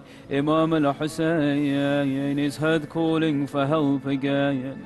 This time a young boy, a young handsome boy, only 14 years old, comes towards him. He comes towards him, he hugs him. His face so beautiful, like the moon. It was Qasim ibn al-Hasan. He goes to Aba Abdillah al-Hussein, his uncle. He asks him for permission to go out onto the battlefield. Imam al-Hussein, he doesn't know what to say to Qasim. He hugs him and kisses him, and then they both cry until they fainted. When they gained consciousness, the Imam looks at Qasim ibn al-Hasan. He refuses to give him permission. Qasim began pleading with the Imam, but the Imam still refuses. Why, O Imam? Is it because he reminds you of your brother Imam al-Hasan? Qasim then returns back to his mother upset. She then remembers that a letter was given to her by Imam al-Hasan. Qasim takes that letter and opens it, reading a message from his father, saying, Bunay Qasim, if you see your uncle in Karbala alone with no supporters, do not show any shortcomings in supporting him. Qasim then rejoiced because now he could convince his uncle. He gave him the letter. When Aba Abdillah read the letter, tears began falling from the eyes of Imam al-Hussein. I ask you, O Aba Abdillah al-Hussein, why do you weep? Is it because the letter reminds you of your brother Imam al-Hasan? Is it because you remember how he was poisoned? Is it because you remember how they attacked your brother after his death? Imam al-Hussein then grants permission to Qasim ibn al-Hasan. He then dresses him in the clothing of his father. He looks at Qasim. It was as if Imam al-Hasan was standing beside him in Karbala. When the women saw Qasim leaving for the battlefield, they began weeping. They embraced the young boy, hugging him and kissing him. How does the mother of Qasim feel when she sees her son leaving for the last time? It is as if I can imagine Qasim saying, Oh mother, when you see a group of children, remember your son Qasim, the shy and thirsty. Humayd bin Muslim says, we saw a young boy coming towards us. His face was so beautiful, as if it was part of the moon. He was wearing a shirt, a waistcloth, and a pair of sandals. Imam Qasim ibn al-Hasan, he enters the battlefield like a true Hashimi. He introduces himself by saying, In tunkiruni fa'ana najlu al-Hasan, sibtun النبي المصطفى والمؤتمن هذا حسين كالعسير مرتهن بين أناس لاسك صوب المزن. If you do not know who I am, then know that I am the son of Hassan, grandson of the trustworthy Prophet. This is Hussein, like a captive between a group of people. Qasim then charges out at the enemies. Although he was just a young boy, he was fighting on foot. He was controlling the battlefield, killing the enemies one after another. But as Qasim was fighting, the sandal string on the left foot was cut off. So Qasim alayhi salam, he stopped for a moment to tie the sandal. Ya Shi'at Imam al-Hassan, imagine this young boy who has no experience of a battle, bending down in the battlefield. The enemies, they began surrounding Qasim. Ammar al-Azdi saw Qasim and said, let me attack him. Humayd says to him, why would you attack this young boy? Are you not satisfied seeing the people surrounding Qasim? Ammar al-Azdi insists. He says, by Allah, I shall attack him and cause pain to his uncle. As Qasim alayhi salam is fixing his sandal, Ammar al-Azdi strikes the head of Qasim. Humayd ibn Muslim says that the strike was so hard, he split his head into two. Qasim falls onto the ground, calling out, Ya Ammar, oh uncle. On this land behind us, Qasim calls out to his uncle. Imam al-Hussein, he charges out onto the battlefield, chasing away the enemies and attacking them. If you were in Karbala, what would you have seen? If you were in these lands behind us, what would your eyes have seen? The dust rises, and as the dust settles, Imam al-Hussein is seen by the head of Qasim ibn al-Hassan. Imam al-Hussein looks at him weeping. Bu'dan liqawmin qataluk, woe be unto those that killed you. Surely your grandfather will be the opponent on the day of judgment. He then says, I swear by Allah, it is difficult on your uncle that you call him, but he cannot answer your call. Or that he answers your call but cannot help you. It is then said that Imam al-Hussein lifts the body of Qasim, but the body of Qasim had been so badly beaten that when he would lift his chest, the legs of Qasim would drag onto the grounds of Karbala. He then put the body of Qasim beside the body of Ali Al Akbar. It is said that he would sit between them, looking at Ali Al Akbar, crying out, Wa walada, wa aliya. Then he looks at his nephew Qasim, calling, Wabna akhaya, wa Qasima. I wonder how the mother of Qasim feels when she sees her young boy lifeless in Karbala. Inna lillah wa inna ilayhi raji'un. Brothers and sisters, tonight is the night of Qasim. With these tears in your eyes, I want you to ask for your dua, ask for your hajat. But most importantly, we pray for the return of the Imam of our time together. اللهم صل على محمد وآل محمد. اللهم كن لوليك الحجة بن الحسن صلواتك عليه وعلى آبائه في هذه الساعة وفي كل ساعة وليا وحافظا وقائدا وناصرا ودليلا وعينا حتى تسكنه أرضك طوعا وتمتعه فيها طويلا. Allahumma salli ala Muhammad wa ali Muhammad. Brother Saif, thank you very much. May Allah subhanahu wa ta'ala bless you and keep your voice in the servitude of Ahl Bayt eternal, inshaAllah. Thank you very much.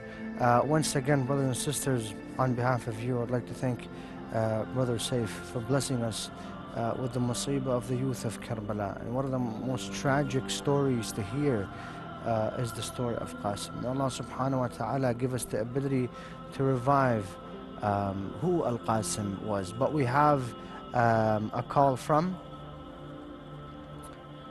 Sister Fawza from Malaysia. Assalamu alaikum. Welcome to the blessed land of Karbala. May Allah bless you, inshaAllah, and being closer to Karbala. Please begin your ziyarah to the father of freedom, Imam Hussein alayhi salam. Bismillahirrahmanirrahim. Assalamualaikum ya Aba Abdillah wa ala al-arwahi lati habibanaik. Alaika minni salam ya abadan ma bitu wa bakiyat wa nahar. Allah ja'allahu Allah minni li ziyaratikum. Assalamu ala al-Husain wa Ali ibn Hussein wa ala awlad wa ala ashabi rahmatullahi wa barakatuh. I also want to say my ziyarah to Abu Fazal, Aba Abdillah, and all of the Al-Bayt Assalam. Salam ya Abal Abbas. Salam ya benar Rasul, ya benar Abdullah. Salam ya benar Amir. Salam ya benar Syahid Karbala. Warahmatullahi wabarakatuh. May Allah never deprive you from the land of Karbala. Brother, if you have any haja, any wish that you have, tonight is the night of Al-Qasim. Please request your hajat from the shrine of Imam Hussein alayhi salam, from the shrine of Mawla Abbas. May the peace and blessings be upon them both. Bismillahirrahmanirrahim. May Allah ease me and my family members to visit Karbala, inshallah, today, and hopefully, we will able to recover from this pandemic to restart and I also send my family members to all the Shuhada Karbala. Firstly, my mother's name, Siti Fauzia Safi'i, and my family members' name, Dara Nabila Shuhada, Muhammad Muntazir Mahdi, Haidar Shabir, Haji Mahmud, Ahmad Sahazmi. May all of us be able to visit Karbala, inshallah. Ilahi Ameen. Ilahi Ameen, brother. Thank you very much. May Allah keep you surrounded with the blessings of Ahl Bayt alayhim Islam. If you'd like, send us your names and your family's name, inshallah, and we'll perform the ziyarah on your behalf and on behalf of your family, and your names will be placed inside the shrines, inshallah. Thank you very much for calling. May Allah accept your ziyarah, inshallah. Once again, we do remind everyone that we are coming to the end of the show. We do remind everyone that we are live up until the end of Safar. So tonight is not your last chance to send your salutations and perform the ziyarah of Imam Hussein alayhi salam, for you have a chance every night until the end of Safar. Brothers and sisters, let us not neglect the ziyarah of Imam Hussein alayhi salam. One of the most important duties that we have, one of the most important responsibilities that we have as followers of Ahl Bayt alayhim salam. So do stay tuned for the upcoming shows. Wassalamu alaikum wa rahmatullahi wa barakatuh.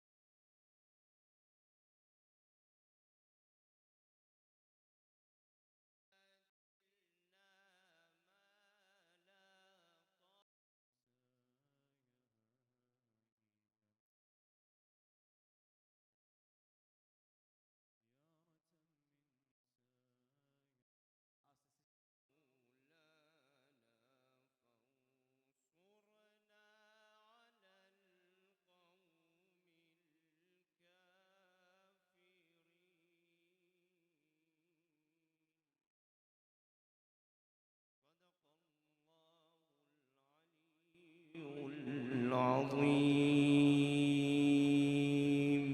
صلوا على محمد وآل محمد.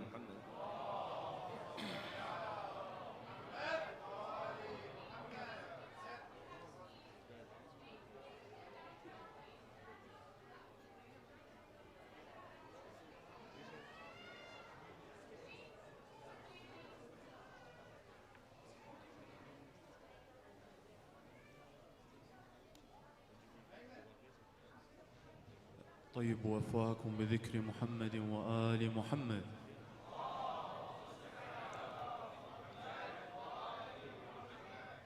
If everyone can please face the Qibla.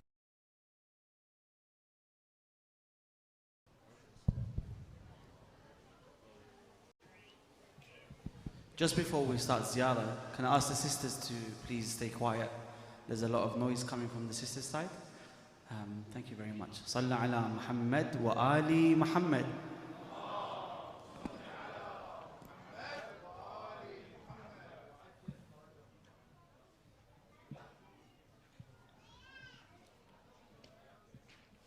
أزور سيدي ومولاي أبا عبد الله الحسين زيارة مني ونيابة عن والدي ووالد والدي وإخوتي وجيراني وأقربائي وبالخصوص من قلدني الدعاء والزيارة طاعة قربة إلى الله تعالى. إذا شئت النجاة فزر حسينا لكي تلقى الإله قرير عيني، فإن النار ليس تمس جسمايا عليه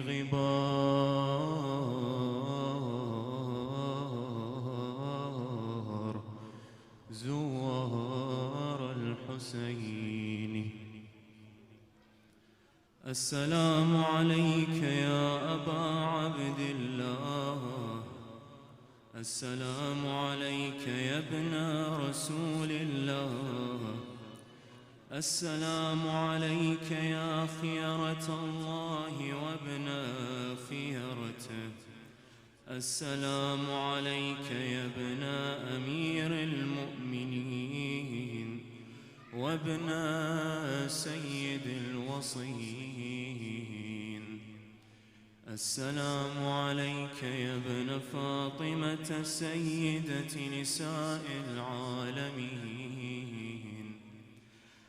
السلام عليك يا ثار الله وابن ثاره والوتر الموتور، السلام عليك وعلى الأرواح التي حلت بفنائك. عليكم مني جميعا سلام الله أبدا ما بقيت وبقي الليل والنهار. يا أبا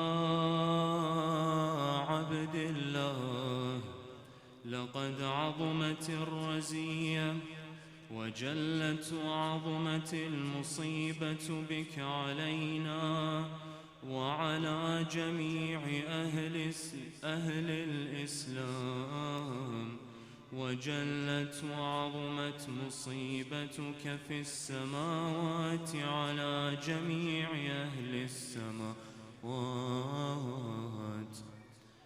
فلعن الله أمة أسست أساس الظلم والجور عليكم أهل البيت، ولعن الله أمة دفعتكم عن مقامكم وأزالتكم عن مراتبكم التي رتبكم الله فيها.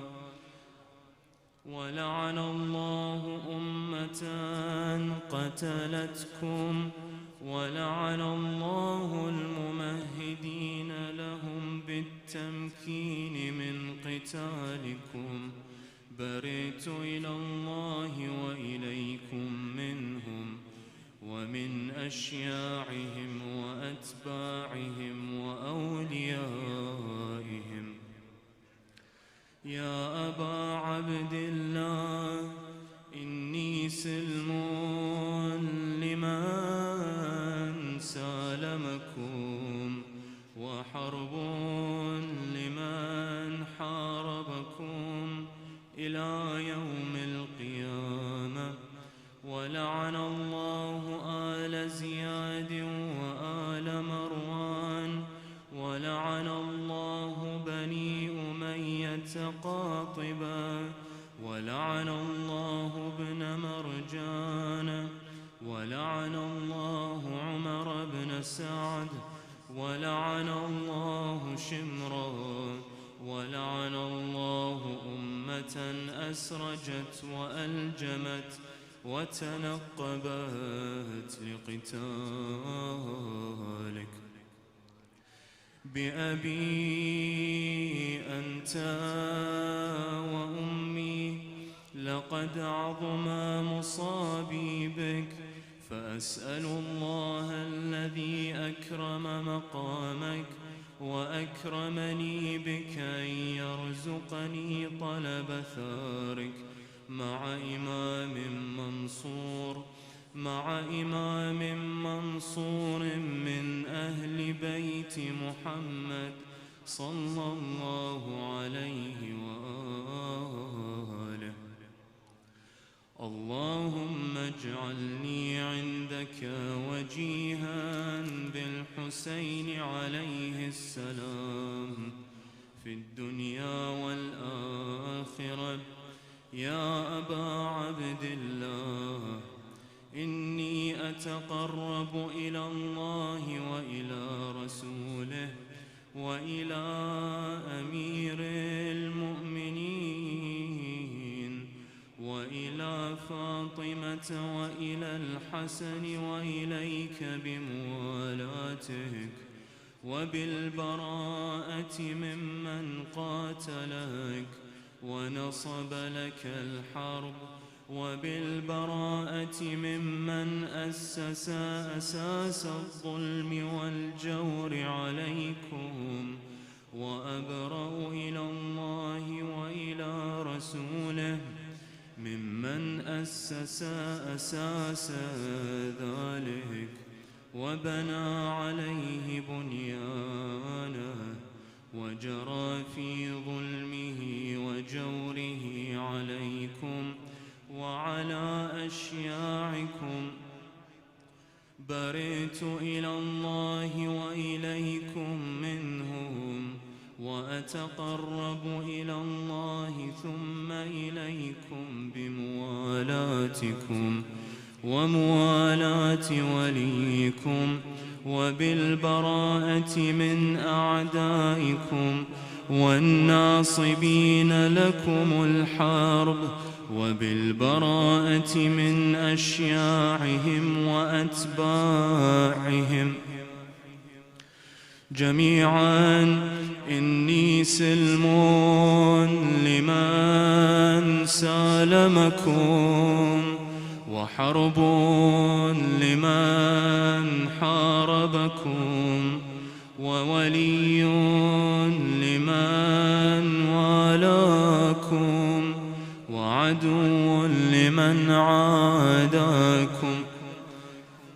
فأسأل الله الذي أكرمني بمعرفتكم ومعرفة أوليائكم ورزقني البراءة من أعدائكم أن يجعلني معكم في الدنيا والآخرة وأن يثبت لي قدم صدق في الدنيا والآخرة. وأسأله أن يبلغني المقام المحمود لكم عند الله، وأن يرزقني طلب ثاري مع إمام هدى ظاهر ناطق بالحق منكم. وأسأل الله بحقكم وبالشأن الذي لكم عنده أن يعطيني بمصابي بكم أفضل ما يعطي مصابا بمصيبته، مصيبة ما أعظمها وأعظم رزيتها في الإسلام وفي جميع السماوات والأرض. اللهم اجعلني في مقامي هذا ممن تناله منك صلوات ورحمة ومغفرة. اللهم اجعل محياي محيا محمد وآل محمد، ومماتي ممات محمد وآل محمد. اللهم إن هذا يوم تبركت به بنو أمية وابن آكلة الأكباد اللعين ابن اللعين على لسانك ولسان نبيك صلى الله عليه وآله في كل موطن وموقف وقف فيه نبيك صلى الله عليه وآله. اللهم العن أبا سفيان ومعاوية ويزيد بن معاوية، عليهم منك اللعنة أبد الآبدين. وهذا يوم فرحت به آل زياد وآل مروان بقتلهم الحسين صلوات الله عليه. اللهم فضاعف عليهم اللعن منك والعذاب الأليم. اللهم إني أتقرب إليك في هذا اليوم وفي موقفي هذا وأيام حياتي بالبراءة منهم واللعنة عليهم وبالموالاة لنبيك وآل نبيك عليه وعليهم السلام. اللهم العن أول ظالم ظلم حق محمد وآل محمد وآخر تابع له على ذلك. اللهم العن العصابة التي جاهدت الحسين وشايعت وبايعت وتابعت على قتله. اللهم العنهم جميعا 100 مرة.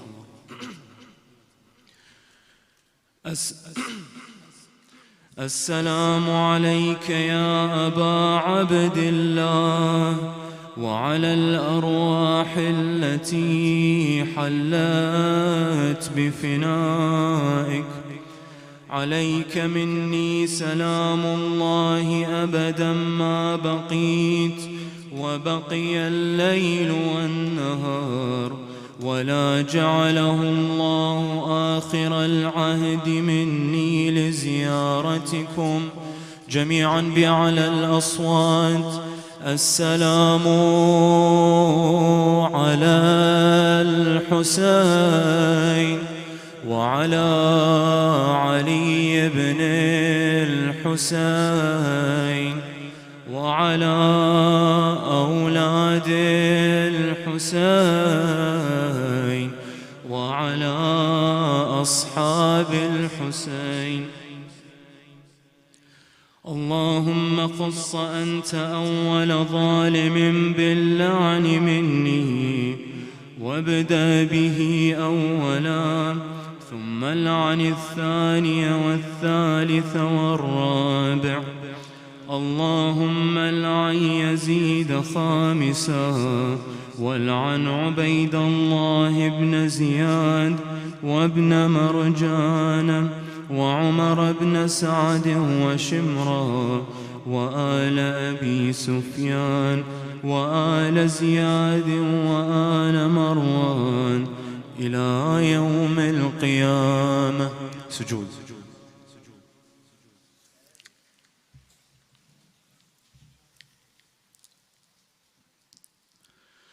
اللهم لك الحمد حمد الشاكرين لك على مصابهم. الحمد لله على عظيم رزيتي. اللهم ارزقني شفاعة الحسين يوم الورود وثبت لي قدم صدق عندك مع الحسين وأصحاب الحسين الذين بذلوا مهجهم دون الحسين عليه السلام. وإلى أرواح المؤمنين والمؤمنات نهدي لهم ثواب سورة الفاتحة تسبقها الصلاة على محمد وآل محمد.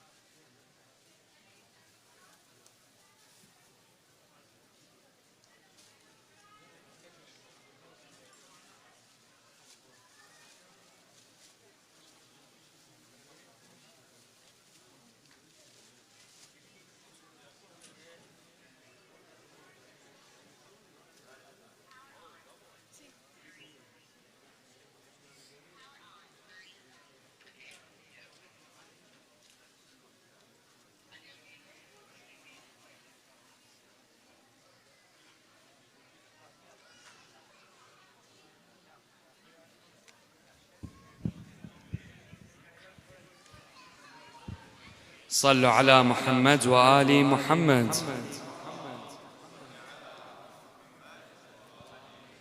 والثانية غفر الله لكم.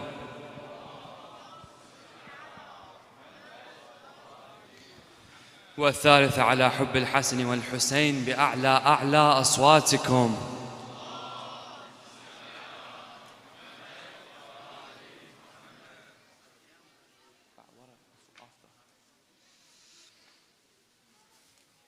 We would like to welcome you all to the 8th night of our annual Muharram program. Just before we continue on to the youth lecture, I've just been told a couple of things that I need to announce. Firstly, if you're driving a Ford with the number plate K600LT, that's K600LT, a Ford, if your lights are on, so please go turn them off before your battery dies and then you won't be able to go home.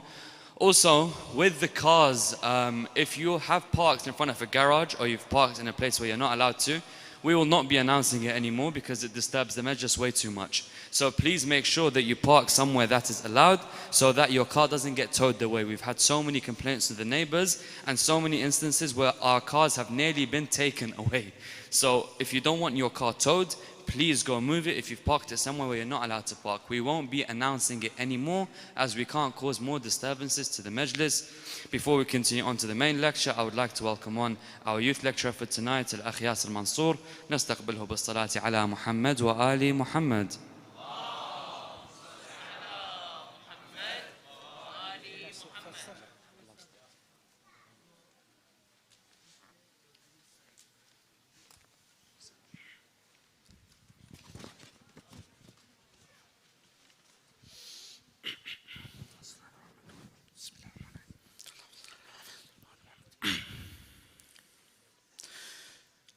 صلى الله عليك يا سيدي ويا مولاي يا رسول الله صلى الله عليك صلى الله عليك يا سيدي ويا مولاي يا أبا عبد الله يا رحمة الله الواسعة ويا باب نجاة الأمة يا ليتنا كنا معكم يا سيدي فنفوز والله فوزا عظيما صلوا على محمد وآل محمد.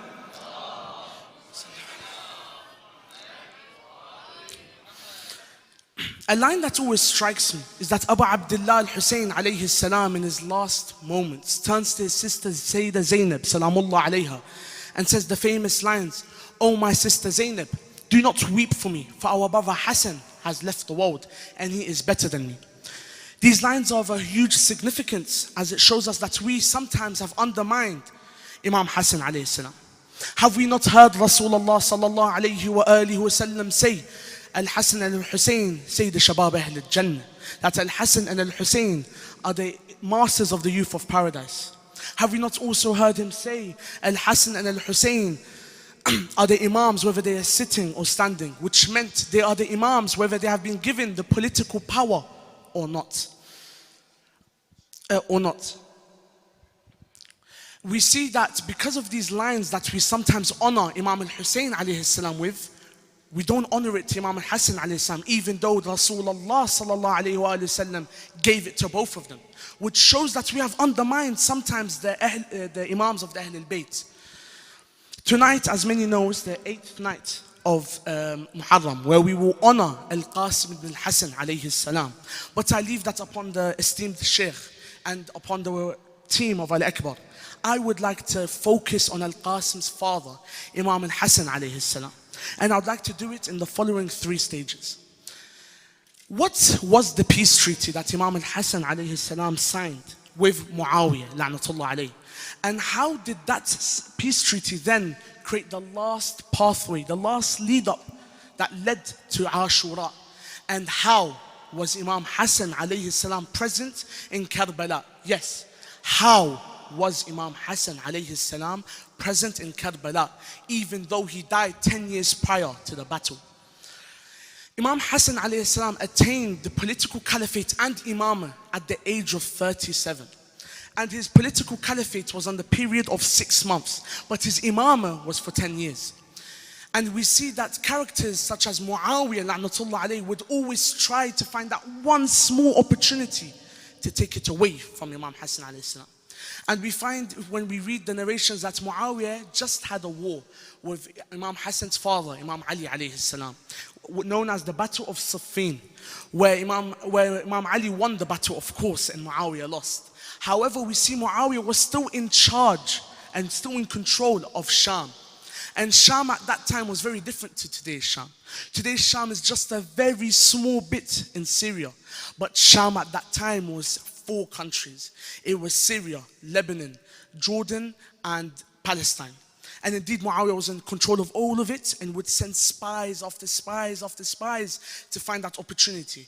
And of course, we see that Imam Hassan, being the infallible, being the imam of the time, knew what was happening and understood this would lead to a war. And indeed, Imam Hassan was ready. And now the question is raised. We see many misconceptions that are given today, that Imam Hassan alayhi salam was scared and that his brother Imam Hussein is the brave one. But how could this be? We see that one of the books of the Shia says that one of the characteristics of the Imam is to be the bravest one of them all and the best warrior amongst his time. So how can Imam Hassan be the scared one and his brother brave? How can he be scared if he was ready for the battle before it was even announced? Sallu ala Muhammad wa ali Muhammad.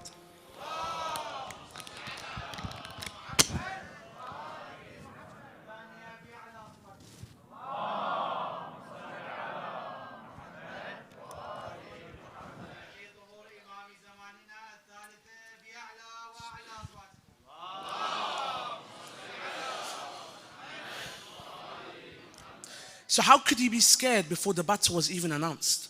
But now another problem occurred, that all the followers of Imam Hassan alayhi salam were mostly the followers of his father Imam Ali alayhi salam. And we can see in the narrations that they just had 3 wars in the period of 4 years. which is a very short period for a caliphate. 4 years with 3 wars, where the first and the second and the third never had wars. So this was another problem, but inshallah I'll talk about this another time. So there were 3 wars in 4 years. So the people were tired. They didn't want to fight anymore. They wanted peace. And this was the first problem of Imam Hassan alayhi salam's caliphate, that he had a whole army that were not ready to fight, that wanted peace. However, being the Imam with his eloquent voice and his convincing sound, he was able to mobilize 20,000 soldiers. But even after mobilizing 20,000 soldiers, they were easily influenced by empty promises, worldly desires, land and money that was promised by Muawiya. However, Imam Hassan alayhi salam was still strong in his belief and was ready for battle. But then Muawiya done a tactic where he would spread a rumor that Imam Hassan alayhi salam was scared. And we see that this rumor, this tactic of spreading a rumor, was used before by Muawiya in the Battle of Siffin, where Imam Ali alayhi salam and all his wings, the right wing, the left wing, all his army were charging forward. We saw that Muawiya got scared. Oh no, I'm gonna lose. What did I do? So he told his soldiers, put the Quran on spears and say, let the Quran see where the haqq is and where the batil is. Imam Ali understood this trick. However, his soldiers didn't, and they all backed away, even though Imam Ali alayhi salam still wanted to fight and understood that he would win the battle. And now this tactic was used again, that Imam Hassan was scared. And amongst the soldiers that stayed loyal to him heard this rumor, and they confronted the Imam. And it is narrated, brothers, that one of the soldiers stabbed Imam Hassan alayhi salam in the thigh. Now a question is raised. Wait, a man stabs our Imam and Imam Hassan doesn't do anything about it? No wonder they call him scared. But then let's go back 50 years to Rasulullah sallallahu alayhi wa alihi wa sallam.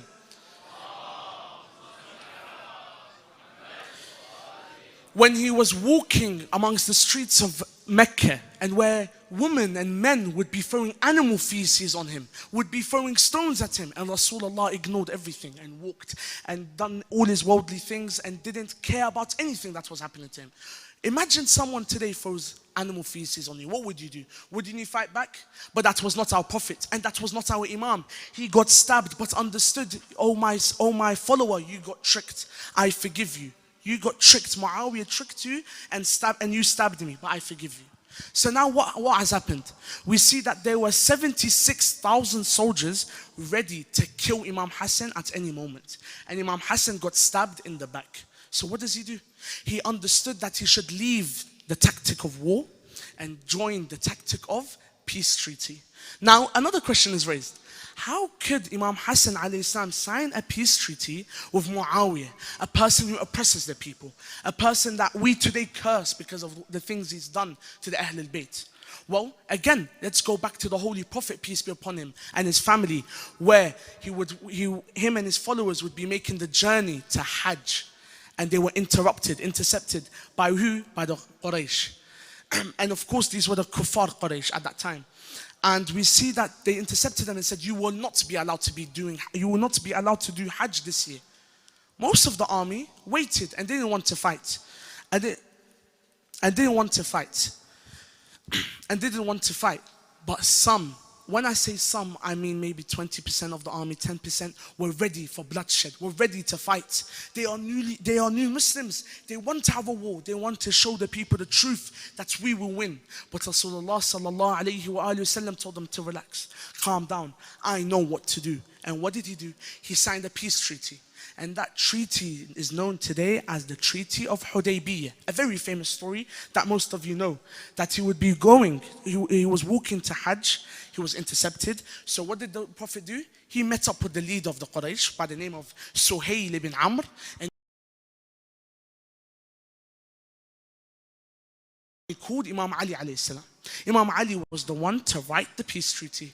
Amongst the articles in that peace treaty, it was said that peace would be held, peace would be kept for 10 years. What do we see in debate? Well, again,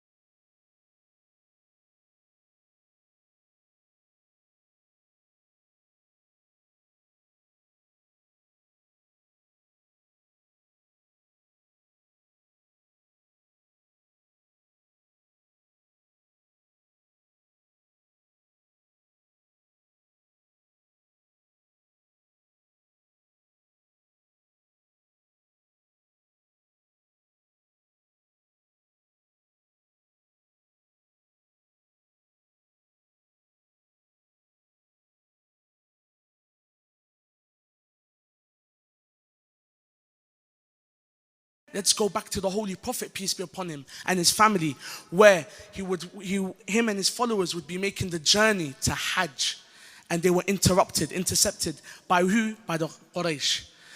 And of course, these were the Kuffar Quraysh at that time. And we see that they intercepted them and said, you will not be allowed to do Hajj this year. Most of the army waited and didn't want to fight. And didn't want to fight. But some, when I say some, I mean maybe 20% of the army, 10% were ready for bloodshed, were ready to fight. They are new Muslims. They want to have a war. They want to show the people the truth that we will win. But Rasulullah sallallahu alayhi wa sallam told them to relax, calm down. I know what to do. And what did he do? He signed a peace treaty. And that treaty is known today as the Treaty of Hudaybiyah. A very famous story that most of you know. That he would be going, he was walking to Hajj, he was intercepted. So what did the Prophet do? He met up with the leader of the Quraysh by the name of Suhail ibn Amr, and he called Imam Ali alayhi salam. Imam Ali was the one to write the peace treaty. Amongst the articles in that peace treaty, it was said that peace would be held, peace would be kept for 10 years. What do we see? What happened? Why do you think the Prophet signed this treaty? It's so to show the people, his followers, oh Ummah, you want me to fight? No. I will sign a peace treaty and let them expose their own characteristics. And indeed, after 2 years of this peace treaty, what happened? It is narrated that the Quraysh killed some of the followers of Rasulullah sallallahu alayhi wa sallam. Which, what happened? People got that flashlight idea. Wait. A peace treaty was signed, but they just killed the people they signed the treaty with. So what did he do? He exposed the characteristics. So Imam Hassan alayhi salam, being the Imam, being the Caliph, being the descendant of Rasulullah sallallahu alayhi wa sallam, understood, I will leave the tactic of war and I will indeed expose the characteristics of Muawiya. But now another thing is raised. Why did Imam Hassan sign a peace treaty with Muawiya? And why did Imam Hussein alayhi salam have a fight with Yazid? He had a war, but Imam Hassan didn't. He's like, I don't want to have a fight. Let's do a peace treaty. We see that he done the peace treaty for 2 reasons. To save the lives of the Shia. Because he understood that if he signed this peace treaty, the Shia would be killed. If he didn't sign the peace treaty, the people would be killed. And this can be seen when we read the narrations that a loyal companion of the Imam came to him and said, oh Imam, let's fight. I don't want to sign this peace treaty. And Imam Hassan alayhi salam replied, oh my companion, know that if we have this war, the Shia will be wiped off this planet. And I need them to be here to spread the message of my grandfather. The second reason he wanted to sign this treaty is to expose the characteristics of Muawiya. Why? It's because Muawiya was very smart in the way he led the people. Indeed, when Muawiya would lead the people, he looked religious. He had the uniform, the sibha. He would remember Allah, do dhikr. But inside his heart, in private, we all know what he done. But Yazid was different. He done haram proudly in front of everyone. He would be drinking in front of everyone, partying, playing with monkeys, the narrations say, wasting his time. So Imam Hassan signed the peace treaty and said, I will sign this treaty to expose you. Amongst this treaty, there were 5 terms that are known. The first term was that the cursing of Ali ibn Abi Talib alayhi salam would be stopped. The second term was to not change the sunnah of Rasulullah sallallahu alayhi wa sallam. The third one was to return all the blood money of Jamal and Siffin to the rightful owners. The fourth one was that, and which is very important, the most important one actually, that the caliphate would be returned back to Imam Hassan. And if Imam Hassan is found dead, it would go back to Imam al-Hussein. And the fifth one was to stop the killing of the Shia, which was very important as well. Stop the killing of the Shia. Now let's go one by one and tell you how he disowned and didn't stay loyal to any of them. First one, stop the cursing of my father Ali ibn Abi Talib. For 60 years from that signing the treaty, for 60 years plus, every Jum'ah prayer had to start with the cursing of Imam Ali alayhi salam. Astaghfirullah. 2, to not change the sunnah. It is seen that the Jum'ah prayer was prayed on a Wednesday. Now, my Arabic speaking brothers know that Jum'ah means Friday. So why was the Jum'ah prayer prayed on Wednesday? And another thing, whoever goes to Jum'ah prayers here, that the khutbah is always given standing up. but Muawiya would sit down. So what does this mean? He changed the sunnah. Third, to return the blood money of Jamal and Safin, it is said that he kept all of it and gave it out to his family members, to his friends, for fun. He didn't give it back to his actual companions. That were the people who wanted the money because it was theirs. They're loyal. 4, to give back the caliphate to Imam Hassan alayhi salam. And if Imam Hassan's found dead, to Imam Hussein alayhi salam. We all know what happened, don't we? He didn't. And he gave it to his son Yazid la'natullah alayhi. And 5th, that the killing of the Shia would be stopped. And we see that it never stopped. Even till today, it has never stopped. And the Shia are still getting killed. But indeed, what I just told you is upsetting. But Imam Hassan, not really. Because he just achieved these 2 things. He exposed Muawiyah's characteristics, yes or no? Because a man who is a Muslim, sticks to the word of Allah, would stay loyal to the treaty, and he didn't. And second, he saved most of the lives of the Shia. Alhamdulillah. And indeed, this treaty was the last main thing, the last pivotal thing that made the pathway to Ashura. Many people from here skip straight away to Ashura. But I want to take that one gap, that 10-year gap, from 50 AH, 50 years after Hijri, to 60 years after Hijri. What happened in that 10-year gap? Muawiya thought that because he signed this treaty, he doesn't need to worry about Imam Hassan. Imam Hassan's not going to break the treaty. He's not going to go kill the Shia. He's not going to change the Sunnah. I can take my eyes off him. And this was a mistake. Because indeed, we see Imam Hassan alayhi salam taught thousands of companions about the true religion of Rasulullah sallallahu alayhi wa sallam. The true religion that Imam Ali had 3 wars to protect it. And because of this, Imam Hassan won. And because of this, Muawiyah realized, wait, 10 years I left him alone. I left Imam Hassan alone for 10 years. And look what happened. Now the Shia are growing. So he had to kill him. He had to kill Imam Hassan alayhi salam. So that's why it took 10 years to kill Imam Hassan alayhi salam. Because he left the eye. He put a blind side on him and thought about everything else, which was a mistake. So that's what happened in those 10 years. And now we skip to Imam Hassan's role. We see that in Muawiyah's last moments in life, he looks to his son Yazid, la'natullah alayhi, and says the words, "Oh my son Yazid, I have given you the caliphate, and know that Imam Hussein alayhi salam would cause you a headache. So be wary of him, keep an eye on him." And now, 2 things happened. First, the biggest tragedy happened, that the caliphate was passed to Yazid.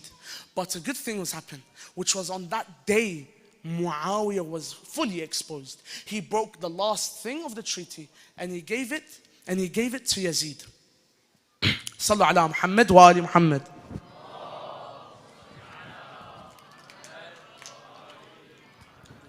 And he gave it to Yazid. But Imam Hussein exposed the characteristics. And now, as I said from the beginning, I would like to go through 3 things. What is the peace treaty?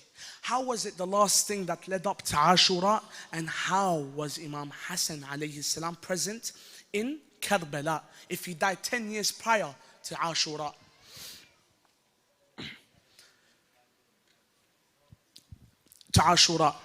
We see that every time Imam Hussein alayhi salam would look at Muawiyah and see him, he would say the famous lines, "I wish I could do jihad with you, but the only thing holding me back is that my brother has an agreement with you. Otherwise it would gain me closeness to Allah to have jihad with you. For you are Hizb al-Zalimin wa awliya al-Shayateen." Why would Imam Hussein say this to our loyal companion?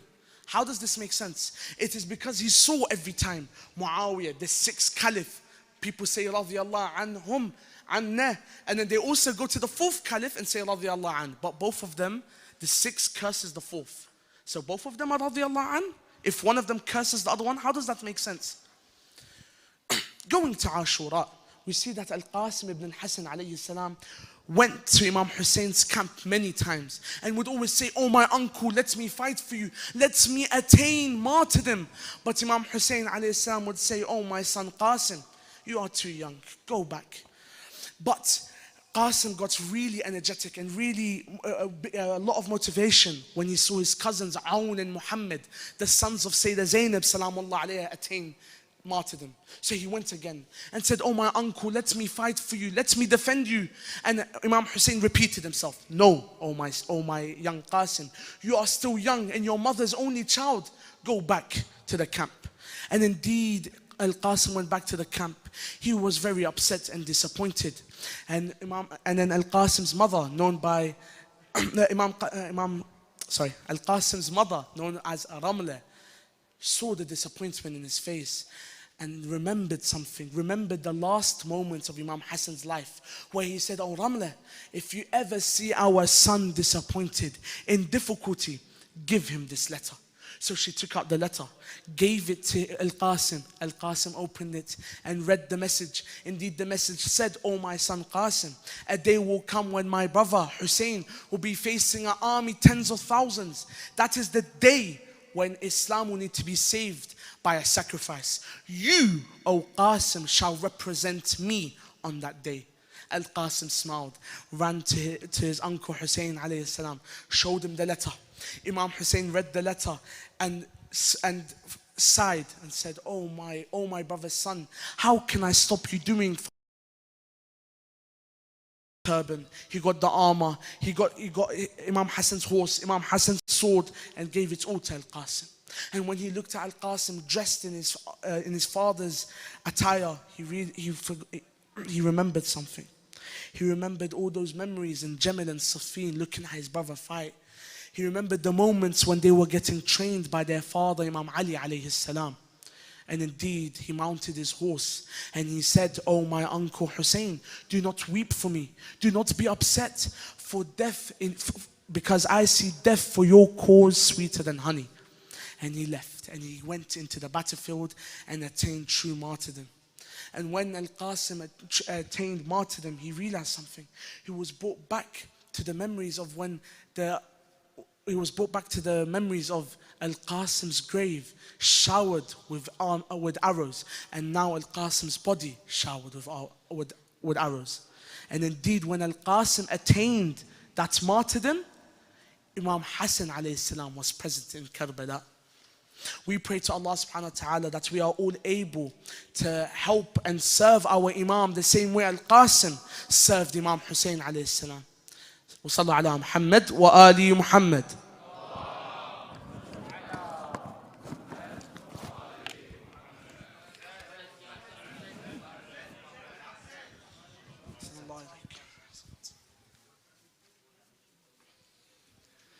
صلوا على محمد وآل محمد.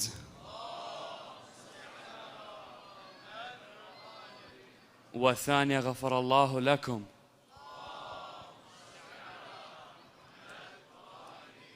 والثالثة على حب الحسن والحسين بأعلى أصواتكم.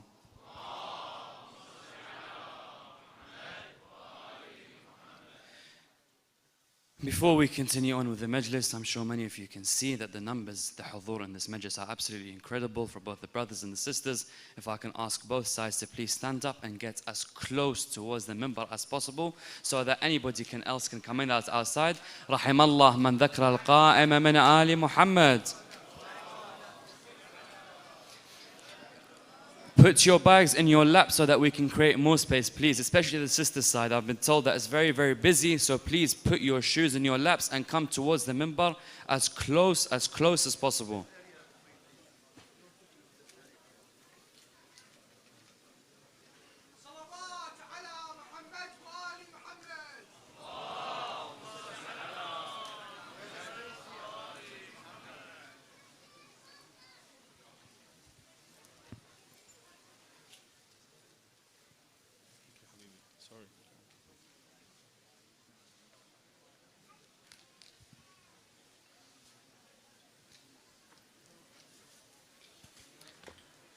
صلوا على محمد وآل محمد.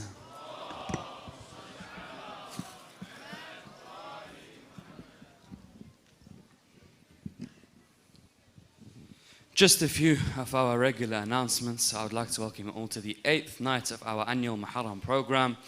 As yesterday we remembered Aba Fadl Abbas alayhi salam, today we remember his nephew Al-Qasim ibn Imam Al-Hassan alayhi salam. And as special a night as it was yesterday, today is also a special night for everybody here. So please pray for your hajat, pray for the hay'ah, and anything that you have, inshallah. The youth of Karbala, the man, the boy who was never married, inshallah, he is the one who will be your shafi' on the day of judgment. The more you give in tonight's majlis, the more helpful you are, the more you work with us. Inshallah, Al-Qasim yughfirkum ajma'een. I would like to apologize for a few of the aspects of the majlis, including the entrance. I know it's been very difficult with the toilets, with everything. There have been a few shortcomings from our side, so please forgive us and try to work with us as much as possible. You guys have all been wonderful over the past week of majalis, and I can speak on behalf of myself and the rest of the hay'ah that I can't believe the majalis are already coming to an end and we have to wait for another year. Like I said earlier, please keep your bags on your laps, just so that if you create that one space for anybody to come in, then inshallah you will earn their thawab as well. This majlis, like we say every night, is run fully by your generosity, run fully on your donations. As Al-Qasim was a youth on the day of Karbala, everybody who runs this majlis is also of youth. So we need your help. I'll be very honest, whenever we do give announcements about donations, it's because we are in serious need of them. So anything that you can donate to the cause of Imam Al-Hussein, the cause of Al-Qasim, please donate. If I can ask you all to keep your phones off during the majlis. Also, like I said earlier, if you have parked your car in a space that is not allowed, we will not announce it. You will simply just get your car towed away, or whatever the neighbors decide to do, they will do. So if your car isn't parked in somewhere that's allowed, please make sure that you move it.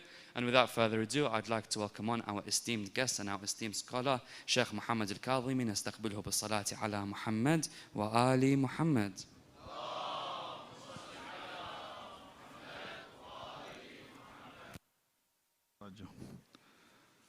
بسم الله الرحمن الرحيم. رب اشرح لي صدري ويسر لي أمري واحلل عقدة من لساني يفقه قولي. صلى الله عليك يا سيدي ويا مولاي يا رسول الله. صلى الله عليك يا ابن رسول الله. صلى الله عليك يا أبا عبد الله. يا رحمة الله الواسعة ويا باب نجاة الأمة ويا عبرة كل مؤمن ومؤمنة غريب يا مظلوم كربلاء. سيدي ما خاب من تمسك بكم، أمن من التجأ إلى حصنكم. يا ليتنا ثم يا ليتنا كنا معكم فنفوز فوزا عظيما. يا دوحة المجد من فهر ومن مضر، قد جف ماء الصبا من غصنك النظري. يا درة غادرت أصدافها فعلت حتى غلت ثمنا عن سائر الدرر. قد غال خسف الردايا بدر الهدى فهوايا. فيا نجوم السماء من بعده انتثري. إن يبكه عمه حزنا لمصرعه فما بكى قمر إلا على قمري. قال الله العظيم في محكم كتابه الكريم: بسم الله الرحمن الرحيم. فمن الناس من يقول ربنا آتنا في الدنيا حسنة وما له فمن الناس من يقول ربنا آتنا في الدنيا وما له في الآخرة من خلاق. ومنهم من يقول ربنا آتنا في الدنيا حسنة وفي الآخرة حسنة وقنا عذاب النار. Allah Azza wa Jal states in His Holy Quran, Bismillah ar-Rahman, in ayah verse 200 from Surah Al-Baqarah, Bismillah ar-Rahman ar-Rahim. And some of the mankind of people say that, oh God, give us a portion of this world, and they have no portion in the hereafter. And there are others that say, oh Allah, grant us a portion in this world and a portion in the hereafter, and guard us from the fire of hell.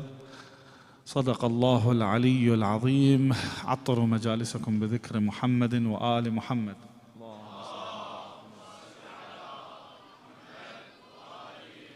زينوها بالثانية.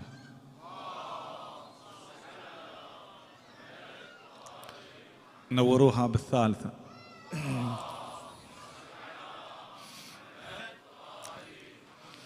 Having great ambitions is the main driving force behind a person's success in this world and also in the hereafter.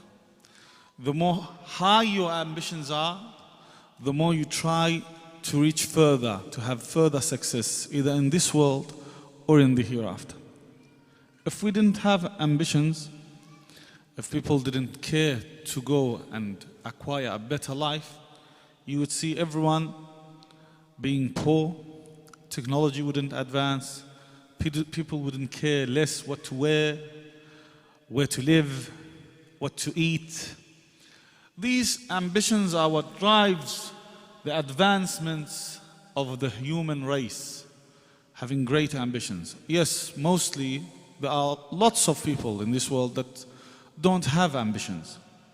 And they come into this world and they leave this world as if they did not come and as if they did not leave. They don't have an impact here. Their life has no impact. It's like no one knows who they were, what they did, how they left this world, where they died, where are they buried. But there are others, because of their great ambitions, they have reached high places, they leave a mark in history, people remember them greatly, whether it's in regards to those who have made contributions to the advancements of the human society, the world in a worldly matter, or whether those that have made contributions in the advancement of human society in regards to the hereafter. So having ambitions is very important. But to a Muslim, there must be at least, and I'm saying at least, an equilibrium between his ambitions in regards to this world and his ambitions in regards to the hereafter. See, some people, as in the ayah that we have just read, ask God, they say, Ya Allah, give us what is good in this world. رَبَّنَا آتِنَا فِي الدُّنْيَا وَمَا لَهُ فِي الْآخِرَةِ مِنْ خَلَاقٍ. But in the akhirah, he has no share, no portion of the akhirah. وَمِنْهُمْ مَنْ يَقُولُ رَبَّنَا آتِنَا فِي الدُّنْيَا حَسَنَةً وَفِي الْآخِرَةِ حَسَنَةً. Give us in this world and in the hereafter. These ambitions have to be at least equal in regards to the akhirah and in regards to the dunya. If they were more leaning towards the akhirah, it's even better. Because Ahl al-Bayt's ambitions were 100% towards what? The akhirah, not to the dunya. They did not care what to wear. They did not care what to eat. Imam Ali salamullah alayhi states in his famous sermon, he says, ألا وإن لكل مأموم إمام يقتدي به. every follower has a leader that he follows. ألا وإن إمامكم, O you who follow Ali ibn Abi Talib, your leader, قد اكتفى من دنياه بطمريه. He's been content from his world with one pair, let's say, with one pair of clothes. So he used to wear one shirt, and then he would wash the other, and then if the first one, and if the one he's wearing would be dirty, he would take it off and get the washed one. To an extent that one day a young man came with his father to the mosque of Kufa and saw Imam Ali standing giving a sermon while he's moving his arm. And he said, "Father, what's this act of Imam Ali? It's weird. He's reading his sermon and he's moving his arm." He said he has only one pair of clothes and one is dirty. This one that he's wearing has still not been dry. So he's moving it to dry it. ألا وإن إمامكم قد اكتفى من دنياه بطمريه ومن طعمه بقرصيه. And from food, only 2 loaves of bread are sufficient enough for him. This is your leader, the one you attribute yourself to, the one you want to follow. But ألا وإنكم لا تقدرون على ذلك. I know you can't handle this way of life. ولكن أعينوني, then aid me بورع, with a bit of piety, واجتهاد. Try your best to become better. Have this ambition to be better. Do not be content with where you have reached. Always try to go further. See, in regards to this world, we understand this. No one says, "I'm poor, but it's okay." Is it haram to be poor? If you tell someone you're poor, do you want to be rich? He would say, "Yes, I would hope to." Does he ever tell you, "Is it haram to be poor?" No, it isn't. So I'm happy of being poor. He wouldn't say that. He would say, "I know I'm not well off. I'll try my best to be in a better position." No one says, if he's living in a moderate house, that, "Is it haram to live in a moderate house? I like living where I am." No, he always tries to get a better living space. No one says, "Is it haram if I'm driving a wrecked car, an old car?" No, he tries his best to get the best. He tries to the extent of his abilities to get the best he can. But in regards to the hereafter, the scale suddenly becomes unequal. You see someone praying 4 rak'ats and he gives Allah the bare minimum of what is wajib, of what is compulsory, of his obligation. So he prays 4 rak'at of Salat Dhuhr, and he reads 1 tasbih, and he reads the smallest surah he can manage, and he does it as fast as he can manage. And when you tell him after he finished his salah that, "Couldn't you be a bit more considerate in regards to your salah?" he would say, "Is my salah batil?" And you would say, "No, it's not batil." He said, "Then that's it. It's sufficient enough." I know it's not batil, but don't you have greater ambitions? Don't you want to gain more rewards? Suddenly, in regards to the akhirah, you become sufficient with the bare minimum, but in regards to the... While this dunya is limited and the akhirah is limitless, you live, your real home is the akhirah. That's where you will truly reside for all eternity. It's like someone coming, having a specific amount, a limited amount of wealth, and he's going from, for example, he's going from the Middle East to Australia, and he has a transit in Malaysia. And he reaches Malaysia and he buys a home in Malaysia and buys the best car he can, and he wastes all his money in his transit and the place he's transiting in. And when he reaches Australia, he has no money left to buy himself a decent home. Would a decent man, a decent person do this? No, because he knows he's in a place of transit. It doesn't matter where he sleeps. It doesn't matter how he sleeps.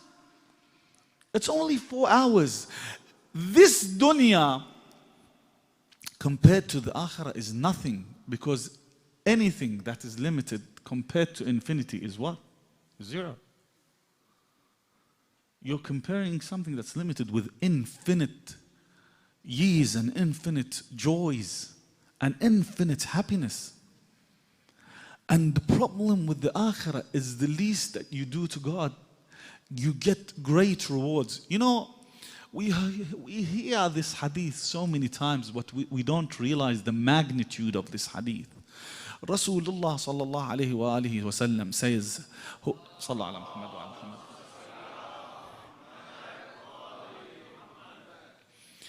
He says, whoever says, La ilaha illallah, just this phrase, God will plant him a tree in heaven. Our minds will picture, let's say, a palm tree. Or let's say one of these sequoia trees, you know, the 100 years old trees that they dig tunnels through, you know, these big sequoia trees. So you imagine if it's a big tree, that it's a sequoia tree. You know, the smallest tree, this is from a narration, the smallest tree in heaven is so big that if all the jinn that God created and all the ants that God created gather under its shade, it would be sufficient enough to shade them all. So that's the smallest tree in heaven. You can imagine now, I don't think we can truly imagine how big it is, but it's humongous. It's big. It's great. Heaven is not something we can take lightly, the rewards of heaven. It's something we must strive to get more of. Try our best to have ambitions towards the hereafter. At least, and I'm saying it again, at least equal to the ambitions we have towards this life, to how we try to better our lives in this world. We must try to better our lives in the hereafter. See, some of the Prophet's companions had these ambitions. They didn't care for what's wajib and what's haram. They cared to get the best possible. There's this man who was crippled, and he came to Rasulullah sallallahu alayhi wa alihi wasallam, and he said, "Oh Prophet of God, I want to come to jihad." And the Prophet told him that jihad is not compulsory for a crippled man. If you're disabled, there is no jihad for you. You don't have to come. And he said, "Is it haram for me to come? Am I not allowed?" And he said, "No, you are. It's not haram." And he said, "Will I be rewarded?" And he said, "Yes, you will be." And he said, "I want to get into heaven with this disability that I have.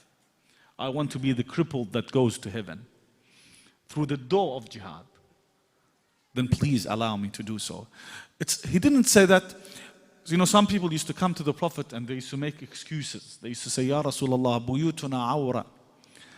Our homes, we have problems, we can't go. Could you excuse us from going to jihad?" You know, they want to not only give the bare minimum, but try to lie their way out of what God has obligated upon them. We have to know, what do we choose to be? Who do we choose to be? Men, our male, or women? Where do we stand? Are we one of those that make excuses so we don't follow Al-Hussein ibn Ali salamullahi alayh? See, when Habib ibn Mudahir tried to go to Karbala, all the ways, all the paths, all the alleys leading to Karbala had spies, and they were all blocked. It was very hard for him to go and leave for Karbala, but he managed. He tried his best to escape from Kufa and go to Karbala, and he reached Karbala. He didn't make excuses. "I can't go. If I go now, I'll be jailed. I'll go to prison." No, he tried his best to do what he can, because he knew that upon reaching Karbala, upon being with Imam Hussein, he would get the highest available reward God would give to anyone. So he had this ambition. He didn't make up excuses for himself. Some women in Karbala are also the same. They did the same thing. They had these great ambitions. So this lady, she gives, her husband goes and dies in Karbala. He becomes a martyr. She has a little child. He's young, maybe one of the youngest, or he is actually the youngest child that fought in Karbala. He's even younger than Hadrat Al-Qasim salamullah alayhi. And she sends him to Imam Hussein and tells him that go and fight. Now he's a child. The prayer is not compulsory on him. He's not obligated to pray. He hasn't reached puberty yet. So he goes to Imam Hussein and he tells him, if you could allow me, I would like to go. He was so short that his sword, the sword he was wearing, was actually dragging on the ground behind him. That's how young he was. So Imam Hussein said that this child, his father has just died in the battlefield, and I'm afraid his mother would be afraid to lose him. Let him go back. He said, oh Imam Hussein, my mother is the one that sent me. These clothes were put on me by my own mother. She told me to come and to fight in your cause. So Imam Hussein said, no, you're too small to fight. And he sends him back. The child goes back. Now his mother doesn't say, that's it, I've done my part, I sent my son, it's enough. His mother looks at him and she says, my son, maybe he saw you too young. Let me help you. And she starts doing his belt even more properly, tightening his belt so that the sword wouldn't drag on the ground. And then she takes his hand and goes to Imam Hussein, towards Imam Hussein. And she says, oh Hussein, how can you accept that your mother Fatima will grieve on you and you won't allow me to grieve on my child? I want my child to die in your cause so that I can grieve on him like your mother Fatima will grieve on you when you die in Karbala. So Imam Hussein accepted. And this man of a child goes into the battlefield. Every single person in Karbala, no one excluded, every single person, when he went to the battle, he would read an urjuza. It's a poem. And this urjuza is usually an introduction. It's like he's saying who he is. Everyone, no, even Imam Hussein, when he used to fight, he used to say, Ana al-Husayn ibn Ali, alaytu an la anthani, ahmi iyalat abi. Ali Al Akbar would say, Ana Ali ibn al-Husayn ibn Ali. The sons of Aqil would say, Abi Aqilun fa'arifu makani. I am the son of Aqil. Everyone would introduce himself to the enemy, that this is who I am. I'm this. Qasim ibn al-Hasan salamullah alayhi says, introduced himself. Everyone. But this child with great ambitions, when he came till now, who he is a debate between historians. Because when he went to the battlefield, he didn't care to introduce himself. He said something that we all repeat through history. He said, Amiri Husaynun wa ni'mal amir. My prince is Hussein, and he is the best prince. Sururu fu'adil bashir al-nadhir. He's the joy of the heart of the Prophet sallallahu alaihi wa alihi.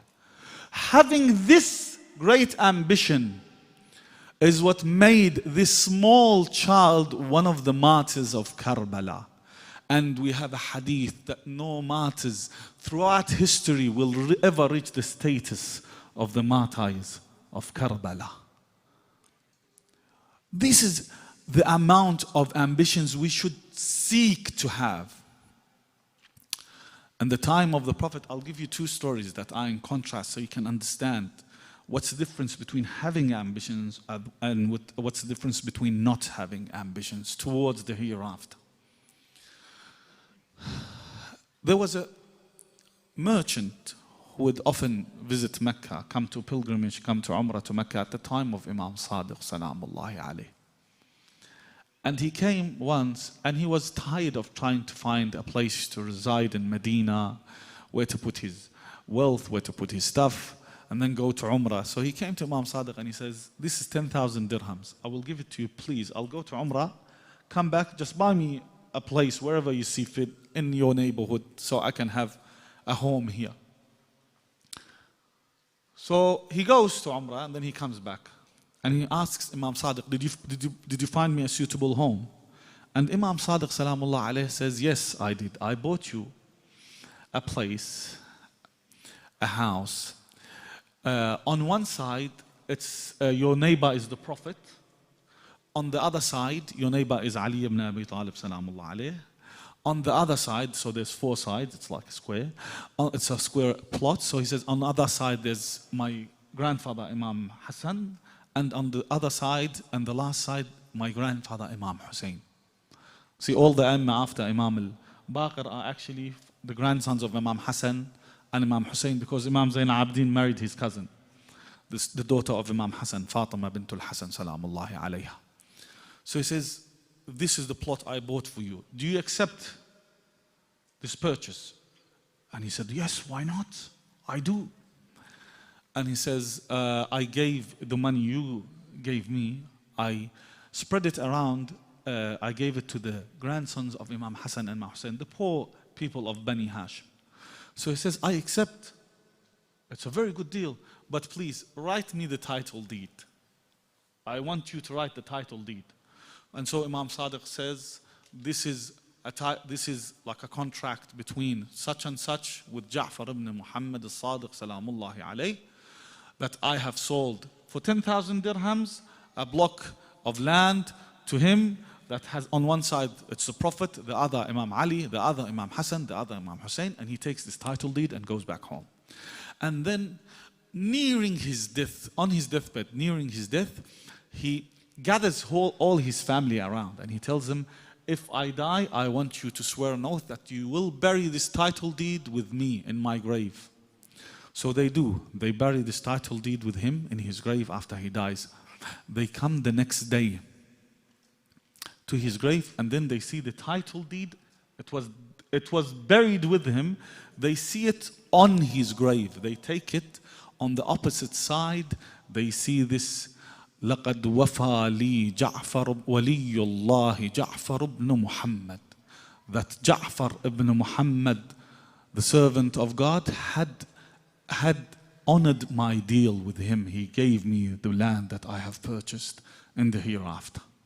So this man had these ambitions. The Imam took his money, promised him that land, and he accepted. A contrast to who? To Samra ibn Jundab. Samra ibn Jundab,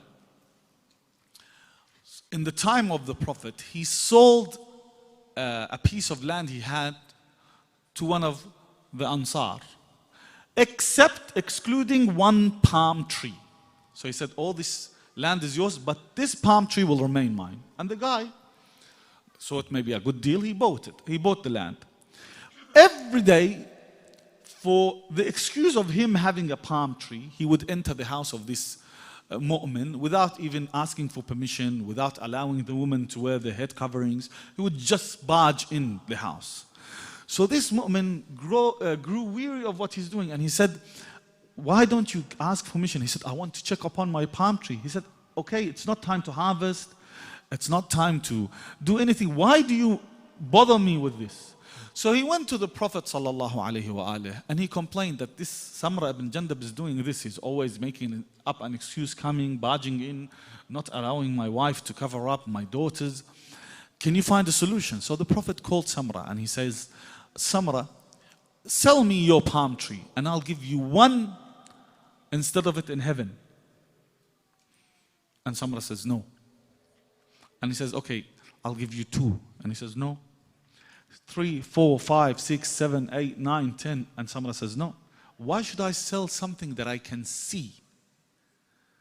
That I can have access to, that I can understand, with something that I can't see. Who says, see, this guy has no belief in the hereafter.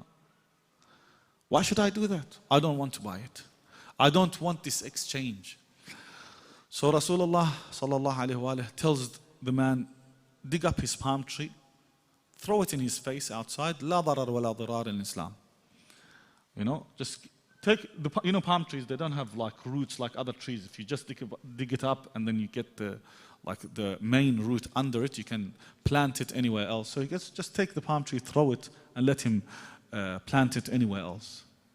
Just don't care.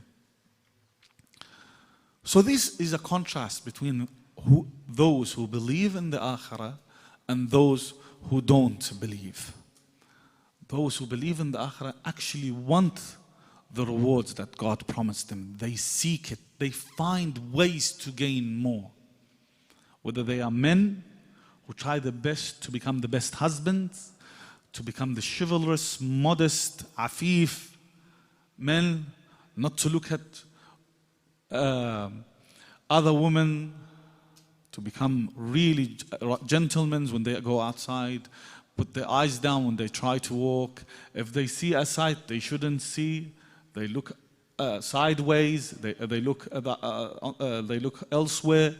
This is the way we should try to be. They become the best fathers, the best brothers, the best sons, the best husbands.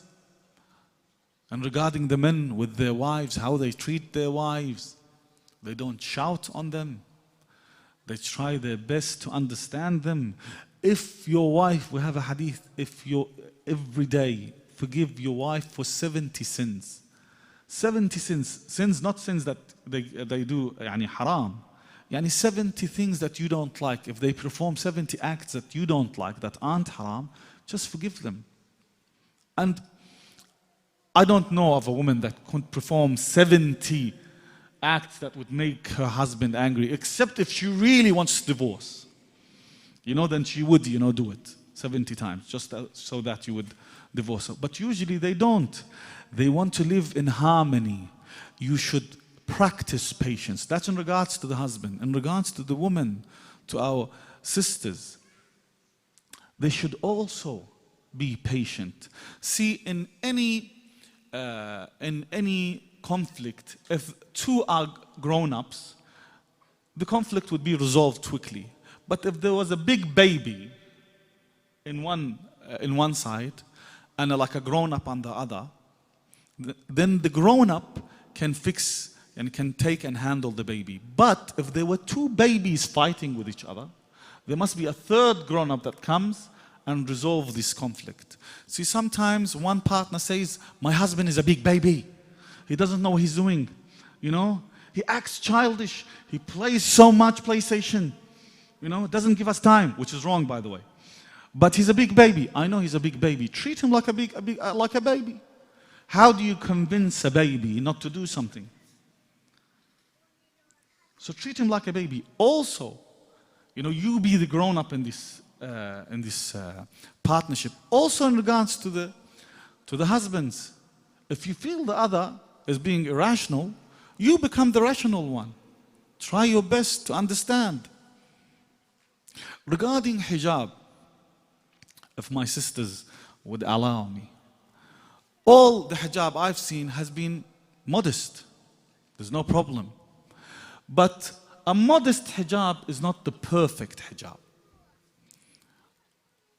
Remember what I told you about having ambitions. You can have a modest hijab that, you have done what you are obligated to. But you, the woman as a whole, see, men have this jihad, that is jihad, the battlefield, and jihad with swords. Women, on the other hand, have a greater jihad because their jihad is the battle of wits. It's the jihad of being firm in what they believe. And I've seen the Jewish community here, the religious Jewish community. And I was surprised, seriously, of how moderate and decent compared to the Westerners, their women's dress. So they can wear immodest clothes, but they choose to wear modest clothes. Now, our sisters, I have no complaint about your hijab. It's not like I'm complaining, but I'm saying that have great ambitions to be even better. Because you are all, as sisters, the army of Fatima al-Zahra sallallahu alayha. And I'm saying this without trying to sugarcoat it. You are the army of Fatima al-Zahra. You are all the army of Sayyida Zainab salamullahi alayha. And one of the complaints Sayyida Zainab had in Karbala, in the Sabi, that the men used to look at their faces and understand how they looked. They used to look at their beauty. This is the main thing that Sayyidah Zainab complained. She said, لقد, when they reached Asham, they reached Kufa. She gave someone, Sahel came and said, do you want me to do something? She said, give some money to the person that's holding the spears that have the heads of our martyrs, and tell him to take the spears outside from us, because the spears were between the ladies, the prisoners. She said, tell him to take the spears and take it away, like put it forward, because the people, while they are looking at the spears, they also look at our faces. لَقَدْ خُزِينَا مِنْ كَثْرَةِ النَّظَرِ إِلَيْنَا. We don't want this. Let him go forward. So Sayyidah Zainab didn't want anyone to see her face. Usually there's a problem. We don't understand the spirit of Islam. The spirit of Islam is the spirit of cooperation, of aiding one another in regards to obeying Allah Azza wa Jal. See, some people say, some ladies say, not my dear sisters, they say, why don't men stop looking? Why should we wear hijab? You know? True? It's so true. Why don't men stop looking? But when you see a disabled person that has no feet or that can't walk, you don't run in front of him because you hurt his feelings. Now, you as being the beautiful sister you are, and a man as being someone that wants to get married but doesn't have the means to, okay, and you going in front of him, showing your beauty, making it prominent in front of him, what do you expect this mentally disabled person to do? What would he do? If he's like decent or afraid of the law, he wouldn't harass you. But he would go home and la samahallah perform a haram act. So here the cooperation, or the let's say ta'awanu ala al-birri wa taqwa, the aiding of one another in worshipping God is not there. We have to aid one another. If I can see that if I go outside, put on makeup, and a mu'min brother sees me, and maybe he doesn't have the courage enough to come forward and ask for my hand, or that he doesn't have the money, or whatever reason he can't come, why do I feel, you know, some of our sisters don't know, but it's a form of teasing. You're actually teasing the brothers because they have no way to come forward. And alhamdulillah, mashallah, you all have beauty. So they're stuck in this dilemma of what to do. So why not aid your brothers? Why not try to cover up some of your beauty? I'm not saying that you don't. Again, please. I'm not saying that you don't. I'm saying just a bit better. It would be much appreciated by Allah, by Fatima al-Zahra, by your